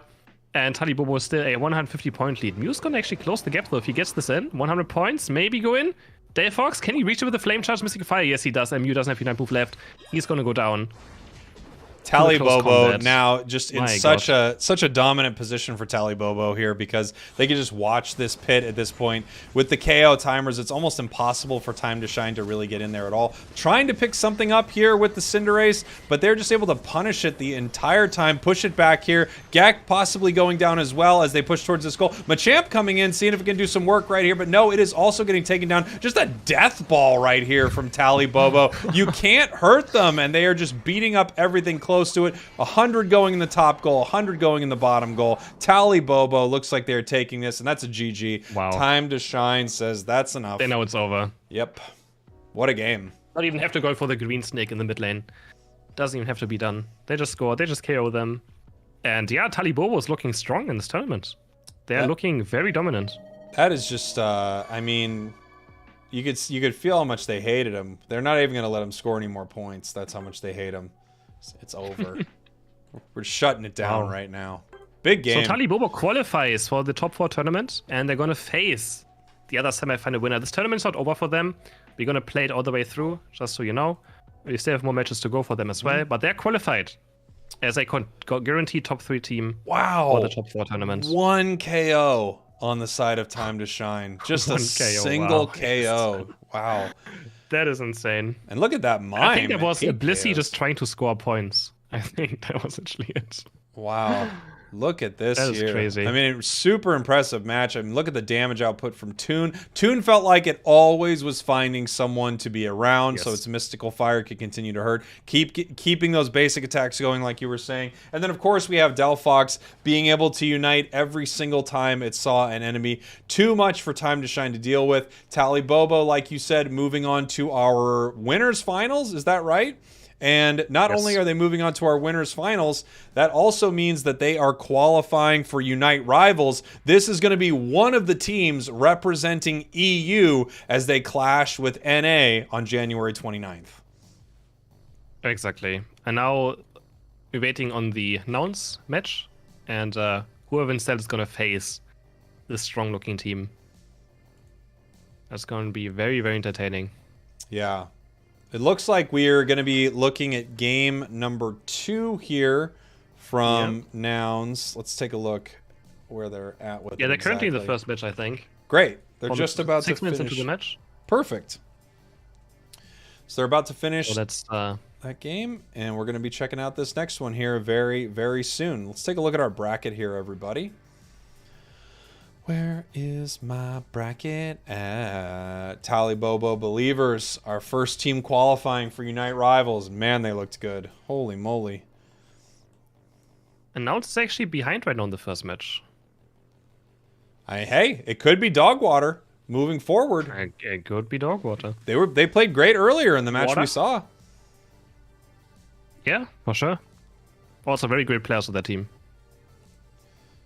Let's see here. Let's see what's happening in our losers bracket right now. Connoisseurs moved forward. Tans & Co. got knocked out by Lash Out. Wow. Okay. Lash Out. Let's take a look at their roster here. See if I know anybody here. Neo Star, Rayan, Ultra, Alito Dan. Sorry, I'm not too familiar with Lash Out, but I don't know them. They seem to be playing very well. I mean, they're taking out big teams. Now they're up against Connoisseurs here, which has a lot of big players on it as well. Connoisseurs has Zen, Tisane on it, Pim, Viles, I'm Royal. I know a few of these names. It's hard. I don't know all these names. And of course, more often than not, people change their name to an anime character that they currently like. Again, ReZero, a terrible anime. Can't recommend watching it. I just want to get it out there, okay? It's important, yeah. Well, it's I want to get it out there. there is a point. I mean, we actually had it saved later in the broadcast when we were going to talk about our anime recommendations. But if you wanted to, you could do it now. Yeah, So- ReZero is terrible. Thanks. I know I love making a lot of people angry. I think that has a huge fan base, that anime. But my God, it's so bad. All right, here we go. All right, that's all. That's all. I just want to get it out there. Fair enough. It's the worst anime ever. I mean, according to my chat, it's not that bad. So It is very bad. I mean, look, I'm gonna go with your expertise on this. Okay, the officially Unite Rivals stance is that ReZero is bad. That is our official stance. Yeah. That's our official stance. I never hated a main character more than of any TV show than that main character. That's why. This is the official stance, everybody. Some people are saying that, Chris, you have a terrible take right now, and I think that's I not. think it's a good take. Look, I haven't seen it, and I have to stand with Chris here. Okay, I don't know what to tell you right now, but that's the official stance of Unite Rivals. If you take anything away from today, I don't want it to be how good some of these teams played and how exciting it's going to be to see them, match up against NA. I really want you to take away the fact that ReZero is bad, and it is officially bad as part of Unite Rivals lore. And actually, Nouns is going down here 1-0 in the first match, most likely. Ooh, so we might be Actually, no, heading. they still have a chance. There might be still a chance. They're still pushing. Ooh, Could be close finish. could be a close game. Yeah, Dogwater making Nouns sweat. Dogwater was looking great earlier. They played great games. So Potato Ubu. I got to see what Chris is seeing. Hold on, everybody. I'm watching a Bruff stream. But yeah, Here we go. We're going to pull it up. I hope.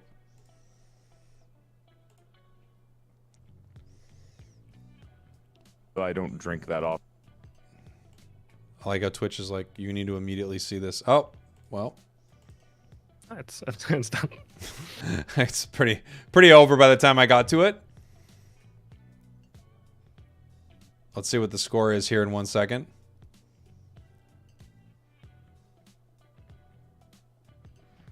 Mime actually scoring 96. Is that enough to bring it in? Or is that already over? It's already over, I'm pretty sure. Let's take a look at our scoreboard here, ladies and gentlemen. Technically, we're stream sniping right now. 731, 263. Nouns goes down in game number 1, Chris. All right, so yeah, I guess we're gonna watch that next, the second match. I have to, while we're Wonderful. talking about Nouns, I think it's a time to give a big shout out to Nouns Esports for helping put on this tournament. They are the generous benefactor behind this entire thing. So thank you so much to Nouns Esports for putting this on. Not literally the team, but the organization, which can sound a little Make sure confusing. you check them out on Twitter, give them a follow. So maybe they want to, do more Unite tournaments in the future if this gets well received as well. So Known Esports on Twitter. Yeah. Nouns Esports. Give them a follow. That's true. Give them a follow and tell them, hey, we love you. Thanks for making Unite Rivals happen. What is it? ReZero? What's the anime we hate? ReZero. Yeah, and ReZero is canonically a bad anime, according to Unite Rivals. So try to get all that in one big tweet, if you can. Thank you. They mentioned that you appreciate it. You were sent here by Chris and the Cowboy. They don't like ReZero. That is canonically official. We would love to see more tournaments like this. I feel like we're getting it all. I feel like we're getting it all. That sounds about right. Yeah. That sounds about right. Perfect. Get the message out, guys.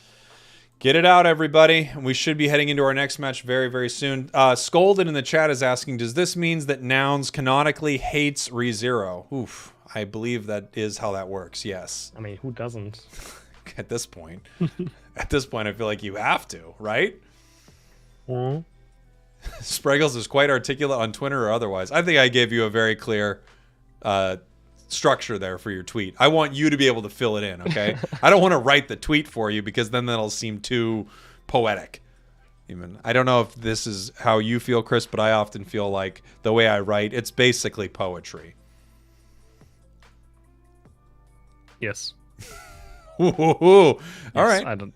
He hits me with a good yes. I actually didn't see. I was writing my Twitch. I believe it. I could tell. What happened? You can tell. What just happened? It's clear when someone didn't get to hear what you said, but the correct answer is yes. By the way, if you don't know what's going on, just hit someone with a yes, Exactly. or even a whew, that's crazy.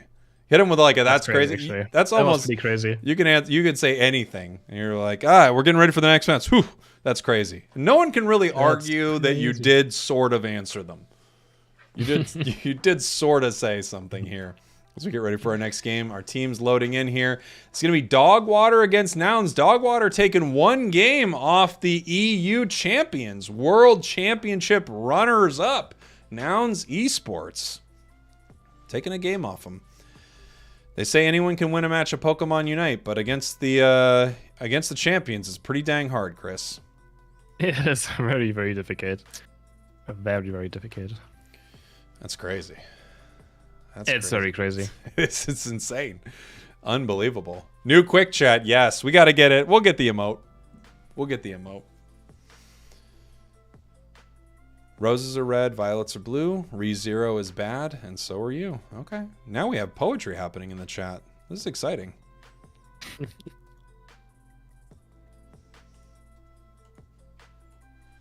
Our team's still should be starting anytime soon. Doing the ready checks right now.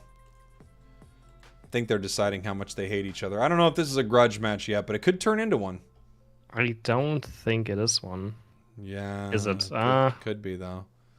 I see. I mean, Potato and Bruff used to be in Five Guys. So they hate each other. That's right. Because they no longer play together. That's what it means, right? Yeah, that could be it. Pretty much.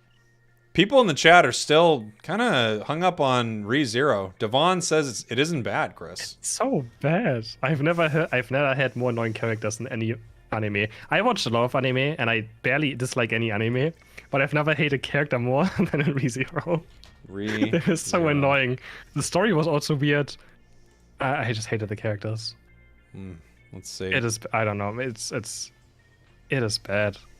I'm sorry. I just got so annoyed by the characters. The main character is dog water. Absolute dog water. How do you feel about Amelia? I'm seeing that's a character. I think that's a fine character. I think just the main character just annoyed me too much. Yeah. That guy was just not okay. I know the feeling. Sometimes I'll be watching a show and I'll say, you know what? This main character though, I can't get behind him. I think Rum and Rim were also fine, actually. So they were fine characters, but the main character just ruined it for me. Yeah. Not bad. Crazy. Very crazy. Well done story. Fell off in season 2, boy. I wish the chat understood. I don't even know what I watched in season 2. I don't know what it was. I just finished it to know what I watched, like to have seen it, so I can talk about it. Without being like, you haven't even watched it. But yeah. Okay, maybe I'm going a bit too far. But I give it a solid like 3 out of 10, if I would rate it. That's not even solid when you think about it. It's pretty low. It's very low. Because when you think about 3 out of 10, you know, there are almost 8 numbers higher. There aren't, but there are almost 8 higher than 3 out of 10. Yeah. 4 is higher. 5 is higher. 6 higher. That's wow. You know your numbers. We're in the band. I hard to believe you're a Unite player, honestly. How did you make it? Here we go. Here, game number 2 between Nouns and Dogwater. Chris, speaking of numbers, I am on 17. What are you on? You're on 17.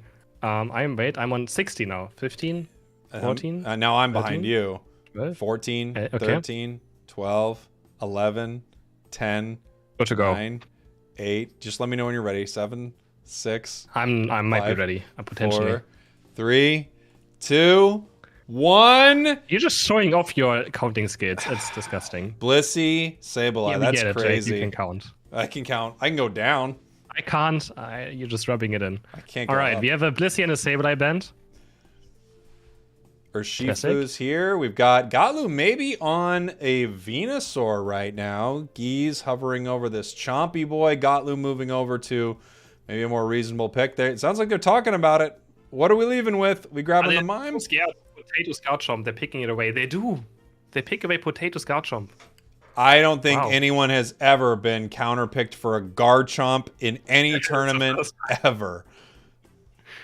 Crazy. And Potato still plays, I think, a lot of Scythe as well, and that's what they lock in right now. So I don't think he's going to be too sad. And now considering a Mew, of course.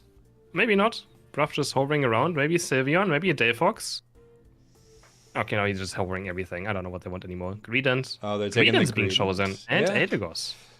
They want Greedent for that. Gatlu right there. LD is just great in this game right now in general. Lots of healing, lots of damage early. And possibly picking up the Espeon here. No, Potato. Are you giving us Tree right now, my guy? Come on. The Trevenant? And he might be unkillable. Honestly, no. A support, a Wigglytuff. I think that's fine too. That's pretty decent.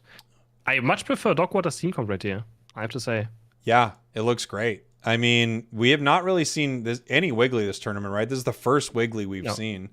Redmaw taking the Garchomp. We saw Redmaw and Chomp earlier, and they looked pretty amazing on it as everyone's moving their Pokemon around on their team. Gatlu over onto the Greedent. I didn't notice it was Gatlu running the Slow Smoke earlier on Greedent. That's interesting. Yeah, is he running it? Yeah, he's running it again with the Amp and double stacking, Cookie, attack rate. Both great items on Greedent. Yeah. Because his berries also heal more the more HP he has in total. That's why Cookie's also so great. Here we're heading into the match number 2. Is no one's gonna fall? What do you think, Jake? I mean, it's hard to ever count out Nouns. They're also the kind of team that can go to the losers bracket and go all the way back and win the whole thing. But I feel like it's hard to ever expect that Nouns isn't going to win this thing. Dogwater, your purple team. Nouns, your orange team. As we head here into game number 2, if Dogwater wins this, they secure their spot in Rivals. Yeah, it would be huge for them to already be qualified. be one of the top 4 teams, which means guaranteed prize money. If they win this one, they already won some money. Which is always nice. We could always use some money, right? Yeah, I would love money.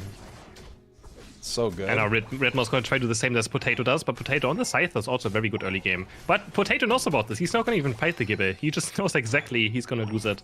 So instantly, it just takes the last hit and goes back to the left side. Brav getting pushed back a little bit here. Trying to move in. Looks like it was able to get a stack earlier. Was able to score a little bit. Moving forward, we got that EXP share in Mime. I feel like I actually don't see EXP share Mime too often, but maybe they know it's going to be left alone here for a little while and might have some trouble. Looking for the secure. Just getting zoned out right here. Yeah. Gatlu on the left side is going to get the last. He's only level 5 to these 2 level 3 Pokemon. Goes into the Corvette, into a tackle.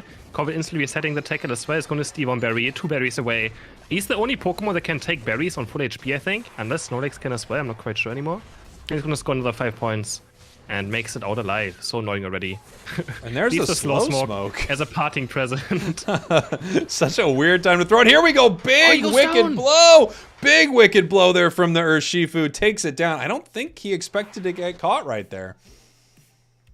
That is, yeah, first KO for Dogwater. And now Potato on top side. They're going to keep chasing. And I think this Gauchum is not going to have a great time into Wigglytuff as well. He gets locked up by this thing. He's dropping super, super low. Potato's going to try and score 23 points, but the auto tech is there just in time. He's going to start staking up his boost auto tech again. But without Dragon Claw, it's still quite weak. The only thing he can do is Dragon Rush, you know, minions back to his right side and go for the last hit. He gets locked up by this thing again. And as I said, he's going to struggle in this lane. Very difficult. But he takes Scyther with him and almost takes him down. Another point puff is there. And the auto tech of Eldegoss is actually getting this KO somehow. Wow, beautiful from Eldy right there. With that Pollen Puff sitting on Scyther, you knew it was going to be very, very close. It had almost no health, and then one auto attack flying across the map takes it. Wiggly pushing back in here. This sleep could be really, really bad for this Garchomp. It feels like they're using it very effectively to just shut it down every chance they can. Gotlu now hanging out in Dogwater's central area, just taking all the farm, essentially. And I have to assume this is what Gotlu was doing earlier, which is why we've got that EXP share on Bruv right now. The power swap as well, which is going to be pretty mean later.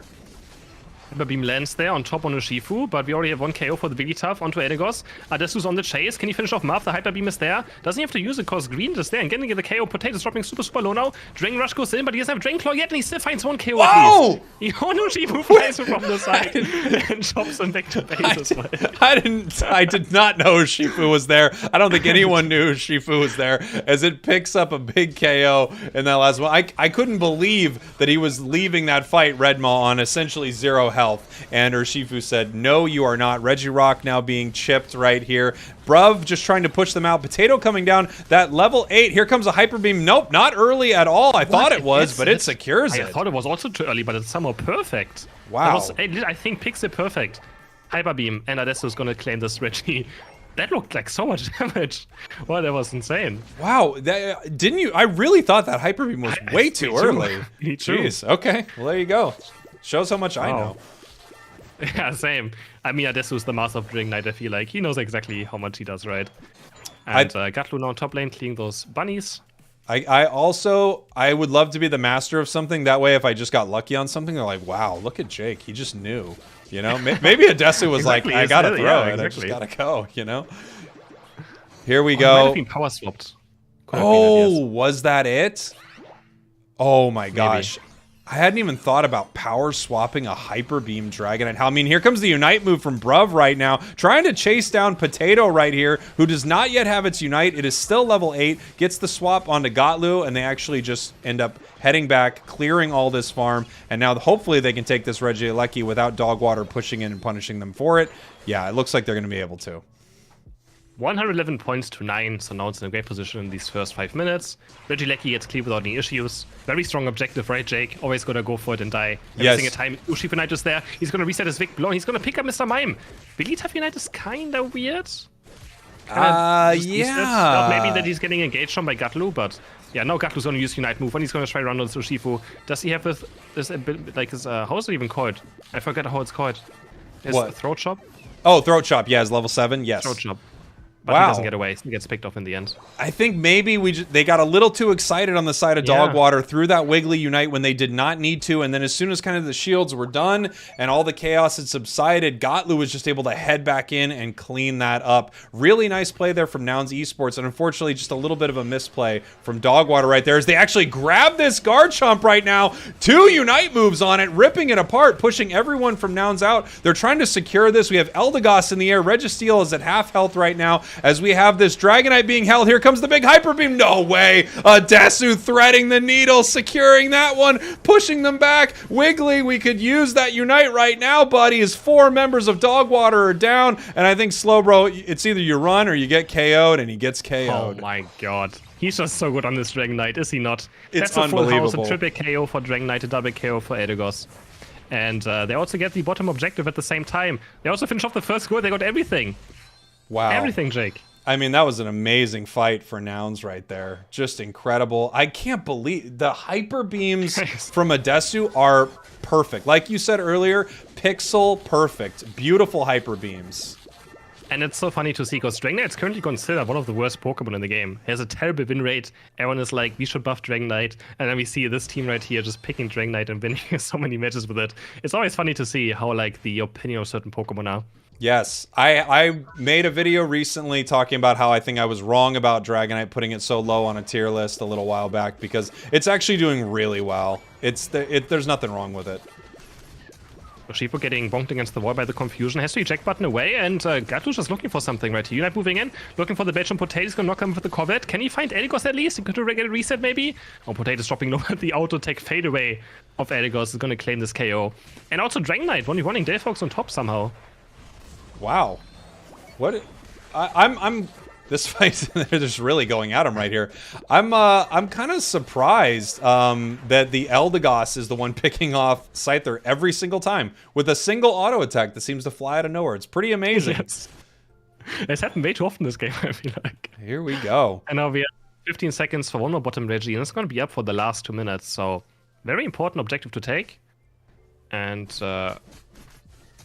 it looks like Dogwater do right here? I think Dogwater is saying, like, look, we have no shot at this, really. Let's try to get a score or something to happen here. Redmaw is seeing this. We have a big Dragon Claw catch right here. 3 members here of Dogwater, 2 members of Nouns. We have Potato coming up trying to make something happen. Unfortunately, they're not really able to do anything right here. They're going to reset. Nouns is going to secure Registeel. And like you said, they're going to have that buff for this final fight. And that's going to be pretty huge.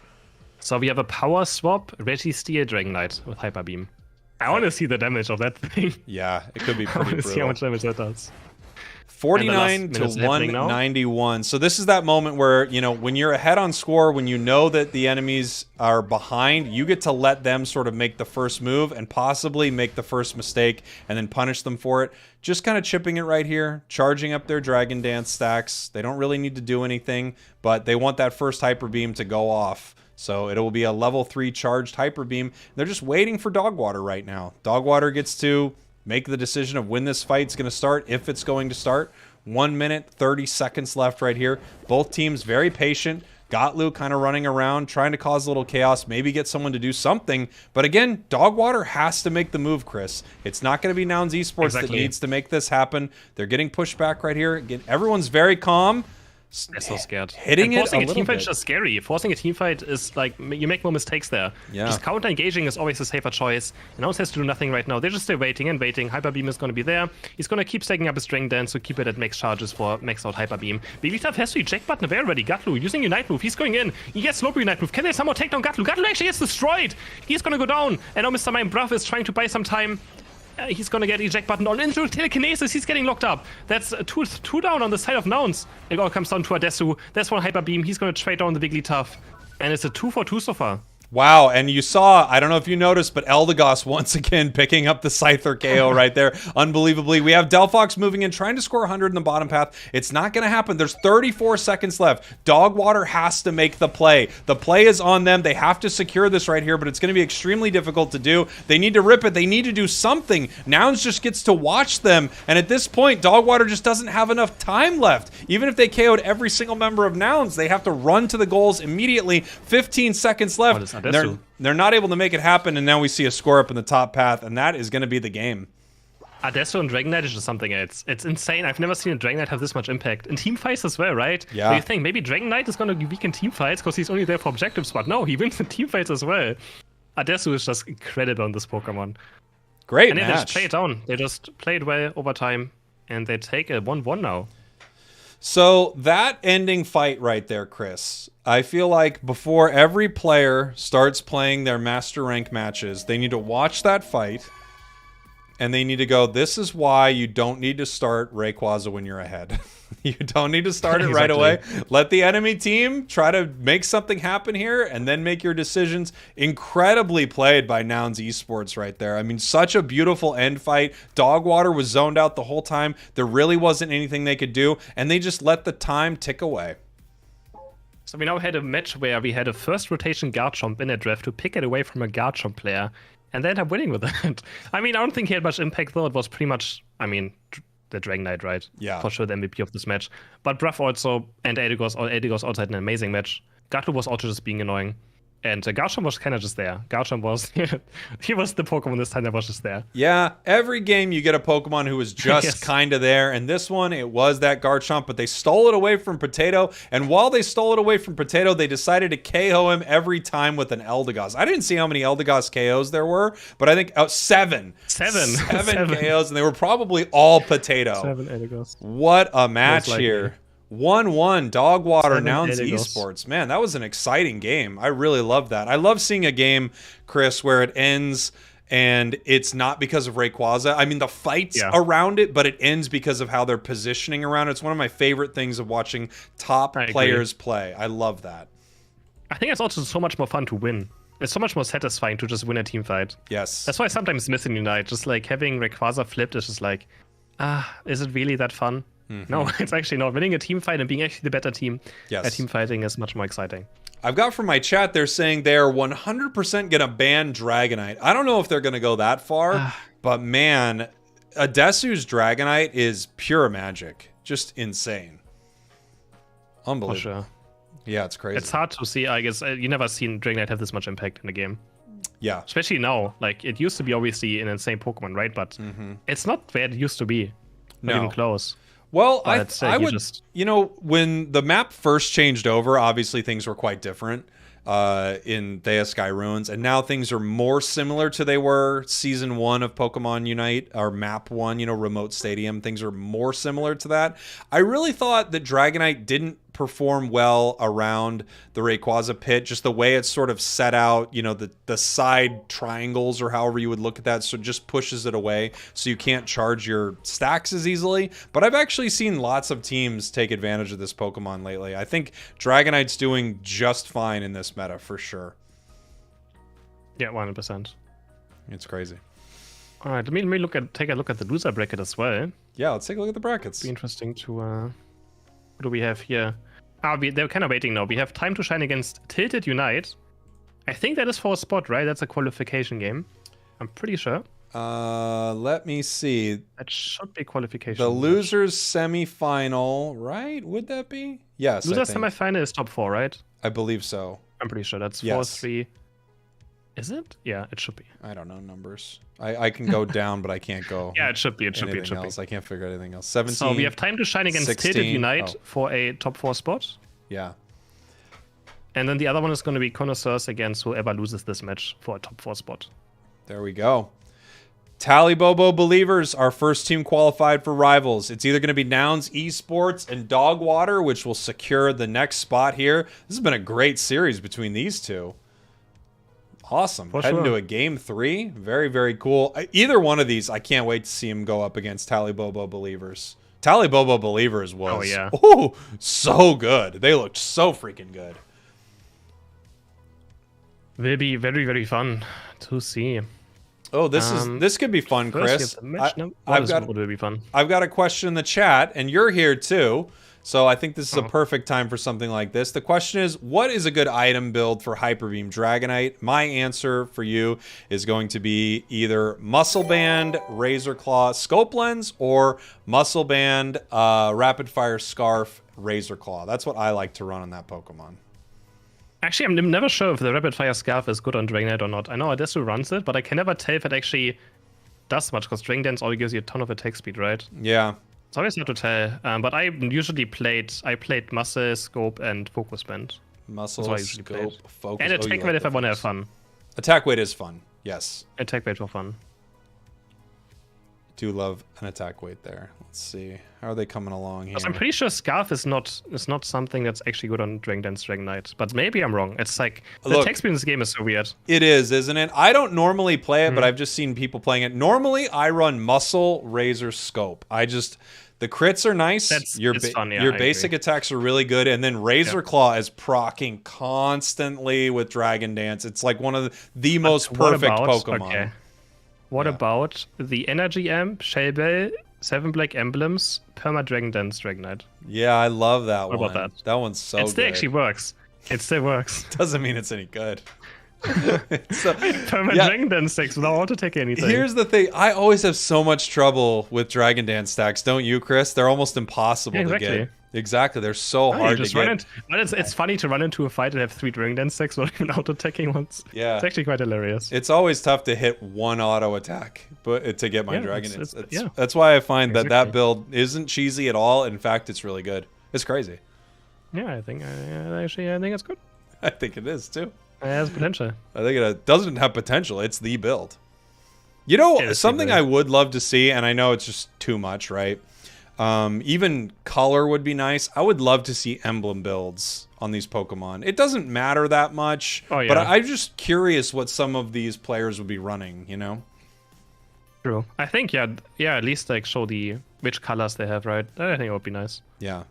That would just be a cool little, a little thing. I would just love to see, and I especially notice something like this happens when you see, a different region. I would love to see something out of a different region. You're like, whoa, they're running 7 pink on Tyranitar or something like that. I just think it'd be exciting. Yeah. Oh, yeah. True. That is, yeah. Do they know something we don't? That's crazy. Oh, we're heading into the second draft. Here we go. A third draft, I mean. Yeah. I'm at 27, 26, I'm 25. above you. I'm at 27, 26, 25, Okay. 24, 23. Don't know this number. 21, 20, 19. 21, 21. All right.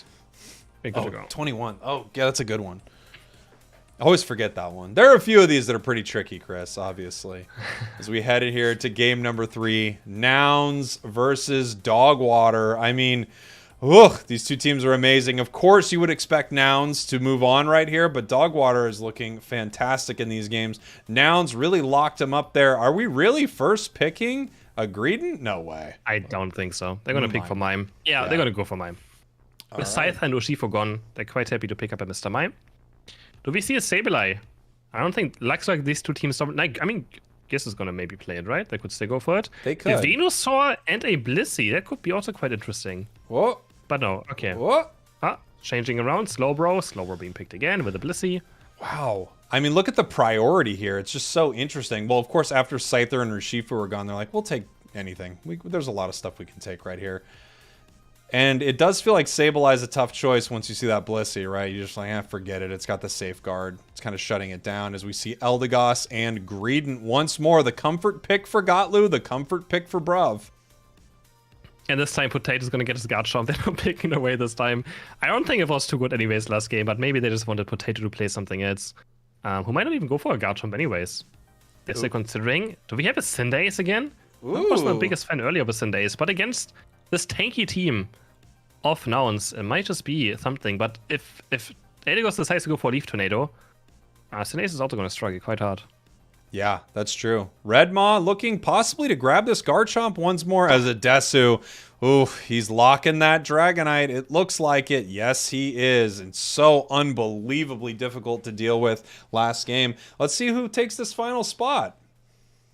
I could be Slash actually. Yeah, I don't think I would be too opposed of that. Yeah, it wouldn't be bad. But we don't see a Vassal, right? Surely not. No. Surely that is not. It's a counter to Corvid Greedent.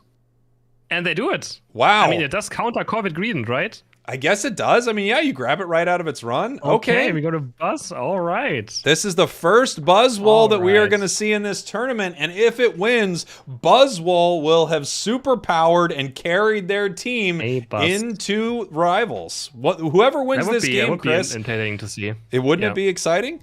It would be so good. Exciting. Whoever to see Buzzwole take down the European champions. That would be wild. And here we go. Final game between Nouns Esports and Dogwater. Again, this match decides which one of these two teams will represent EU, have one of the 4 spots representing EU in Unite Rivals, which is going to be extremely exciting when they go up against NA on January 29th. We have the NA qualifiers happening tomorrow, but we still have a ton of EU games today. This is just a big one right now, Chris. This is huge of a match, deciding as well again who qualifies and who makes it to the winner final. Very important for seeding as well for the last tournament. But of course, first they want to qualify. They don't care about seeding, yet they want to qualify. Yes. And we see the Buzz walking towards bot lane. Here we go. Redmaw heading up top here, and we've seen this little. This is the new sneaky play on this Garchomp right here, is to hide in one of these bushes and just start ripping them apart. Sixies putting some work in here on the top path, stacking right now. I think I saw Floatstone on them, so I'm assuming this is Drill Peck, but it could still be. Could be. Try attack. I really want to see Drill Peck, but he's gonna go down here for first KO of the match. Gibbe is gonna pick it up again, not respecting the Gibbe, and he's gonna claim the first KO of the match. Potato against Gatlu. Face Stinger has a very good last hitting ability, but it can also be easily blocked. If you just stand on the right Pokemon, Face Stinger gets blocked, but Gatlu goes away from it, and Potato's gonna claim this last hit quite easily. And now Bruff is in a bad position, has the confusion though, and he just walks away. No, Adesu's top lane already, has the stun and the boost auto take, he's gonna get another KO, actually goes over to Gibbe, and now he's already evolved. Wow. I mean, no one makes a Dragonair look good. It's just crazy. But he doesn't look at this. It's so nuts. Oh, he actually might have been pushing himself a little too far right here. They back up towards the Altaria right now. They're actually able to push it away here. Wow, things are going really well in this top path here for Nouns. Looking great. Yeah, that's almost level 6 already now.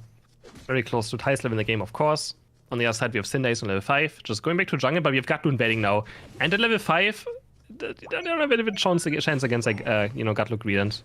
Yeah. He's also, again, he's the best European Greedent player. I mean, no one else plays it anymore besides him on top of it. So he's the one that still believes in Greedent, and it's still a great Pokemon. Yeah, it's a permanent baiting, and Blissey has to help out right here. Yeah, Blissey has to pull back. Cinderace, now they're just trying to chip it out, where they're trying to hopefully get a last hit here on this farm. Are they able to do it? Blissey, actually, I think, takes it. Blissey takes it. I think it went over to Blissey.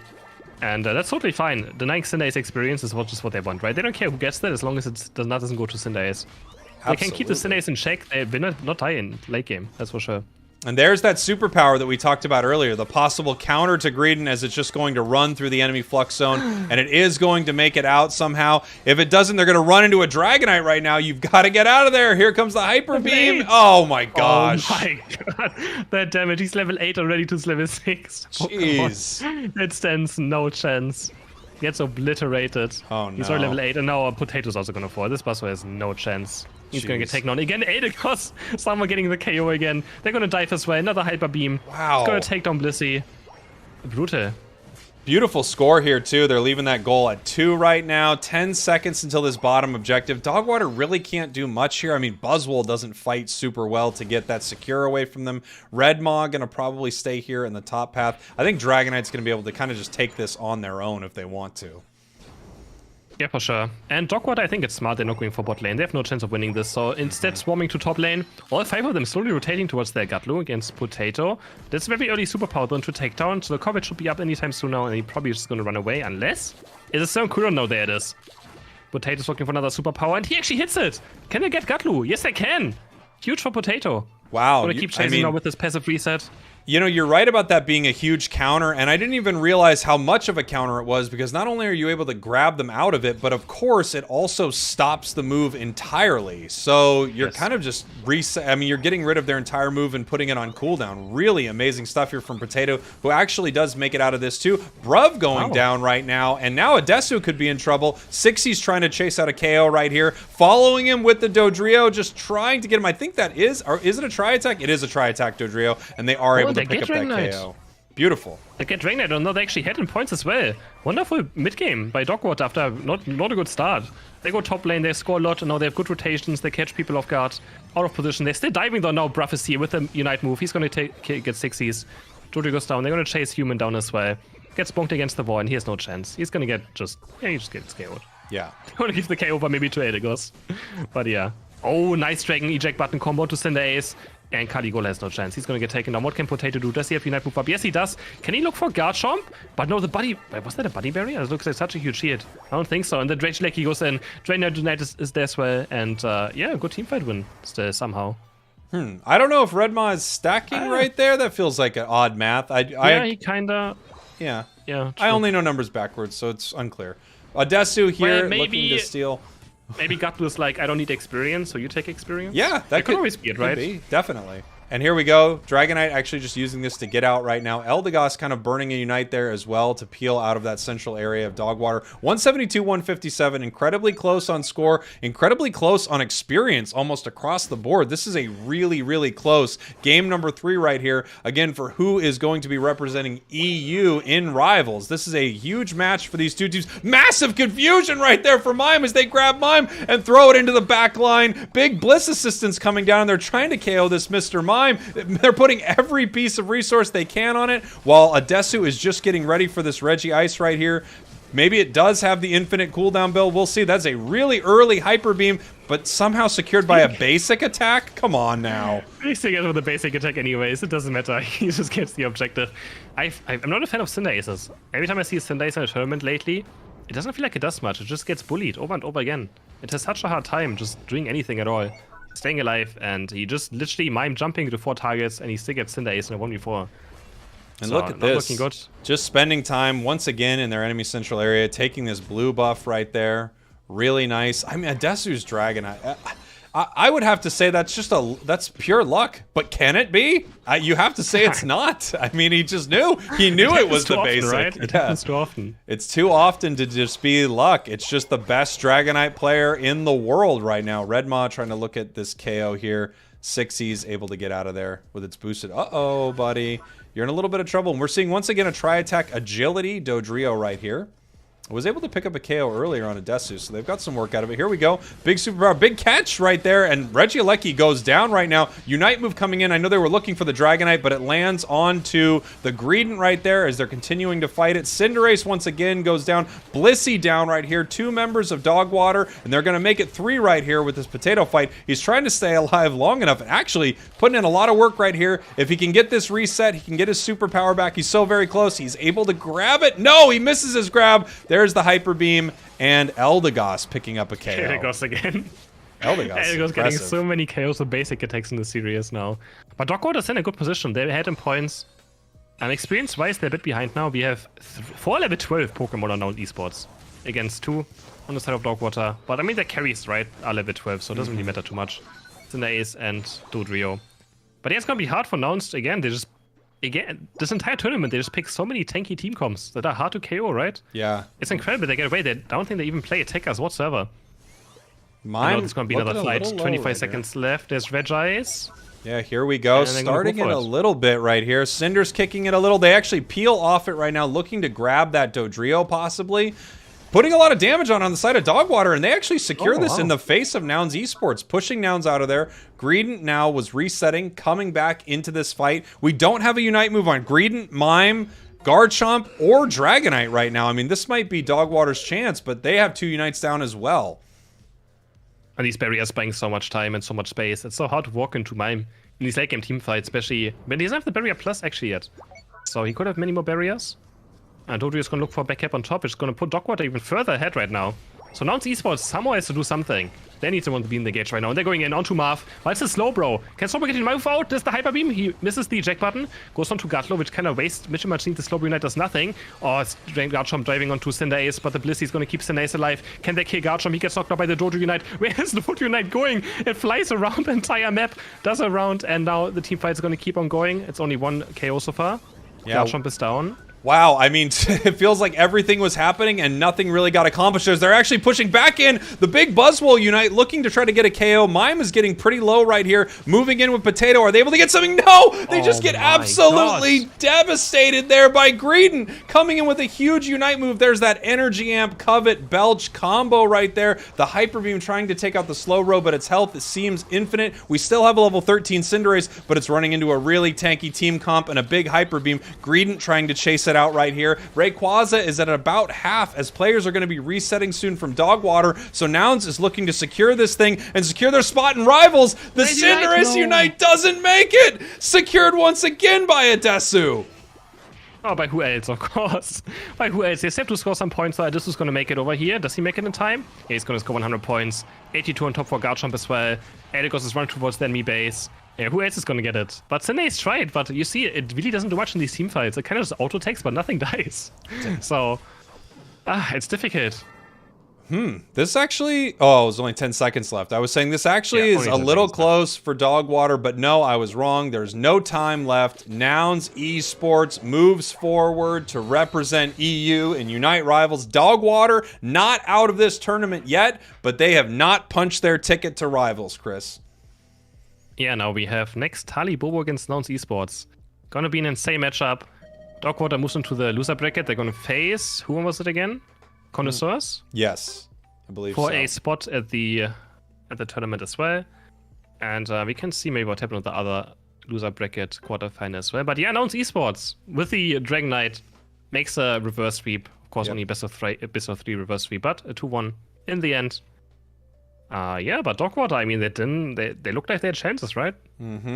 Dog Water looked really good. I'll tell you, the big linchpin of that whole fight, obviously, was that massive Greedent Unite coming in there and just wasting two members of Dog Water. I think Potato and maybe Human went down in that. And as soon as that happened, they were able to have that safe, secure there onto Rayquaza. The timing of Nouns is really impressive because you can tell that they're not just full ripping. They're not just yelling into their comms, rip, rip, rip, go, go, go, go. Even if they are, they're well aware of how they can time this and how their secure moves are going to land so that something like Cinderace is not going to take this from them. For sure. Wonderfully played. Cinderace, I mean, it was a small chance that Cinderace is going to get it. Yeah, of course. Could have had it, but he tried. He tried. But maybe in retrospect should have used it for the team fight instead. Maybe they could have had a chance there. But it was a huge hyper beam into what was it, the Belch of Greedent that just deleted two characters while they were chasing. Because they're actually a good spot right there. Yeah. The side of Dog Water. They had a good chance. In our winners final, we're going to have Tali Bobo Believers, who, again, from what we saw earlier, just looked unbelievably good against Time to Shine, against Nouns Esports. I mean, I don't think you could have two teams maybe that you would want to go up against each other more. Dog Water, I would still love to see them in this tournament. I would not be surprised at all if we see them make their way through this losers bracket here, because they're just playing lights out Pokemon Unite today. But it's going to be Nouns and Tali Bobo again in our winners final. Indeed. And those were the two favorites. Those were the first and second seed going to this tournament. So, yeah. Was something that could have been predicted, and it actually happened.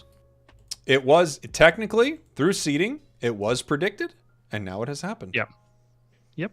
But, the question is, so. it's chicken and egg stuff, Chris. What came first, the seeding or how they finish in the tournament, right? We'll never know. That's too much. I don't know what to think right now. That's crazy. The question is, how long until our next game here? We might be having one actually pretty soon, as these two teams are probably ready. That we might have a small break on the side of Nouns, but they're loading into the maybe lobby. A small break, but yeah, they're ready to go. They're already going to the lobby. Let's do this. They're gonna have a break after this match, right? Actually, no. The loser may not have a break, but the winner's gonna have a break. No one has a break. This is Unite Rivals, okay? The hatred's real. The breaks don't exist. Yeah, no time to wait. Look. No time to wait. And now the question they is... only play 10-minute games, right? They don't need breaks. No, you don't need breaks playing 10-minute games. Just sit there and play for 12 hours. The games are only 10 minutes. No breaks. Never. We got the chat saying, go Tali Bobo. We got some Tali Bobo fans in the chat, Chris.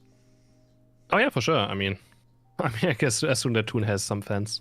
And the team in general, again, two Ape Unleashed players, 2 Rising Superstars, and Toon Slim as well. Who are the rising superstars? Tell me about it. The ReZero fans. Dumb. You're a dumb person. But they are. I mean, that's what their names are. It's pretty good that it came full circle. Migu and Yutao. Yes. Megu and Yutao. There you go. Oh man, this has been so much fun. If you're all having fun watching this, by the way, you're welcome. No, if you're all having fun watching this, we are going to be live again tomorrow with NA. So this does not stop. Again, Rivals is a multi-day tournament. We have the NA qualifiers happening tomorrow. I believe they start at 11 a.m. Pacific time. And then we have the EU top 4 on the 27th, the NA top 4 on the 28th, and then finally Rivals on January 29th to finish out this tournament. So much action. So much action. It's crazy. Yes. All right. It's incredible. And let's see if our teams are loading in here. Looks like they're almost all ready to go. You know what? I'm gonna grabbing some water. I can't believe this. I'm gonna take a quick break and grab some water. Everyone in the chat, you're not allowed to leave. As I said before, I am going to get up and take a break. I'm gonna rattle off about 50, 60 push-ups. I will be right back. If you go somewhere, I'll be mad at you. Chris, I'll see you in a bit.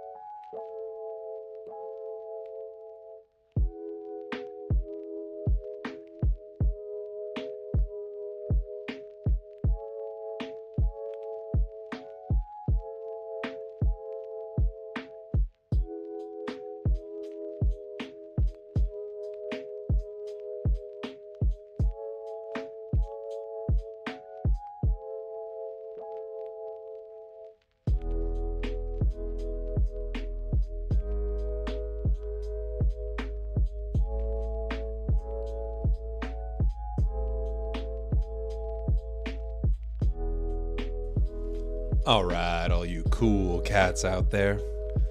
We're going to be bringing it back right now. Just lowering down the music. Here we go. Here we go. What's up, everybody? Welcome back. Welcome back. Unite Rivals. How are you, Chris? I am doing amazing. I'm doing amazing as well. We're getting to the end here of the EU qualifiers. It's been quite a series here. Let's take a look at our bracket so everyone can see where we are.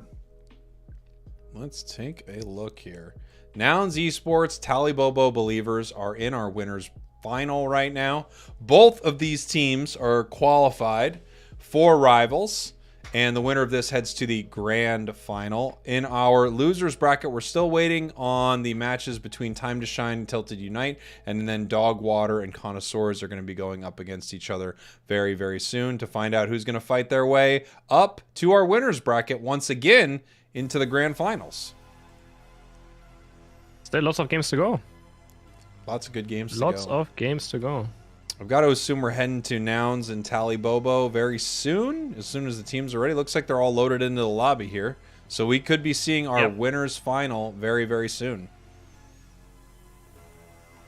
I got to let the people know.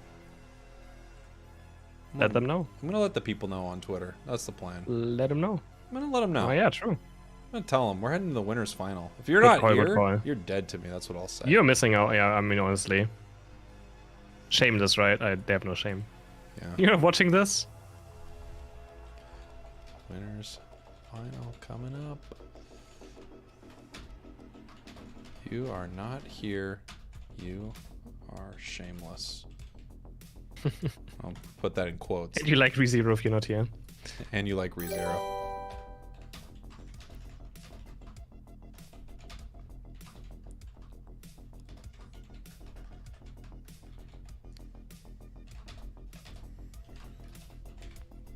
Perfect.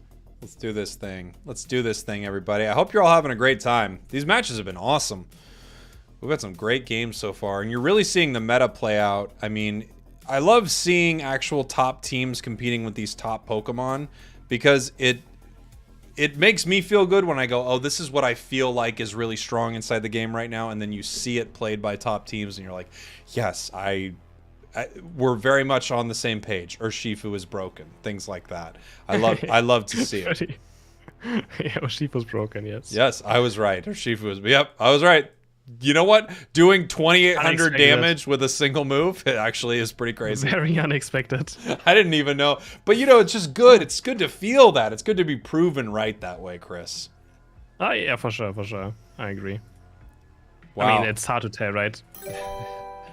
It's like everyone when you somehow do 2,000 damage on level 5. Yeah, it's just you're like, what's that? Is that overpowered? Hard to say. Nah, it's okay. It's okay. And then when you can use one of these moves that does 2,500 damage, and then immediately unite and do the exact same move again to a target that can't move, that's when you know. That's when you know it's pretty dang good, Chris. Mm-hmm. And you can knock out multiple people at the same time as well. Yeah, of course. Why wouldn't you be able group to? Up as well, so... Yeah, if they're next to each other, why not? Look, you want new Pokemon to be strong, don't you? Exactly right. Coming from the chat, from Zoinks, Sableye not that broken then? Exactly, Zoinks, it's not broken at all. Nobody uses it. Nobody likes it. Well, you know what I actually think is happening a lot with Sableye, Chris, is that people aren't playing it.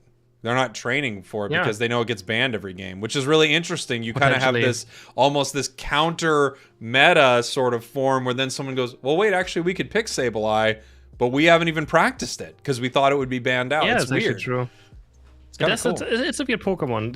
You need a bit of practice of it with your team. Mm-hmm. I'm pretty sure. You absolutely do. It's a weird Pokemon. It is a very, very weird Pokemon. How are we looking here? Our team's heading in. Oh, looks like they're ready to go. We've got a go from one of them, and it looks like this thing will be happening here. Let's get it. We're going to get our winners finals on.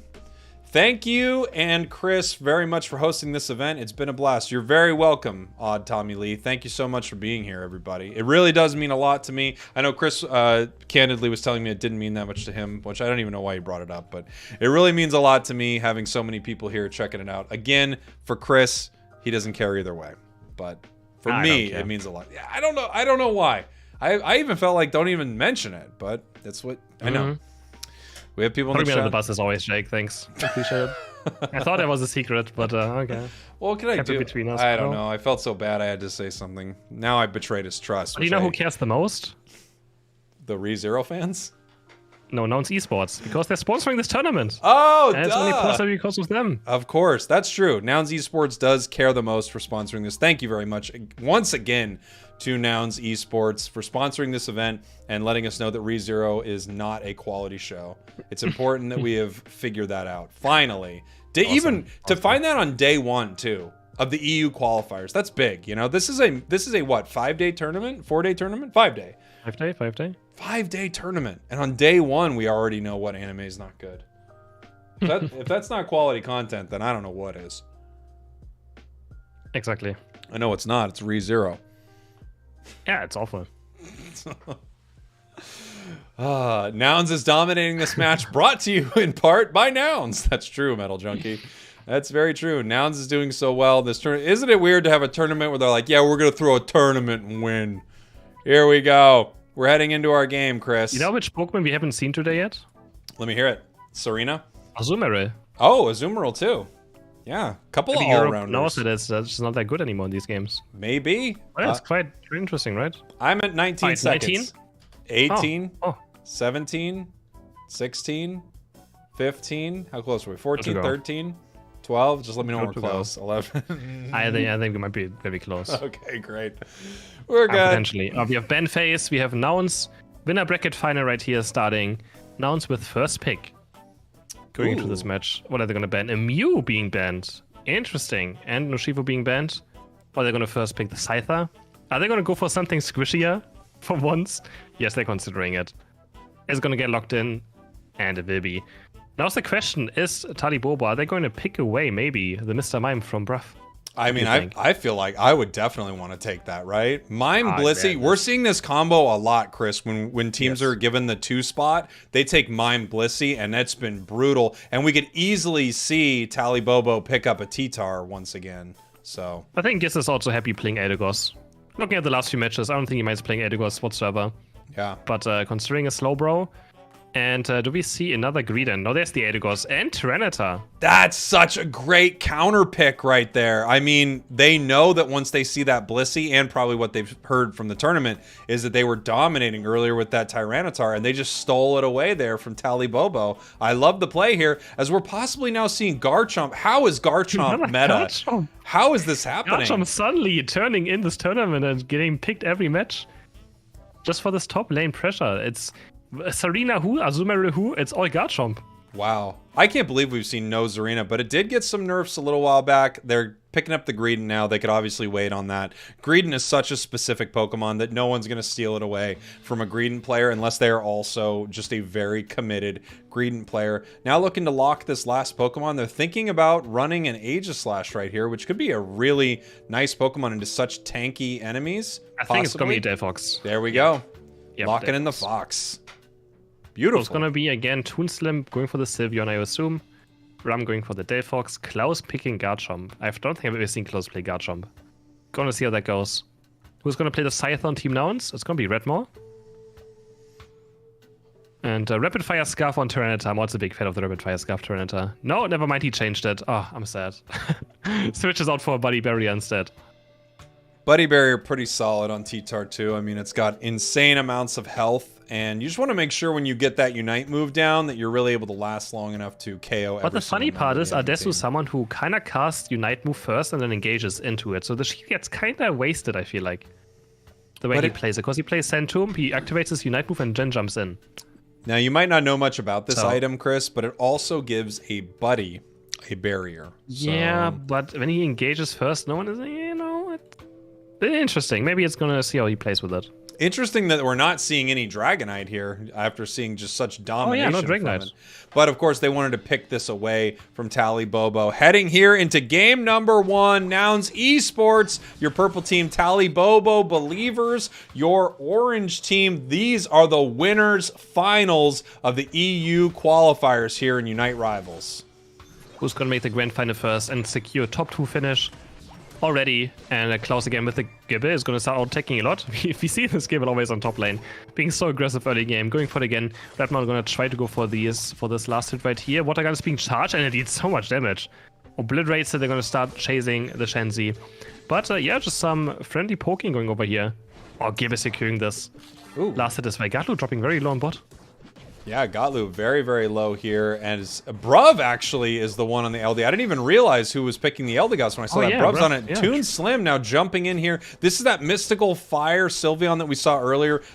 Just constantly near the enemy team, auto-attacking them the entire time and hitting them with that fire. And it puts out insane amounts of damage. It's also interesting what Red Bull Fire Scarf has created in this game. There's even some special attackers who run it. Just because it's such a good item. Ooh, massive confusion into Wow. that barrier right there. Trying to chase down Toon Slim, maybe getting punished for it a little bit. Careful, Gotlu, almost going down here. Adesu picking up some healing right there. Now going to head back towards the center so that it can continue farming. They need their, Unite move and T-Tar as fast as they can, which is a ways away. That's level 9. Seeing as point puff again for Eldegoss. I think we always see point puff now. It just heals so much after that one buff that it gave, to point puff. It's pretty much always taken now. Leaf Tornado is also obviously still very strong. Would like to see it into someone like Garchomp, because Garchomp auto takes a lot. I mean, we have a bot lane KO. Bruff now claiming Mr. Mime. He's like, that's my Pokemon. Get out of my lane. And just going to take the KO right here. But Toon Slim, can he get this KO? The point puff doesn't activate in time. He's going to go down. Another auto is being chased. Gatlush is running around with the combat being annoying. Going over to mid lane. Klaus is going to Dragon Rush the Atarius away from the slow bro, but can't quite do it fully. Can they get this last hit? I think they did. Yeah, I think they did too. Gee's now getting pushed down to the center area. Doesn't want to take any more mystical fires right there. As Toon was able to push them off goal. Gotlu was continuing to score there, stacking up. Mime, I mean, you took it away from Bruv, and he's really punishing you for it seems like. Yes. He's angry. He wants his Mr. Mime. Adesu dropping super low though. He's still very weak. Mystic Fire is going to land. The flame charges over the wall, and it's going to be able to just auto aim onto him. Get the KO. Bruff is also dropping super low. Maybe one Mystic Fire. It's not going to have enough cooldown reduction yet to have another Mystic Fire up. And Tarius are going to spawn. Run very close to level 9 here. Helping hand on Blissey as well. With the Mystic Fire, it's going to be a lot of auto-attacking from a Sylveon.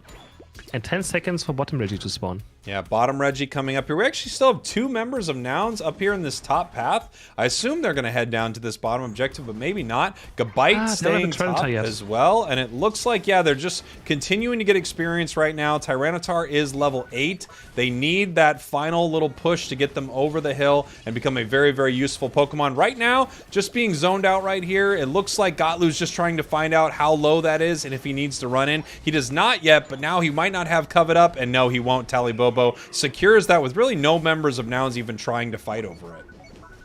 It's funny the whole low auto-take damage Sylveon has, while it's just auto-taking so fast. It's slowly poking down onto the green, who's just going to take both berries away, leave a slow smoke behind, and run away into the enemy jungle. And such annoying Pokemon still. I'm actually glad he's not played more often, I have to say. Klaus being close to level 9, gonna get the Garchomp evolution done, and Toon is still in the chase. He wants Gatlu dead.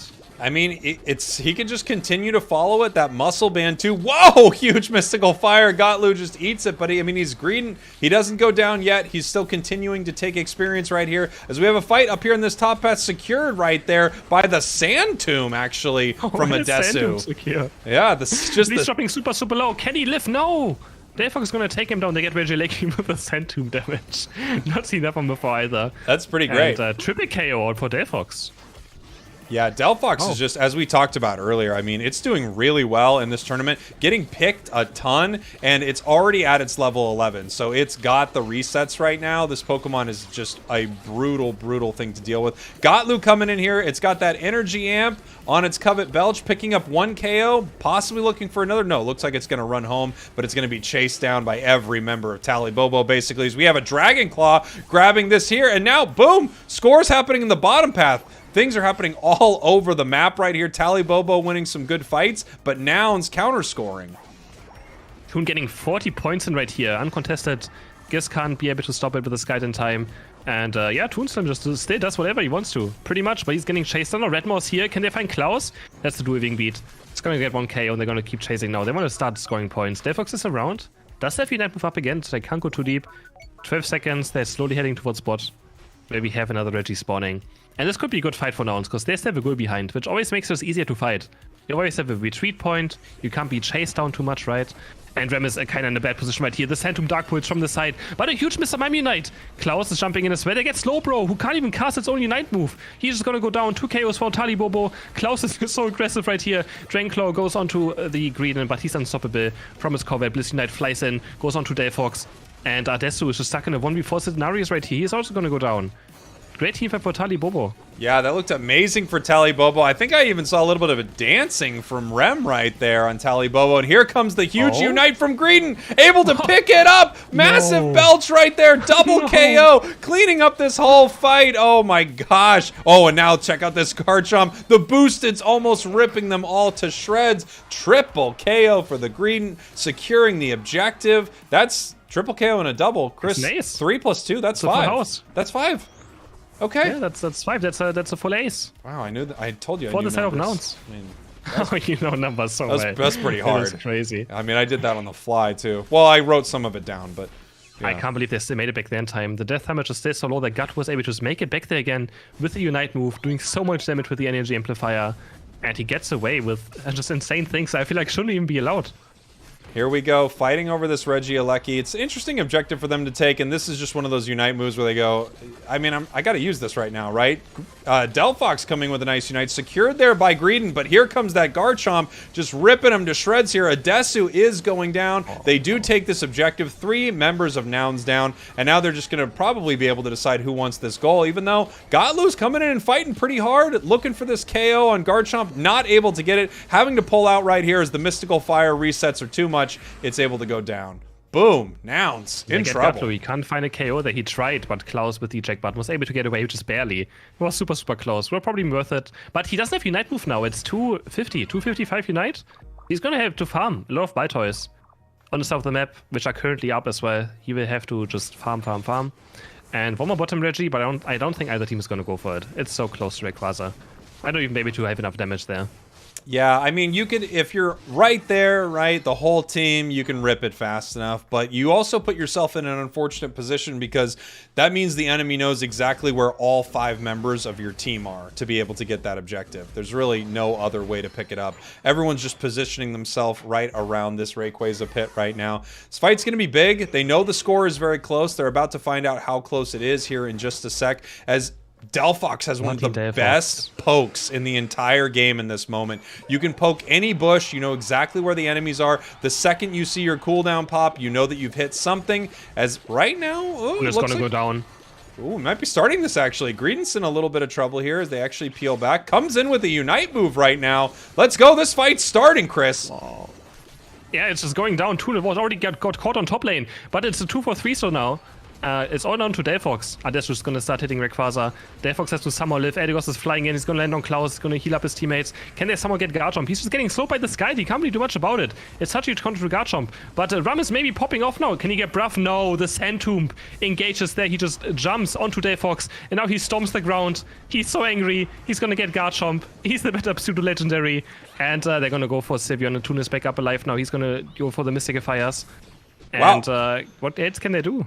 Wow, this is so incredibly close. Talibobo's up 219. They have 2 Unite moves right now. No Unite moves on the side of Nouns. They've got to make a play right here. 166 still. They're not there. Adesu's getting pretty low here, and here comes the Sylveon Unite move. They're pushing on to this Tyranitar, trying to take it out, and they do. They're pushing them back through this choke. Members of Nouns Esports are going down, and Talibobo is up. We do have Greedon picking up, no, Slowbro picking up the KO right there as it's trying to chase something down, getting taken, pushed back here by the Garchomp and the Delphox. The Mystical Fire just chipping it down. Does it get a KO? They do. 219, 166. However, we do have a score here in this top path so as Slowbro needs to fight over this bottom path, and it doesn't look like it's able to stop them. Talibobo looking for their scores. Can they do it? They do. Wow. Wow. That puts them at 219 points. 15 seconds left, and Talibobo's going to make it. Scyther can't really defend as well. They look for the 4-man push on bot lane. They get away with it. And now esports just running out of damage in the late game right here. They couldn't kill the Delphox, no chance. And Talibobo's gonna take the first map.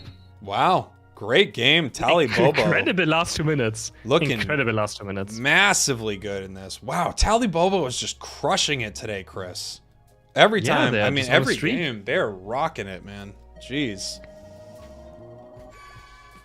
I thought the two teams hated each other before, but these two teams might hate 10 each other. KOs on Delphox Anyway. in the end. Picking up the MVP as well. But yeah, I thought, look, I mean, that was a really close late game. Now just couldn't find enough KOs. I mean, they kind of ran out of damage at some point with their team comp. It was so close. And then Toon respawning, doing so much damage with the Mystical Fire. Yeah.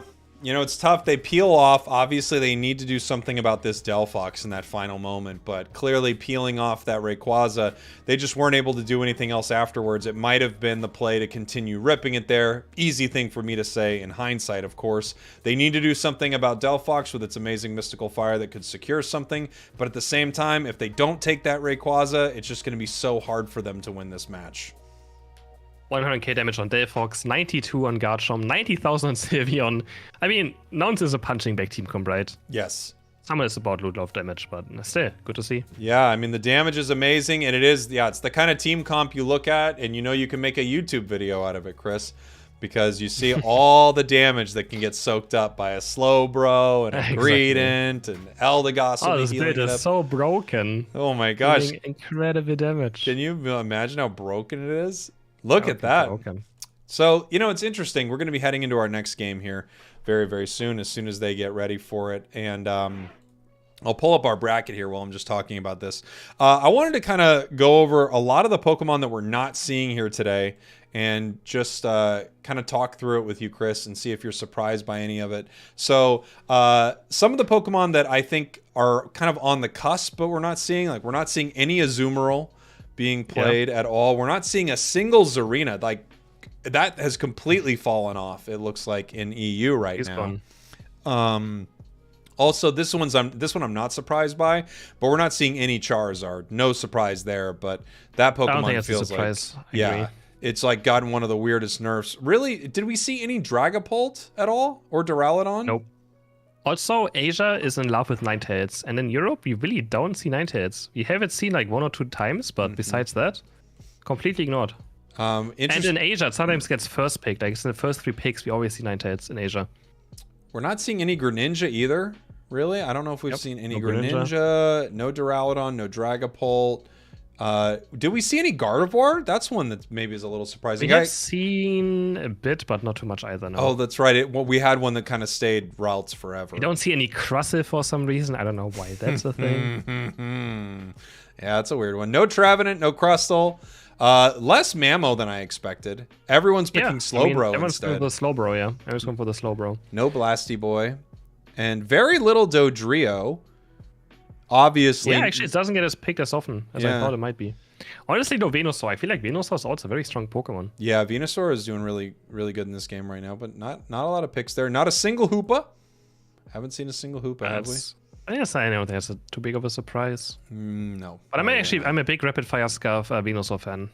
Oh, me too. I love it. Its early game is amazing. Yeah. So good. I think it could be a jungle Pokemon that could maybe catch some people off guard here. I think it could still be a pick teams could do. I'm trying to see what else hasn't been big. Yeah, no Duraludon.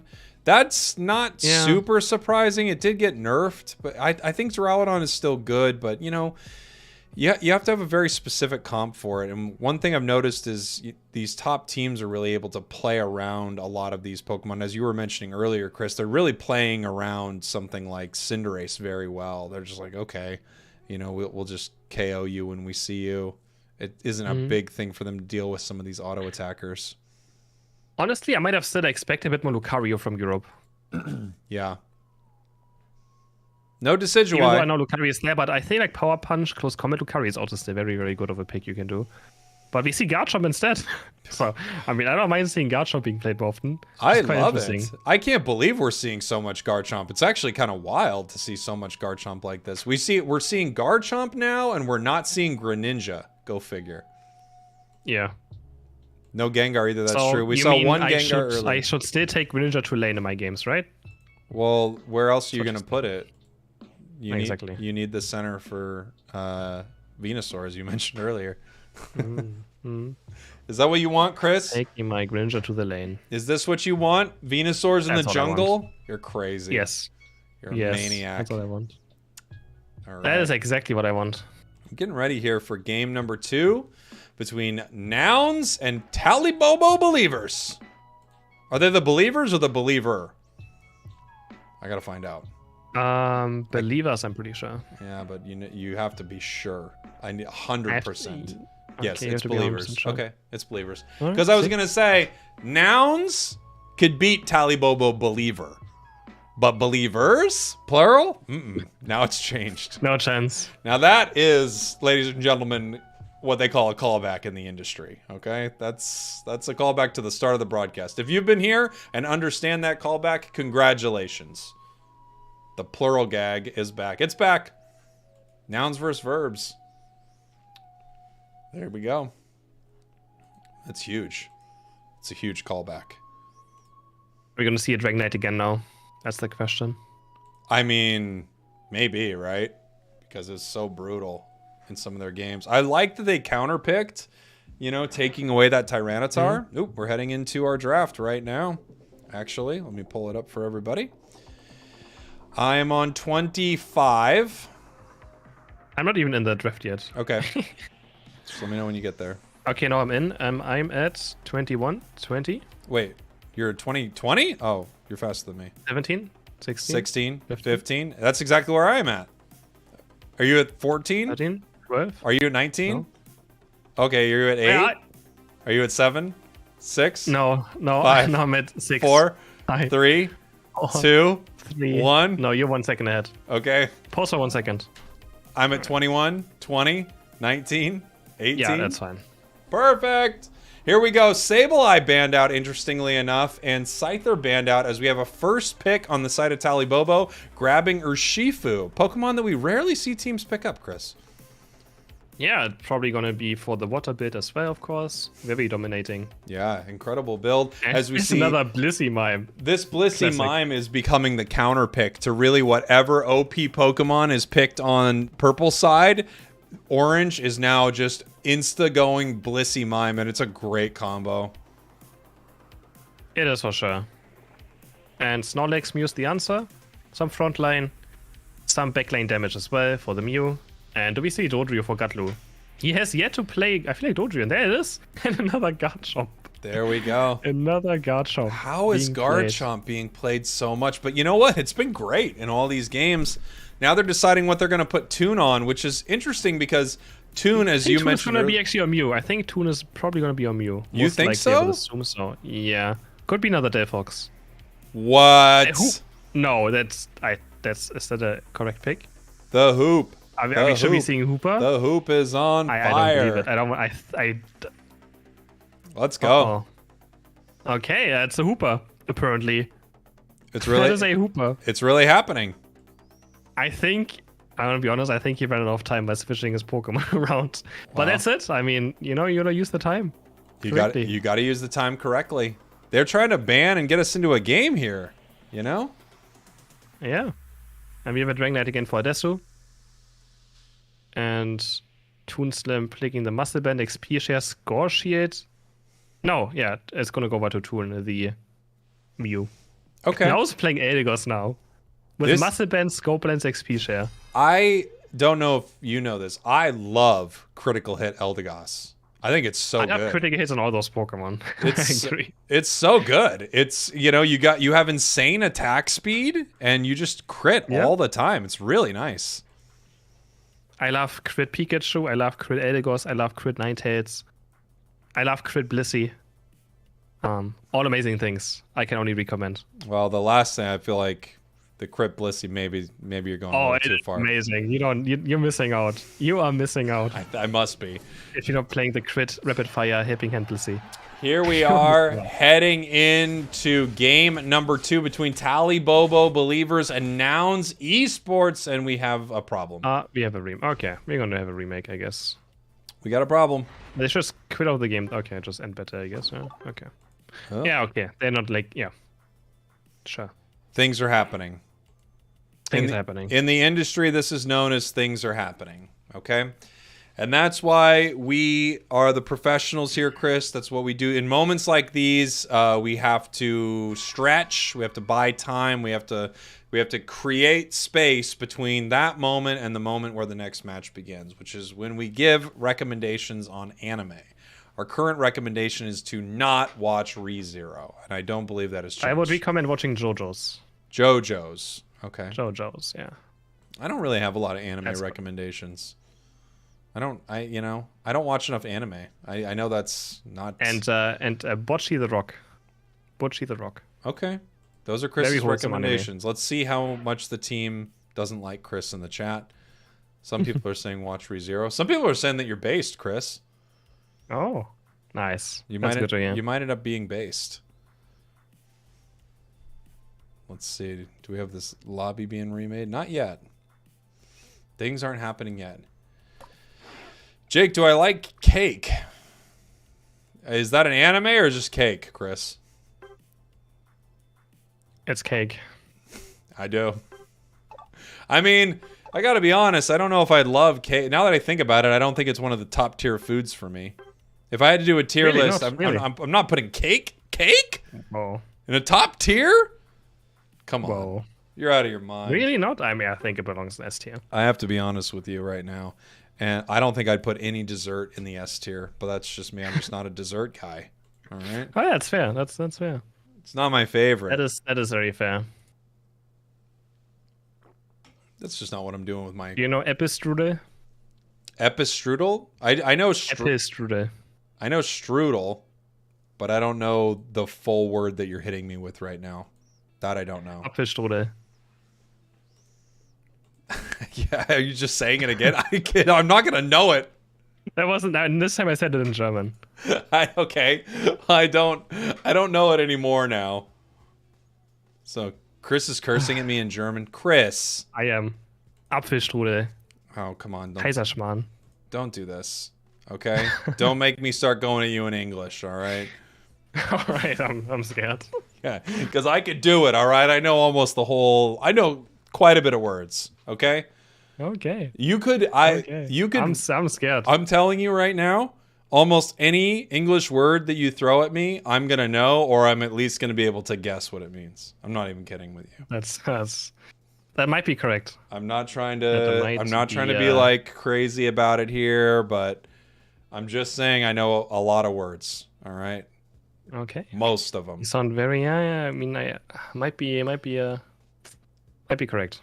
I'm not gonna say I use them. But I don't use the words. Okay. But I know them all. And if you throw a word at me I don't know, let me tell you this: you're either cheating or lying and making it up. Okay. Because I know most of them. There's probably maybe some words of some like hip, teenage words. Come on. Maybe you don't know. No, I know all the words. Don't even start. Yeah. Okay. I'm pretty. Yeah. I'm good with numbers and words. That's right, chat. I can do numbers in my head really quick. Like if you give me two numbers, Chris. Like if you said 2 and 4. Wait, what is that? 2, 6. Yeah, you put them together. Oh. I can do that. How long did that take? Tops. You give me 2 one-digit numbers, and I can get that in sub 10 seconds. I'm not even kidding. Ooh, coming from the chat, this is true. They said Apparently the Hooper was a Lucario pick. I'll believe it when I see it. Just talking about the Lucario, it might have been.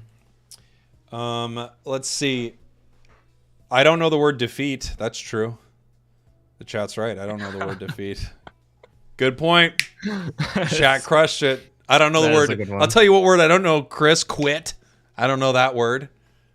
I'll tell you what words I do know. Hard work. That's 2. Okay. Dedication. Okay. I know that one. Wow. Perseverance. Mountaintop. Right. I know that. It's another 2 words right there. Oof. I don't know I'm going to compete with that. Yeah, don't even try. Thanks. Oh my gosh, I know thanks more than any word. Just from playing Check it out. Check it out. From playing Pokemon Unite. I'll tell you, I know who needs to level up first. I know when it's our team's time to score. I know when it's time to check it out. I know lots of things to check out, and I know when people are thankful. It's true. I don't know the word fear. That's right. I actually have thanks on my wheel. I don't want to say this and out myself, but You have thanks on your wheel? yep. What happened to you? What else am I gonna do? Who when hurt my you? Ego scores 5 points instead of my 40 points. What am I gonna do? I can't believe Check it you. out? Yeah. I did that. So thanks. I'm pulling up my chat wheel right now. Hold on. Wow, Chris has the most toxic chat wheel in Unite. Get ready, everybody. We're looking at this live while we're waiting for this game. Let me show you a reasonable chat wheel. But the thing is, I can use the sarcastic thanks correctly. My teammates do it when it makes no sense because they actually did the mistake. But I only do it if my teammates actually make the mistakes because I know when they make the mistake. Oh, good for you. That is the difference.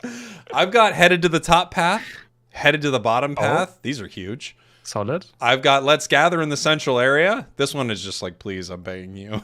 Let's fight. And then my last one, of course, watch out, which is the most Oh, important that's one the of all. WWE. It's the watch voice out. line. I can't Watch believe out, watch out, watch out. you've got thanks. Unbelievable. Yeah. I think I got thanks. Let me level up first. Get that center area and something else. Oh, Chris. Oh, Chris. I'm getting into the match. Most toxic. I'm not sure if we are synced up. Most toxic in Unite is Chris, for So sure. the Hooper ended up being a Lucario. Okay. There we go. And we probably have to sync up when we get into a game. All right. Apparently, we found a new bug. That's the word I'm getting. Got a new bug going on. Don't worry. I'm at I'm sure they 58, will fix that. I'm 57, sure they will 56. fix that. Where are you? Wait, it's starting? Yeah, it's starting. We're in the game. 9:50. What? Hold on.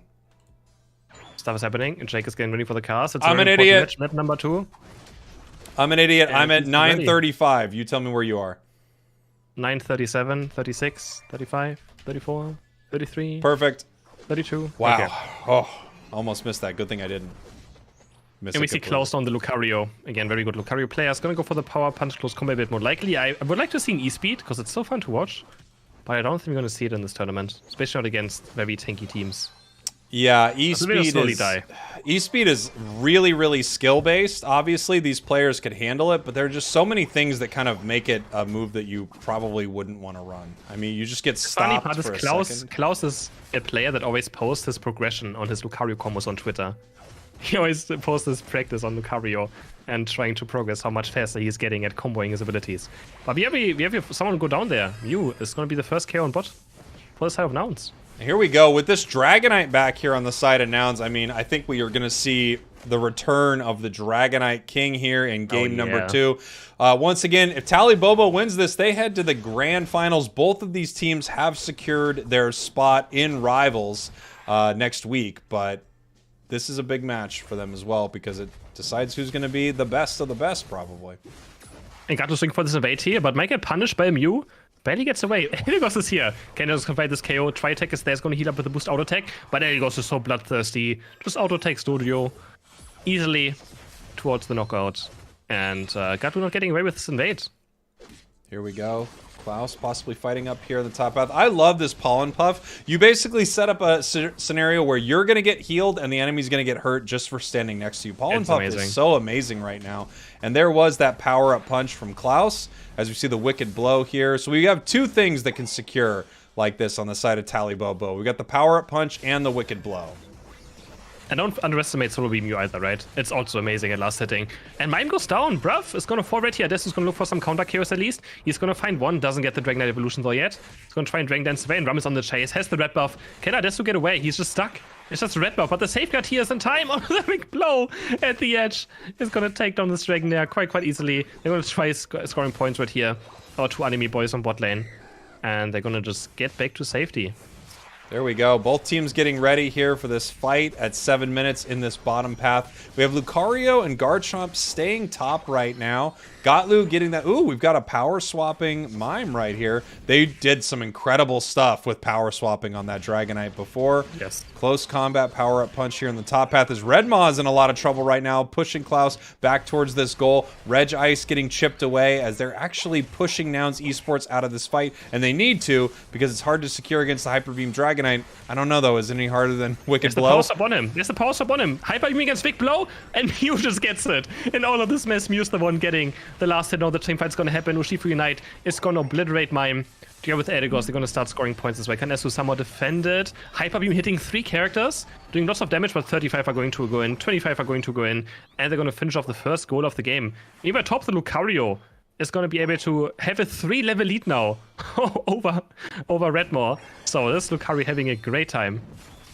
Yeah, I mean, Lucario just, you know... With a solo bolo on top. I don't know if you know what that is. I don't. What is it?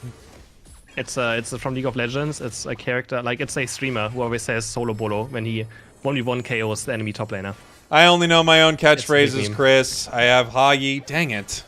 I have Yeehaw and others. And Gato not having good time so far in this game yet. Gets taken on by Toon Slim again. Yeah. Has no chance. Isn't it interesting to see Lucario soloing top once again? I mean, they kind of just... Yeah, I mean, that's what I'm saying. I feel like he should be picked Slim often still. I'm kind of surprised we haven't seen him that much in this tournament yet. I think he just fell off of being sort of the flavor of the week, really, as a Pokemon anymore. But Lucario's still amazing. Every time I play it, I think this Pokemon didn't lose a step at all. They're gonna try and push the Regieleki in. If they get this in, they can get 40 points in from the Lucario, and this looks like they're gonna do it.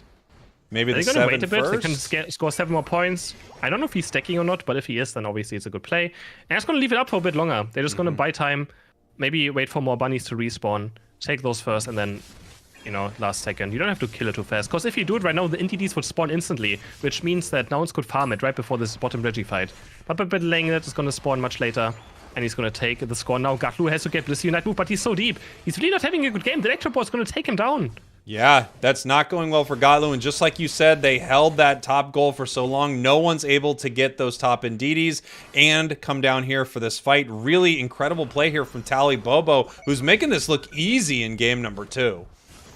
Yeah, for sure. Redmond are looking for the engage. He's only going to find Solex. Those goes into Unite move. He's going for this Regirock. Big Blow is going to be there, but Power Punch is going to get it. And they all get Solar Beamed, running into the choke.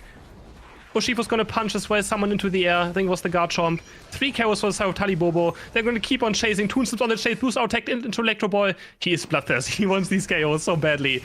Another boost auto attack. Electro Ball is gonna go into Blissey. Because Dragonite Dragon dances into its own Blissey. Electro Ball explodes and it's gonna get the Blissey KO. Oh, that is so unfortunate for the Blissey. Jeez, Tally Bobo crushing it right here. They're Urshifu and Lucario, both level 12. 2 levels above every member of Nouns, just until Adesu just ticked up to 11 here. Whew, this is a tough one for Nouns Esports right now. It does not feel like they're getting the better of these team fights at all. Tally Bobo is crushing it here as they're coming down here maybe to punish Gatlu a little bit. Possibly. Nope, we don't have Red Maw pushing in for a fight either. It looks like this Regieleki is going to be essentially uncontested here as Tally Bobo is just going to head up and secure it. Yeah, now we see Gato with an engage, but it's only for an Edigos. He just wants any experience. So Talibobo's going to pick up this Regieleki for free. Gato's going to run towards the left side, score some points, but this Big Blow Power Punch combo should get this quite easily. But Nouns is getting there. So Talibobo has to be careful. They're stuck in a bad position, but Garchomp already gets exploded. Hyper Beam is going to maybe find Urshifu. There we go. But the Big Blow with the damage reduction, he almost lives. Ruff is going to get this KO. He knocks Klaus into the wall. Can they find Klaus? He has the eject button still, gets away from the power swap. And they only find 1 KO. And they also lost Dragonite already. Double KO, triple KO with the power punch. Flies back in, Klaus. Gets himself a triple. And they're going to start chasing. They're not done yet. Wow, Lucario's doing so amazing in this match. I mean, like we said, it doesn't feel like it's really lost much at all. Cleaning up these fights. Beautiful triple KO, picking up those. Ooh, and Gatlu's in a lot of trouble. Getting pushed into the wall here, and they actually are able to run out of this fight. Toon Slim on the Mew. I mean, that Electro Ball has just been hitting its targets tonight. Yeah. And it's a sure hit, so I mean, you can't be too surprised. One more bottom Reggie. I don't know which one it is. It's a Regirock. Okay. Again, I never know how much it does mathematically. I really have no idea. Oh, I know math. Goes through, hits Snorlax, yeah. Do you do know math? How effective is it? It's unclear. All right. Regirock in this bottom path being taken down. Nice secure here from Tally Bobo. They're way up in this fight. I mean, level-wise, score-wise, The positioning, they just look so good here. Nouns needs a big win in this fight. Luckily, they have Unite moves on every single member of their team. They have an opportunity, and nobody fights better than Nouns. So we're going to have to see what they can make happen inside here. We have Garchomp positioning top. We have Dodrio getting ready to find its way into this fight as their Dragonite is continuing to farm right here, probably looking for its level 13 right now and its buffs as they're moving in. Talibobo is actually hitting this thing right now. Lucario coming in with a close combat. Dodrio Unite bowls through the entire enemy team, but are they able to get much from it? This is really low. Rayquaza is already almost gone. Adesu is in the pit. Can he take it? Mew secures it. Mew secures everything. The whole team is gone. The whole team is gone, Chris. They get completely team wiped. And Talibobo also gets Rayquaza. Oh my god. As I said, the Mew can also secure things, and that's exactly what happens. Mew secured everything that game. There's a surrender vote by Nouns Esports. Talibobo believers. They made me a believer here today. They won the grudge match. They beat Nouns, sending them down into the losers bracket as Talibobo is going to head into our grand finals. Dang, what a run they've had. 144 points, of course, would be more, but don't just surrenders. Obviously, there's no coming back from this. Complete domination in this match.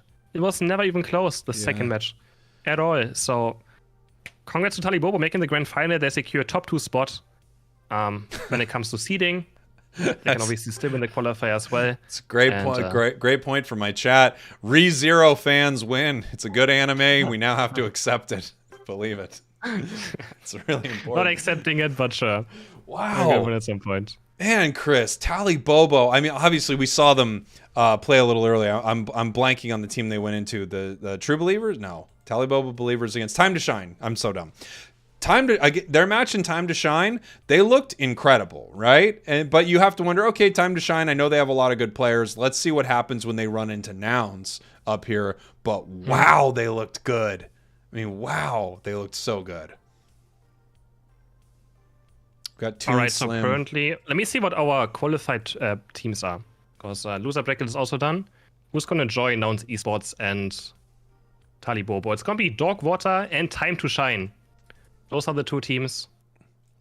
Okay. Making it further. So we have our top 4. We have our top 4. We have Nouns Esports, Talibobo Believers, Dog Water, and Time to Shine. And those were the top 4 seeded teams as well. So, yeah, those teams are making it through. And as I always say, what came first, Chris? The seeding or how these players did in this tournament here? I mean, I'm not saying the people who seed this tournament are psychic, but I'm saying when you start saying that this is the #1 team and all of a sudden they get #1, it's the power of positive thinking. And I didn't want to take a minute here to sell my course, but I do think it's important. It's called Positivity and Unite. It's $400. It lasts an entire weekend. You spend it with me and other big members of the community, and we just tell you how if you think positively, you can win more games. And I'm sorry that this is going out to all your Twitch chat, Chris. I know that you told me do not bring this up, but it matters to me. So this is really big. And you can sign up on my website, Get Better at Unite really fast with thecowboy.com. Okay. Thank you all. Thank you for that. Thank you for letting me do that, Chris. Yeah, $400. It is a steal. You're right, chat. It's huge. All right. Premium value. Sus, but all right. Premium value for a premium service. It's not sus. Premium value for a premium service. You know that word as well. I'm trying to look for words you might not know. Oh, but, you're just up to date. Nice try. I know all the words. You're up to date. Come on.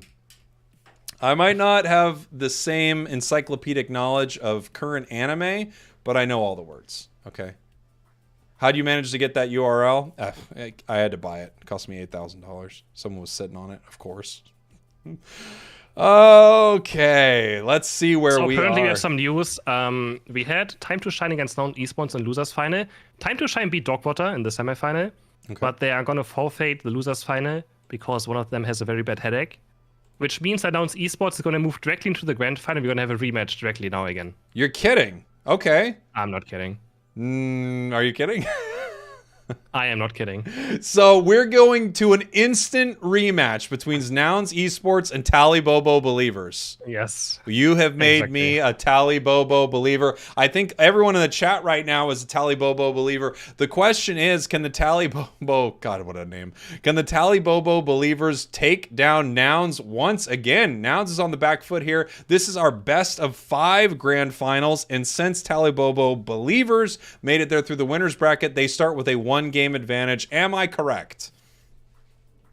Yes. Talibobos, it's a best of 5, and Talibobos has a 1-0. So they need to win 2 maps.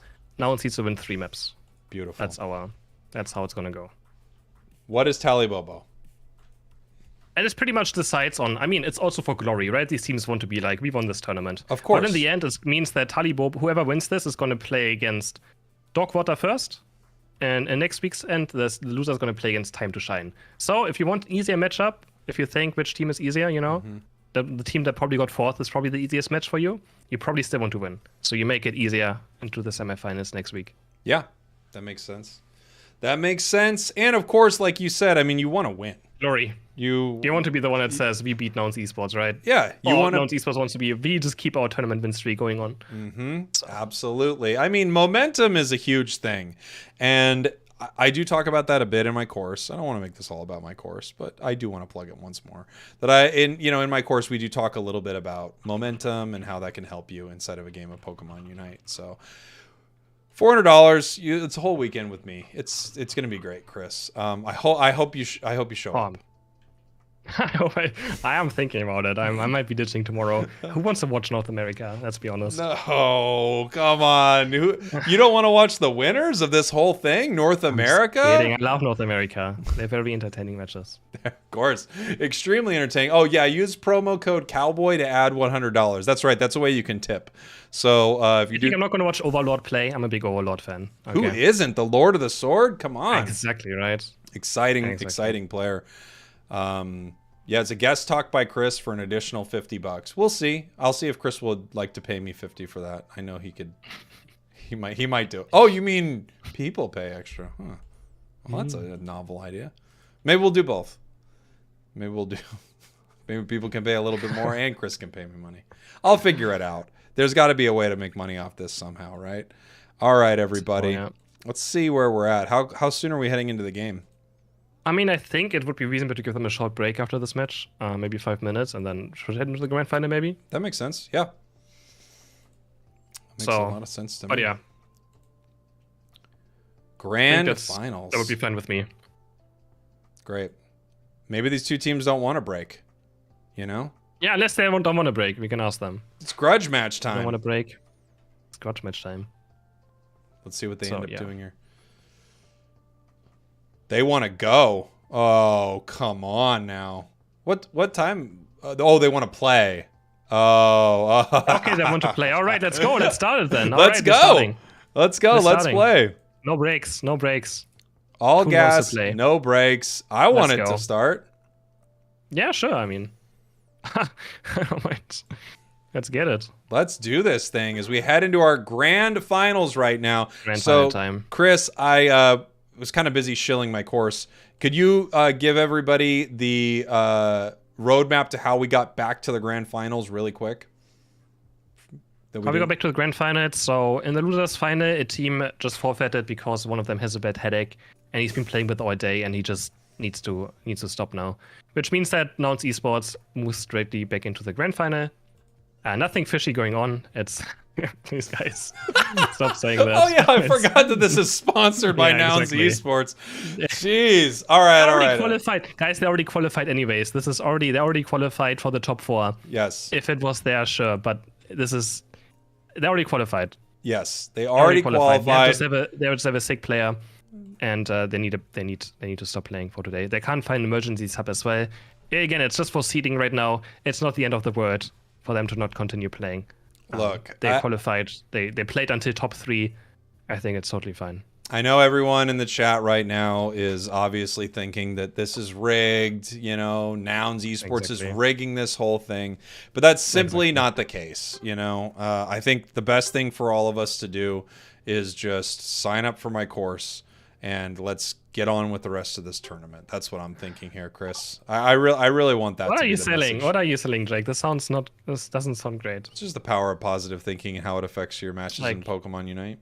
It's like those people that are, I earned 5,000 in these 5 hours. Learn how to do it as well by buying my courses. We do have a segment of my course that is about doing Amazon direct to ship stuff, and you could basically, Chris, you can make money just sitting at home. Okay, you don't even ship it.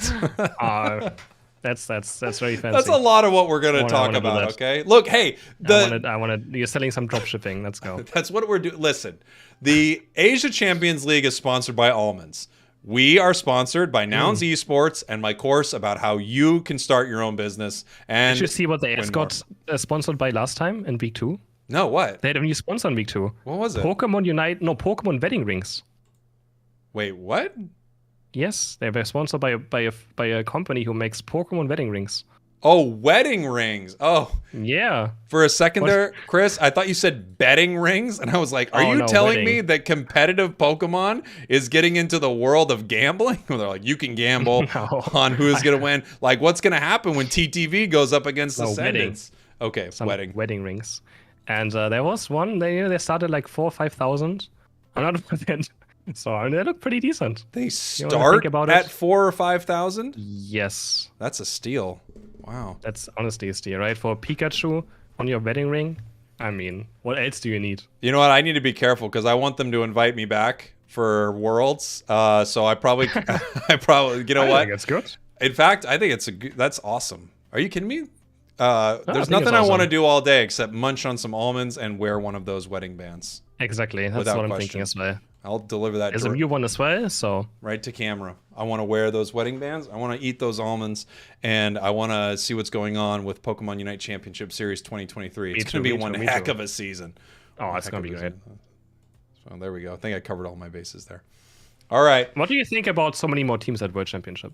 I actually I love it so much. It was one of the big complaints that a lot of people had, and I think it's perfect that they're bringing more teams. I understand that not every team gets a paid trip out there, so Yeah, I think that's like kind of this year. I feel like we'll see Yeah. how that goes. we will see. Because some Especially for, teams like, already had a problem. Like they have this really weird situation where some countries and some regions have a much harder time traveling than others.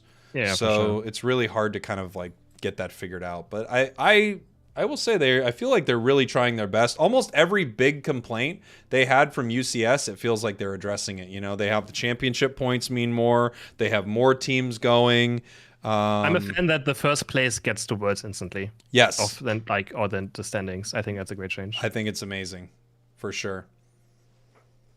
For sure.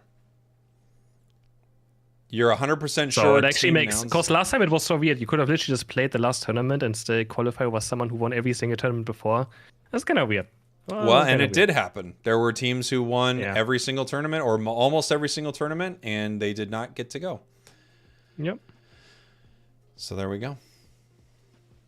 We had, who was it? Ground Zero. I know Lucia's team, Ground Zero, kind of got upset in their game heading into the Worlds. And then we also had TTV get upset heading into their game. I mean, I think North America. Listen, felt- Inda. What was it? Nothing. What were you going to say? No, Inda is said in Twitch that we keep bringing it up how TDB didn't make it to the World Championship. Oh, okay. Well, what does he want me to bring it up again? I wasn't trying to bring it. We're just talking about UCS. We're just filling time here. But does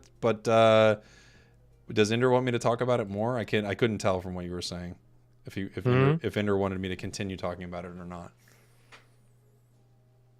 Time to Shine was not disqualified. They forfeited their losers final. They still make it the top 4. They're not disqualified from the tournament. Mm-hmm. Someone was sick and he had to just stop playing. That's how it goes sometimes. How late is it Happens over in your sometimes. neck of the woods? It just hit midnight. I just saw my chat showing me the next date. Perfect. No, the 22nd of January. It just said in my chat arena. There you go. It's pretty late over here too. Yep. 3 Just hit p.m. midnight. 3 in the. And we go to go. Who do I think will win? I mean, if we're talking about this, these two teams right here, Tally Bobo is looking amazing We have to do here. numbers. Yep, we have to do numbers.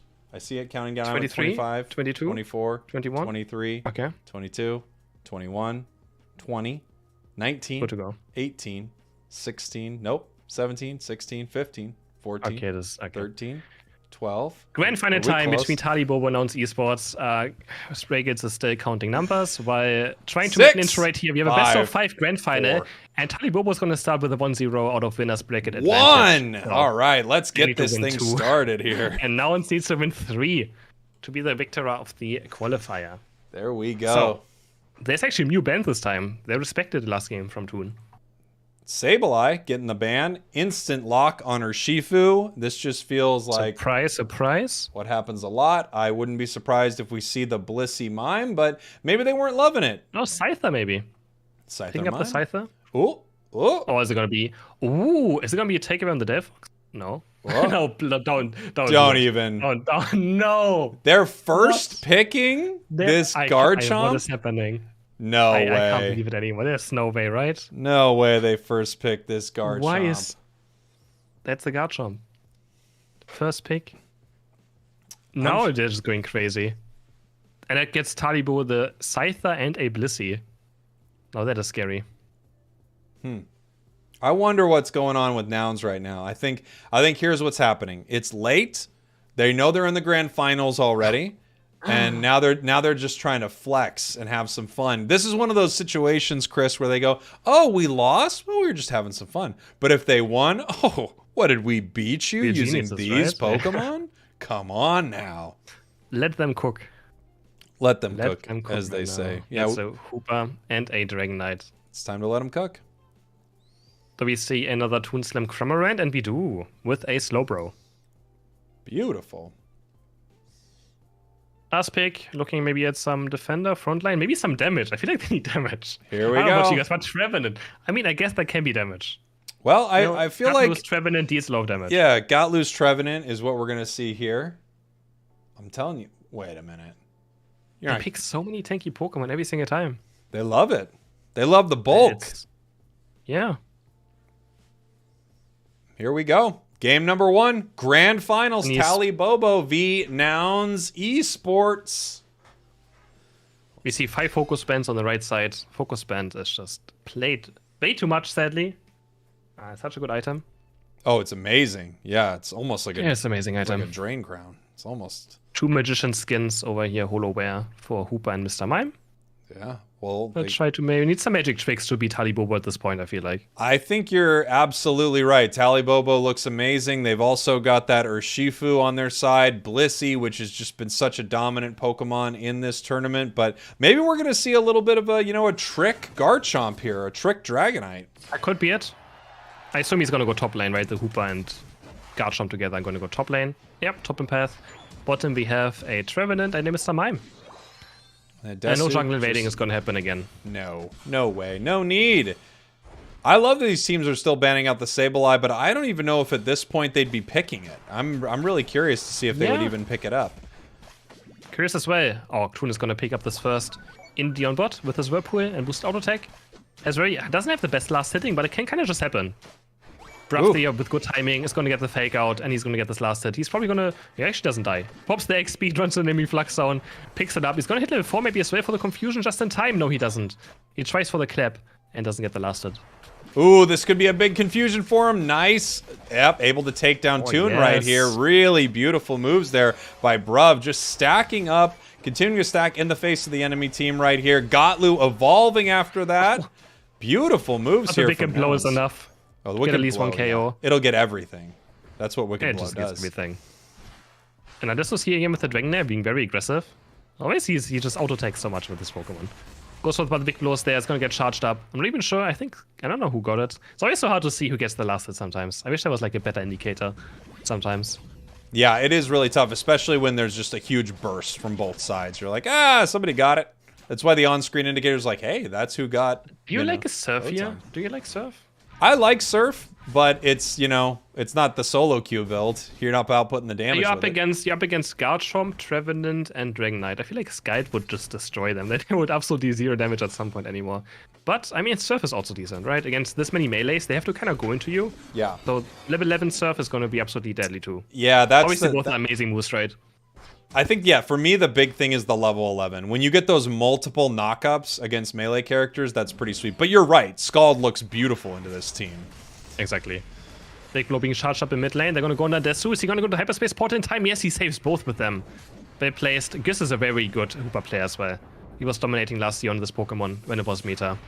Has very good understanding of it. Klaus might be caught off guard. Has the do a wing beat though and gets out. Redmo's gonna miss the Dragon Rush, and Adesu just has to run away from the Blissey now. Makes it out alive, and yes. I think it was pretty funny that he was just about to base right there, and I think everyone on Telebobo said, no, you're not actually going to do that. We were going to leave, but we're not going to leave like this. Gatlu almost level 7 now, is waiting for his Horn Leech, that we can start doing things. And where's Toon going? Comes in from the right side, enemy jungle, goes on to Gatlu, but here's the curse. Can Gatlu chase this? No, he can't. Toon Slim drops to half HP, Gatlu even lower. Power Stop is going to start healing him up again. Atari is on board, and that should be his level 7 very, very soon. This is a fun little combo. You got the power swap onto a Pokemon who's constantly draining its HP, so it kind of just flattens out, I assume. Yes, and just having more attack as well is very good on Trevenant. We have a Registeel spawning already, and now it's instantly going for it. They're not wasting a single moment. Is Type Beam going to be there against Big Blow? And yes, the Hyper Beam is perfectly timed by Desu yet again. But a nice triple man unite by Urshifu. He's going to at least find one. He's going to find Mime. Here's the eject button away. The curse is going to finish him off anytime soon. Auto attack is there of Gatlu. They're going to dive back in. Hyper Beam is there again. Trevenant now hitting Unite move, hitting Klaus. Klaus is diving, then me back. It's just such a bloodbath. Gus is going to drop super low. Trevenant is going to miss the Horn Leech. And I don't know how many people went down. A lot of people went down in this fight. It's so impossible to tell exactly what happened there, except for the amazing secure with that Hyper Beam, and then some Pokemon just making it out on a sliver once again through that hyperspace hole. Beautiful moves there from Nouns Esports as they really take the lead here in this beginning of this match. As, I mean, the level-wise, we got a level 9 Trevenant already, which is pretty impressive. Gatlu was the Trevenant player who actually, they won the Regionals playing this Pokemon back, I don't know when it was, in July last year? That's when he only played Trevenant this entire tournament. He's a very good Trevenant player, so I mean, again, what Pokemon does he not play, right? But he was very good on the start-based stacking Trevenant, the only Trevenant player in the entire tournament as well, and won his team, the Regionals there. I'm gonna look for a bot lane push as well now. It's only, but they're getting flanked right here. Scythe is Unite moving in onto Mr. Mime already, who doesn't have Unite move yet, so he might just die right here. And yes, he gets the reset. He's gonna go onto Gatlu as well. Can Gatlu get away from the dual wing beat? Doesn't look like he can, but no, the focus band is there. Toon Slim on the side, dives in. It's dropping super low. The Unite move's not gonna be able to save him. Scythe is gonna pick up 1 KO at least from himself on Trevenant, and the fight is still not over yet. Klaus is just going ham. Full Garchomp. Wow. Is gonna miss, and that's gonna be the end of this fight. What a fight there from that Scyther. Just incredible moves here. Trying to pick up another KO here as we get a Unite move here from the Dragonite. Maybe pushing a little towards them right now. 15 seconds until this bottom objective spawns here. Being sent home through a quick hyperspace hole as Ram's in a little bit of trouble here. Dealing with this Mime. Oh, well, Wicked Blow. Never mind. Never mind. Just charge up and take no damage. That's all good. That's the plan. Hooper Port is being dropped in the Unite move. They're just going to go for it again. As 4-5 are here. Where's the Hyper Beam? They're trying to zone him out. Slowpoke's going to Unite move. They're just diving out to Dragonite. They're going so deep. Mr. Mime is trying to peel for his team. Reggie is dropping very, very low. The Big Blow is there from the side. But it goes over to Trevenant. Somehow Gatlu's able to pick it up. They only lose Dragonite so far in Garchomp. So it's a kind of, honestly, even fight in the end. Yeah, very even fight. Blissey picking up 2 KOs using that Bliss Assistance. Really incredible move right there. Toon getting pushed back up here in this top goal. And these fights are happening so fast. I love Slowbro grabbing the Dragonite right there. As now they're pushing towards Toon, just really chasing it down right here. Klaus in the back lane trying to take down Geese right here. They are able to get it. That's a double for the Urshifu. Can he make it a triple? He is going to chase this tree as far as he can, but it looks like Gatlu's making it home. Yeah, it's... Look at the points. We are 6 minutes in the game. You're 45 to 27 points only. I feel like I've never seen a match in tournament where it's this low points for both teams. And they're just 6 minutes. And now the fight's breaking out again. Scyther's going so deep. He gets 1, he gets 2, 3 are down. And Talibu just wipes them off the planet. Wow. I mean, it just feels like the most aggressive plays from both of these teams right now. They are really going for it here in this match. Now Klaus deciding when he is going to break this goal here. They're going to leave it for a little while as they did before so that they deny them experience. And now, being chased down. Gosh, it just feels like this is the most aggressive match we have seen all day, Chris. Yeah, these teams are not giving each other a single minute of break. No breathing room. There's fighting. Hornleash goes into Hyperspace Portal, which puts Gatlu back to base, kind of canceling it out. But they break the goal, 155 to 115 points now. I think Ram is going to fall. Oh, I see. Slowbro with another surf going in. This is not level 11 yet. The Hyper Beam is going to finish him off. The rest of Talibo are just going to disengage now. I'm actually going to re-engage on Gatlu, who's also totally safe still on this defender. Gotlu heading back home. No, not so soon, it looks like. They're waiting for this objective here, spawning in 10 seconds right now. Talibobo getting ready to possibly come down and fight near it. We've got the hyperspace hole that could have sent someone home, but they decided not to use it here. Charging up this Dragon Dance so that they have a very strong hyper beam for this objective. Already ready to go. Reg Ice getting chipped down here. They're pushing towards them with this surf. Reg Ice very low. Here comes the hyper beam. Not even time for it. Mime gets the secure. I didn't even see Mime. Wow. And Garchomp just scoring 50 points for free on top as well. What a huge win for Nouns. 10 points in the lead now. Did someone get the Reg Ice as well? With Mime. I don't know how. I really didn't even see Mime in that fight. I feel like it just got there at the last minute. It was like, it threw a confusion just like, hey, maybe this will do something. And it did. We just had a moment where the entire team of Nouns was level 12. That's also so rare to see 5 Pokemon on the same level. Especially with supports, right? They have a Mime and a Hooper. Especially the Hooper also being the same level as its teammates. And now Rayquaza spawned. And now it's such a close play. It's literally a close battle. It is a close battle. Toon is getting chased down by Gatlu, who has the X speed up. The Hornage is going to go in. The Curse is going to pop, but not enough damage. Toon is going to dive out. And Ades is going to start charging up his Strength Dance stacks by auto-taking Rayquaza. Gonna try and keep it up. Gatlu's dropping quite low. Is we gonna see Slowbro Unite maybe happening anytime soon? The fight is breaking out. Everyone says use their Unite moves. We have 2 down on Nouns already. 3 down on Nouns. They're getting completely wiped in this team fight. It's only up down to Hooper, and this time can someone get to Rayquaza? I don't think they can. Bruff is gonna get taken down. He gets 1 though, but Rayquaza's already super low. Hyperspace Port is there, and Urshifu's gonna pick it up. And Rayquaza goes over to Talibobo yet again. Man, Talibobo is just crushing it here in these fights. And I had one of the superstars of this match, Klaus, here on this Scyther, just dominating every single engagement that it's in, ripping through the enemy team. Extremely impressive. And then, you know, you have this combo with Blissey, the safeguard, the helping hand, Bliss assistance, just keeping this carry alive. And then, of course, Urshifu securing every single objective when it stands near it. A Pokemon that feels like maybe you just have to ban it out. It's that huge in these fights.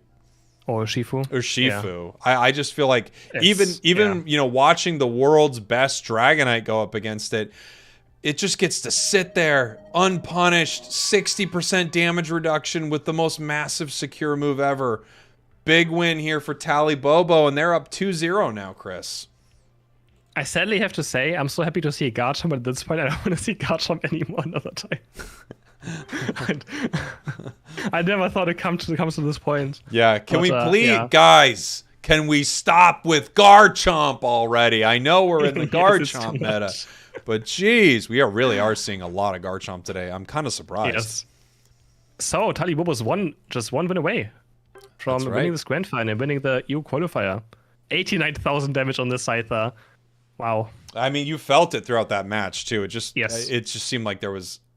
You know, it's interesting. I want to talk about Toon Slim here in a second, too, but it just feels like they couldn't do anything about this Scyther. It's one of the most difficult Pokemon to deal with. Once it has a level advantage and it has its Unite move, it's basically just a delete button, even into a really tanky comp like they have over on the side of Nouns Esports. And now, what did you feel was going on with the Cramorant this game? Because once again, I know that this Cramorant's doing a lot of work, but you just don't see it very often.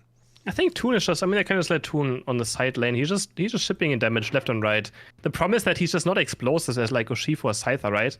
Scyther just explodes into teamfights so fast that stuff just gets melted away. And, you know, Cramorant ships in damage over and over again, getting characters low.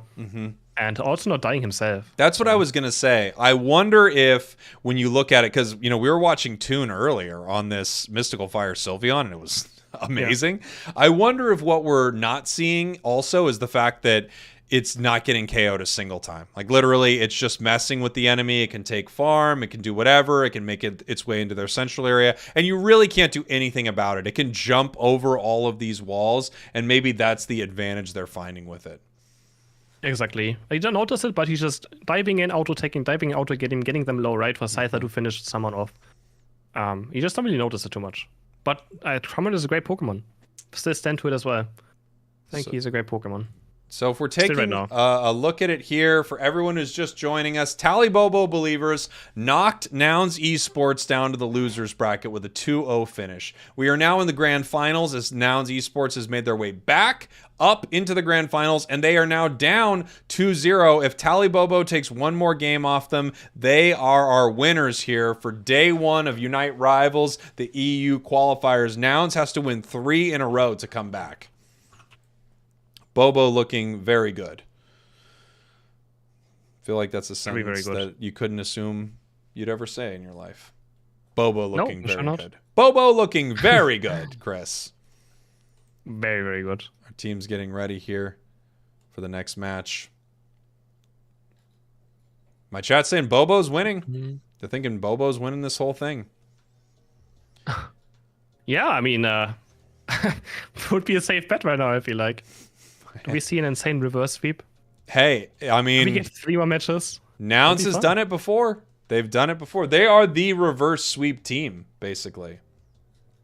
They're the ones to do it. They Yeah. the first UCS NAEU Grand Finals in February of last year. They were the ones to do it. Come from the losers bracket, lose 2 in the Grand Finals, and come back with a reverse sweep to win the whole thing. They're the team. That would be exciting. But yeah, Yeah. see how that goes. Tomorrow, by the way, for everyone who's been enjoying this, tomorrow we have the NA qualifiers. So NA day 1 is tomorrow. I think I've got this right. I think it's at like 11 a.m. PST. It's in exactly 20 hours, or like 19 hours and 30, 43 minutes? You're trying to test my math right now? Is that what you're I trying to do? think. So in around 21 hours. No, 20 hours. I think. Wait, 8 p.m. my time? Yeah, should be in about 20 hours. In around. Yeah. I believe it's at 11 minus. a.m. PST. I think it's at 11 a.m. PST. I'll know at some point. I will not be there, so. What do you mean?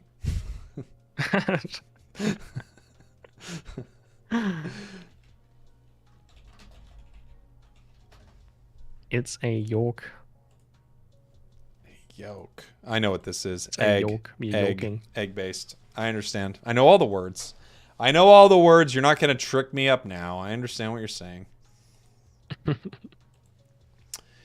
In the chat, I'm seeing, why'd you put me up against TTV game 1? Is that true? That means Team YouTube is going up against Team TTV game 1 tomorrow. That's a game to watch, Chris. I don't think that's I don't think we have seeded it yet. Oh, it's not seeded So, yet. don't worry. How dare you all? How Nothing dare is you seeded all? yet. Not seeded yet. Not Also, I seeded. think for some reason I think it's also closed already when it shouldn't be closed. So Oh, let me check if the thing is actually closed. things are happening. Yep. So don't worry yet. We'll find out. We'll find out, and then you'll know. And once we know, the order of things will Exactly. move in that order. It looks like our team should be ready pretty soon here. I got to assume, right, to run this back. Yeah, I think so. I mean, it says that you can still join right now. Yeah, it's still just the bracket is not nearly done. It's not a So finalized. don't worry about it. Not a finalized. It's not a finalized bracket, no. That's right. Nouns have plot armor coming from the chat. I think this is true. I do think Nouns is the team to have plot armor if any team does. So we're heading into our draft here. Okay, I'm gonna count down again. Okay. I'm at 27, 25. 25. Okay, we're perfect. Oh, we're right there? Yes. 20? 20? 20, 19, 18. 15?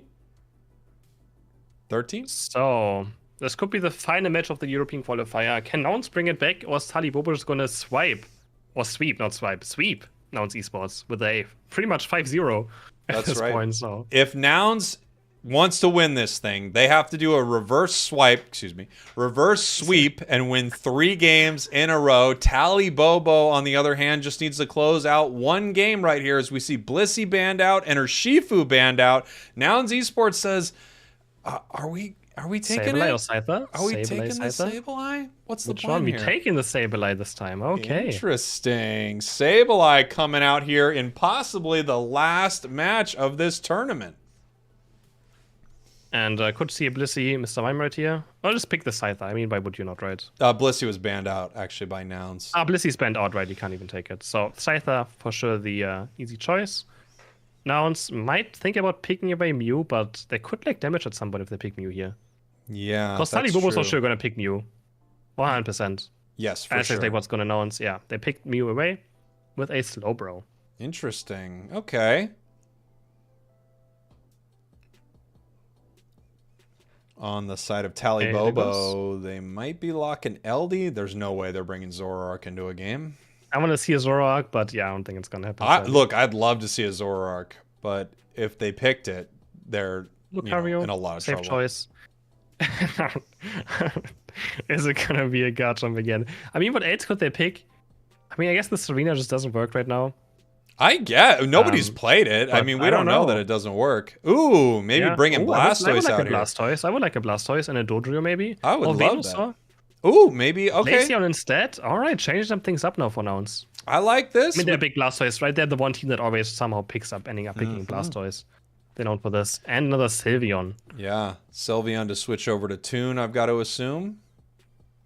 for sure. It's going to be close on the Lucario. And then we have... Yeah. Exactly. Ram on Mime and Ram on Scizor.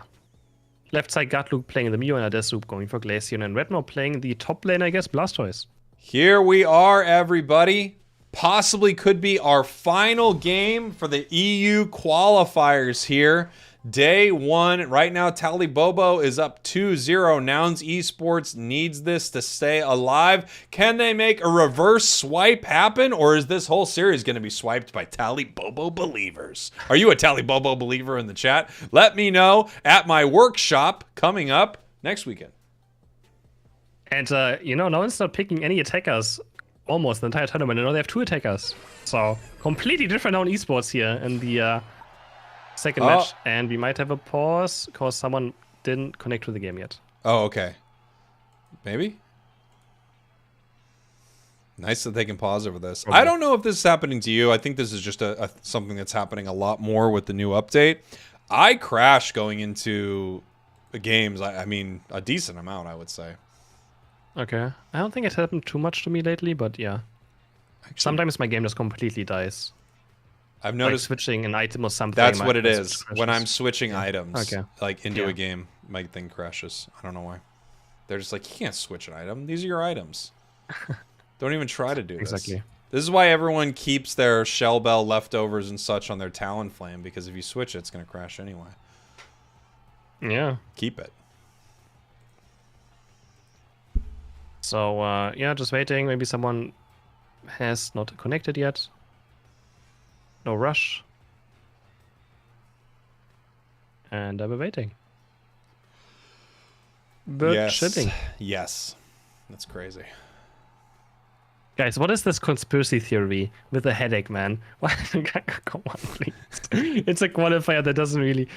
guys, I like Jake, that they're they're... so stuck on this conspiracy. Oh, no. Are What we remaking happened? the entire lobby? Okay. Oh, no, we're not remaking? Are we? Are we? This conspiracy theory is crazy. Oh, we're back. Oh, we're not back. I just paused on accident as well. Okay. Fair enough. We'll come I don't know back what's to me. happening. Yeah. I think it's Social important. It is important in a moment like this to mention, like, no, there is no conspiracy. Nothing weird is going on. I do want to once again thank Nouns Esports for sponsoring this whole tournament. Nouns Esports is the reason this tournament is happening. And incidentally, the team that was going to go up against Nouns in the losers bracket had a headache. And they are Doesn't now quite help, Nouns. Jake. What? What do you mean? I feel like I'm just giving facts of how this is playing out. Okay. All right. Well, I was trying to help, but I guess I don't know. I'm trying my best here, everybody, but apparently it's just not working. People think it's sus, but I don't even know. I was explaining how it was working out. For my chat, I'm finding out, Chris, that someone just had a game against, quote, not spragels. I've heard there is someone named not spragels out there. It was a red pig game. They played Potion Lane Cinderace, and they have a 48% win rate. Okay. Well, that is not me. I will say. Isn't it scary that someone like that exists that clearly watches your videos? Well, but they're the anti-me, you know?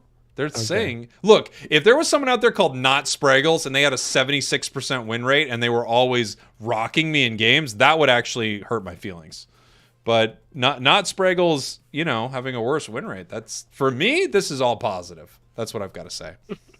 All right.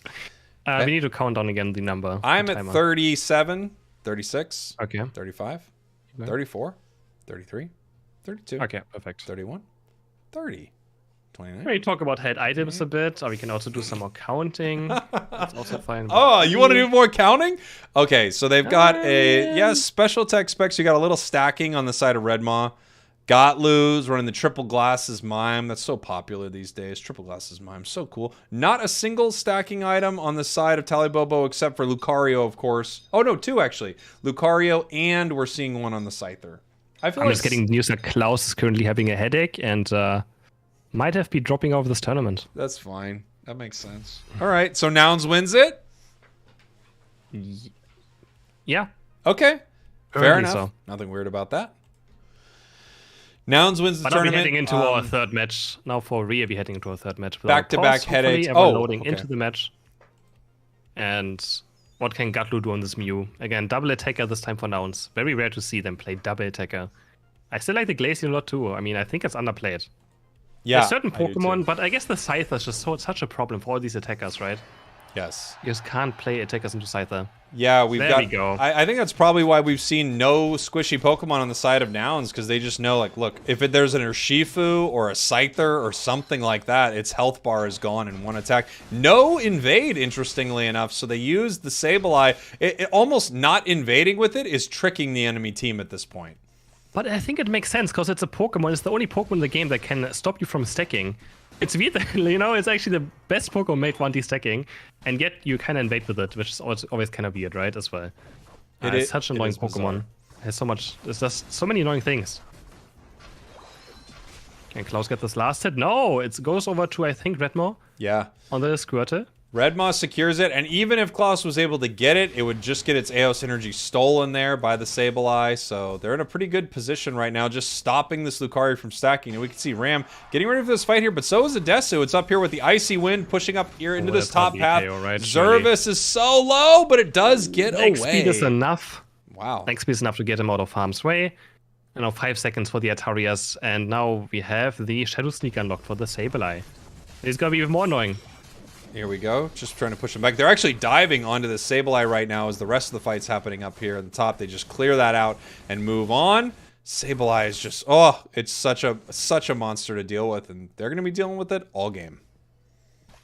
Yeah, for sure. Does he go for an invade this time? He's a bit too low on HP. I think if he goes into Scyther, then he's actually going to get himself knocked out. So doesn't want to risk going to the enemy jungle. And now Toon already 5 again on the spot lane. Can Gatlu snipe this one? I don't think he can.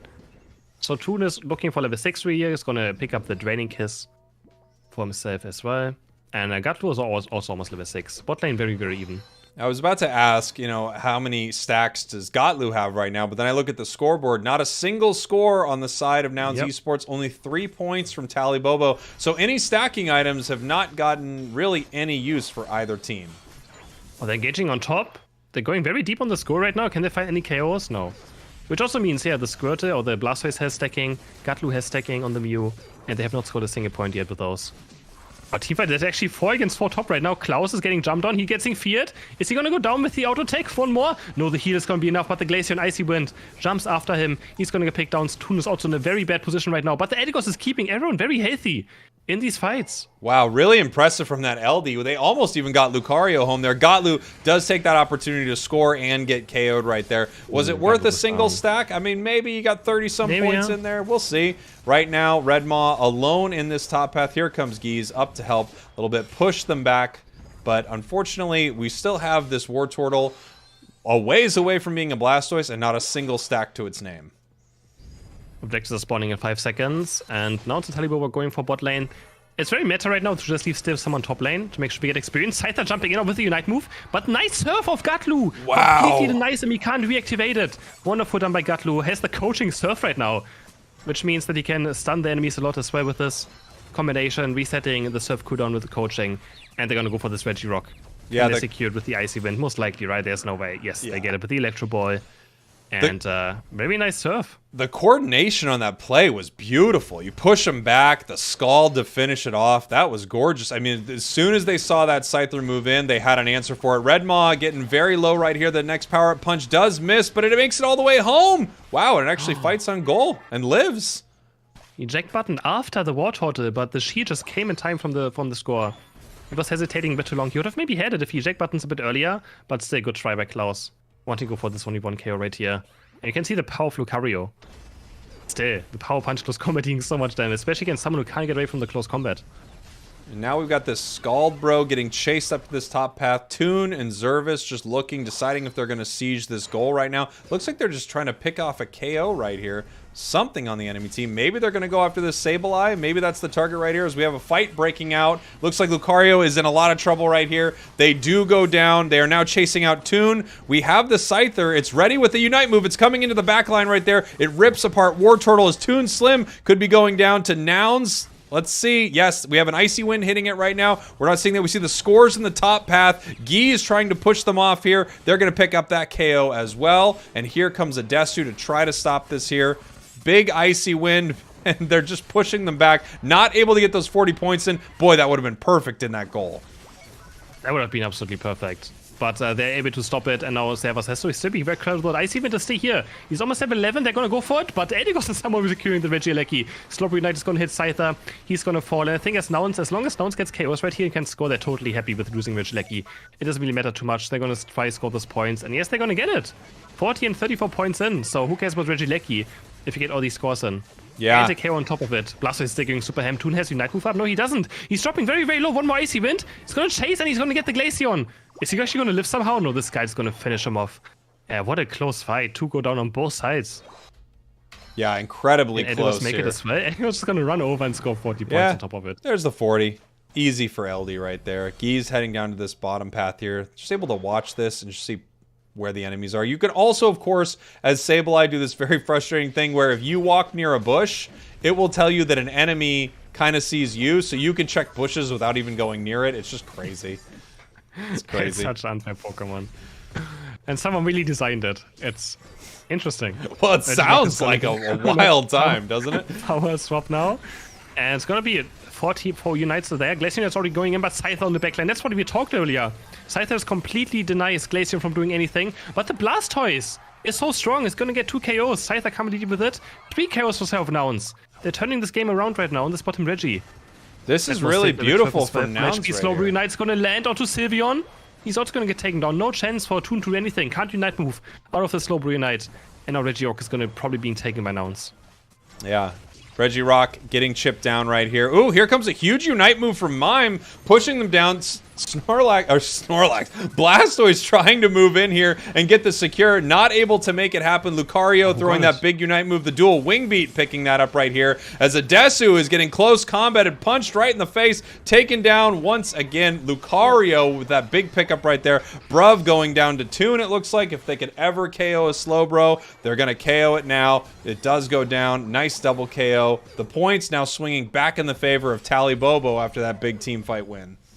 They get 5 KOs, Regirock and the goal on the same 20 seconds. Someone making the back in time. I really thought Nouns had this, Regirock, but no. The Death Hammers are still not high enough. And Talibobo is able to make it bot lane with the jump pad, make it faster to the bot lane fight, and somehow turn it around. Now they're going for this Regieleki, which should be easy to be picked up as well. Or is it? Is Nouns going to look for this fight? Are they going to maybe commit a Unite move? No, they're not going to commit a Unite move. Regieleki is going to get taken by Talibobo, but Mime is going to get chased down. The Confused Ray can't get away from it. Toon is diving super deep, gets feared. It's going to use the full heal. Electro Ball booster auto attack is going to follow Desu with the Icy Wind. No focus band for Toon, which is also going to be huge. It's going to go in. Glaceon was getting used, and Klaus is also going to get chased down. They want to win the game right here.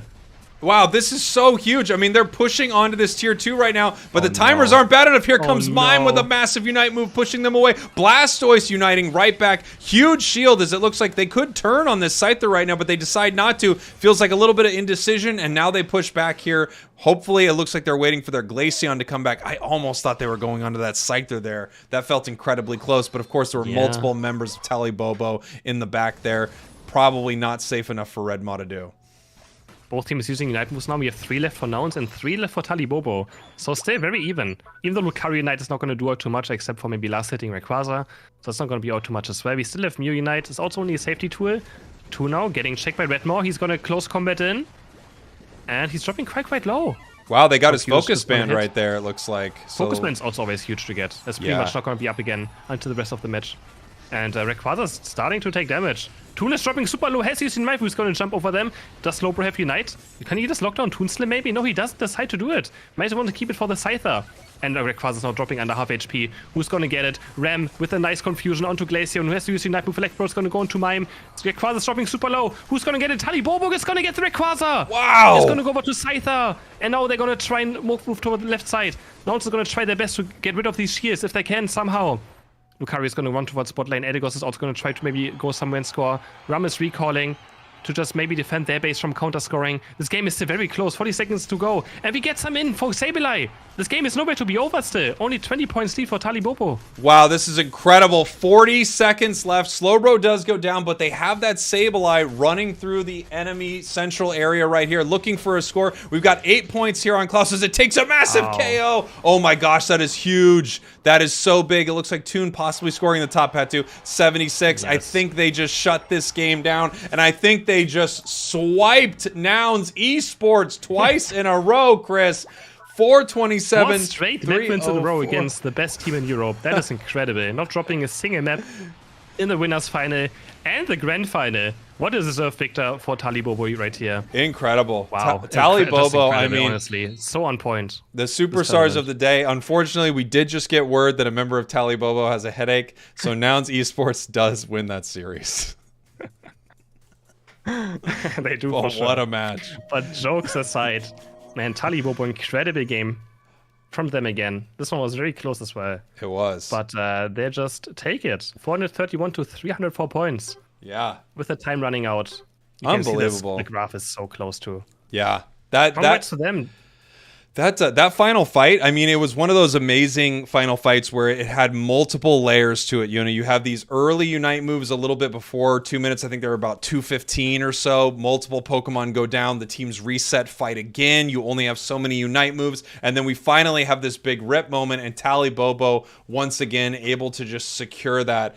Beautiful plays here from Nouns. I actually think their Blastoise was super useful inside that match. And it came down, you know, to the wire there. I think that big catch getting Blastoise's Focus Band might have been one of the biggest moments of that final fight, too. Jake, it's hard to believe, but Mystic Fire Sylveon has now won back-to-back tournaments. Huge tournaments with a lot of teams playing in them. Just last week or 2 weeks ago, the Floatstone Invitational. And now this Euro Qualifier also being won again by another Mystic Fire Sylveon. Playing Rapid Fire Scuff, Must Have Been in Focus Band, the same build as well. Wow. I mean, it's doing something. That's incredible. It's doing work out here. It's big. It's the big build, and you can't ban it out. You can't ban out a Sylveon. There's no way to do it. Wow. What an incredible series. Here we go. Unite Rivals. EU Qualifiers, day 1. You all just saw it. Let's run through our bracket again. We can tell the story a little bit about what happened. And, of course, make sure you're here tomorrow, 11 a.m. Pacific time, so that you can see this all happen with NA as well.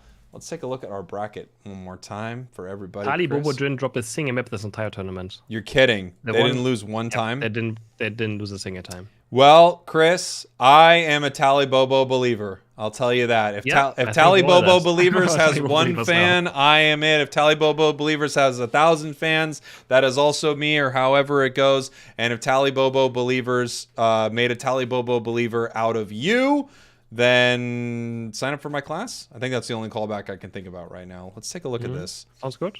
Nouns Sounds great. crushing it, heading towards the grand finals here. They lose in the winners finals to Tally Bobo. Actually losing a match here to Dogwater as well. Dogwater playing some amazing matches here today, and they are one of our 4 teams, right? Dogwater, Time to Shine, Nouns Esports, and Tally Bobo Believers are going to represent EU in Rivals.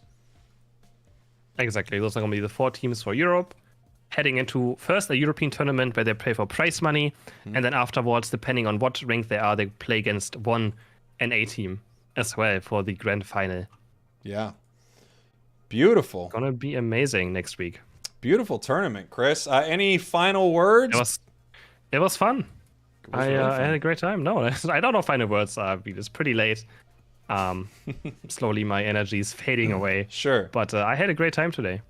I had an amazing time as well. It was a blast casting alongside you. Thank you, everybody here on YouTube. Thank you to everybody on TikTok. Thank you to everybody in Chris's Twitch chat. It's really special that so many people came out to check this out. I really appreciate it, even though Chris says he doesn't care about the people. I think that's very, very weird. I think we did it, buddy. Yeah. Thanks for casting today, and I'm going to see you tomorrow. All right. Awesome. I'm going to see you tomorrow. I will talk to you soon. Later, dude. Have a good day. And chat, I'll just wanted to say a final goodbye to all of you. You're all incredible. I actually have something that this stream is going to transition into here really quick. So if you want to continue to hang out and see some more Pokemon Unite, I have a video that pops up right after this. Also, you can watch this entire stream back if you want. These will all be public and available on my channel if you want to watch any of these matches. I'm sure I'll pull some things from it that I thought were particularly exciting. Let's see. Let me just set this up for you all here.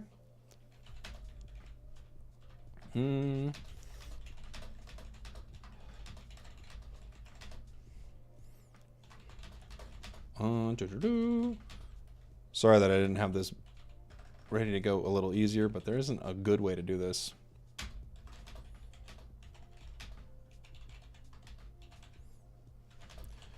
Okay. We're all going to head over to a live premiere after this. Everybody who is continuing to hang, and we can continue to chat in there as I get everything set up. Again, huge thank you to all of you. I really appreciate you. We will be back tomorrow.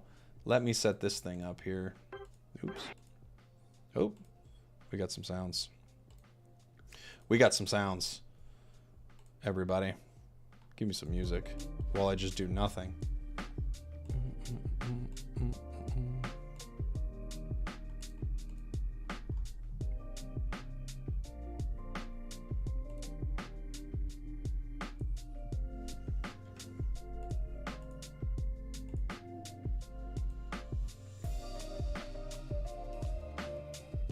All right, everybody. Let me send you on over to this premiere. Again, thank you all for hanging out. It's been a little slice of wonderful.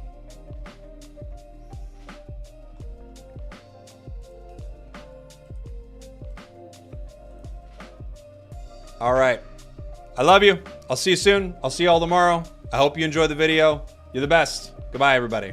Goodbye. Goodbye. Goodbye, goodbye, goodbye.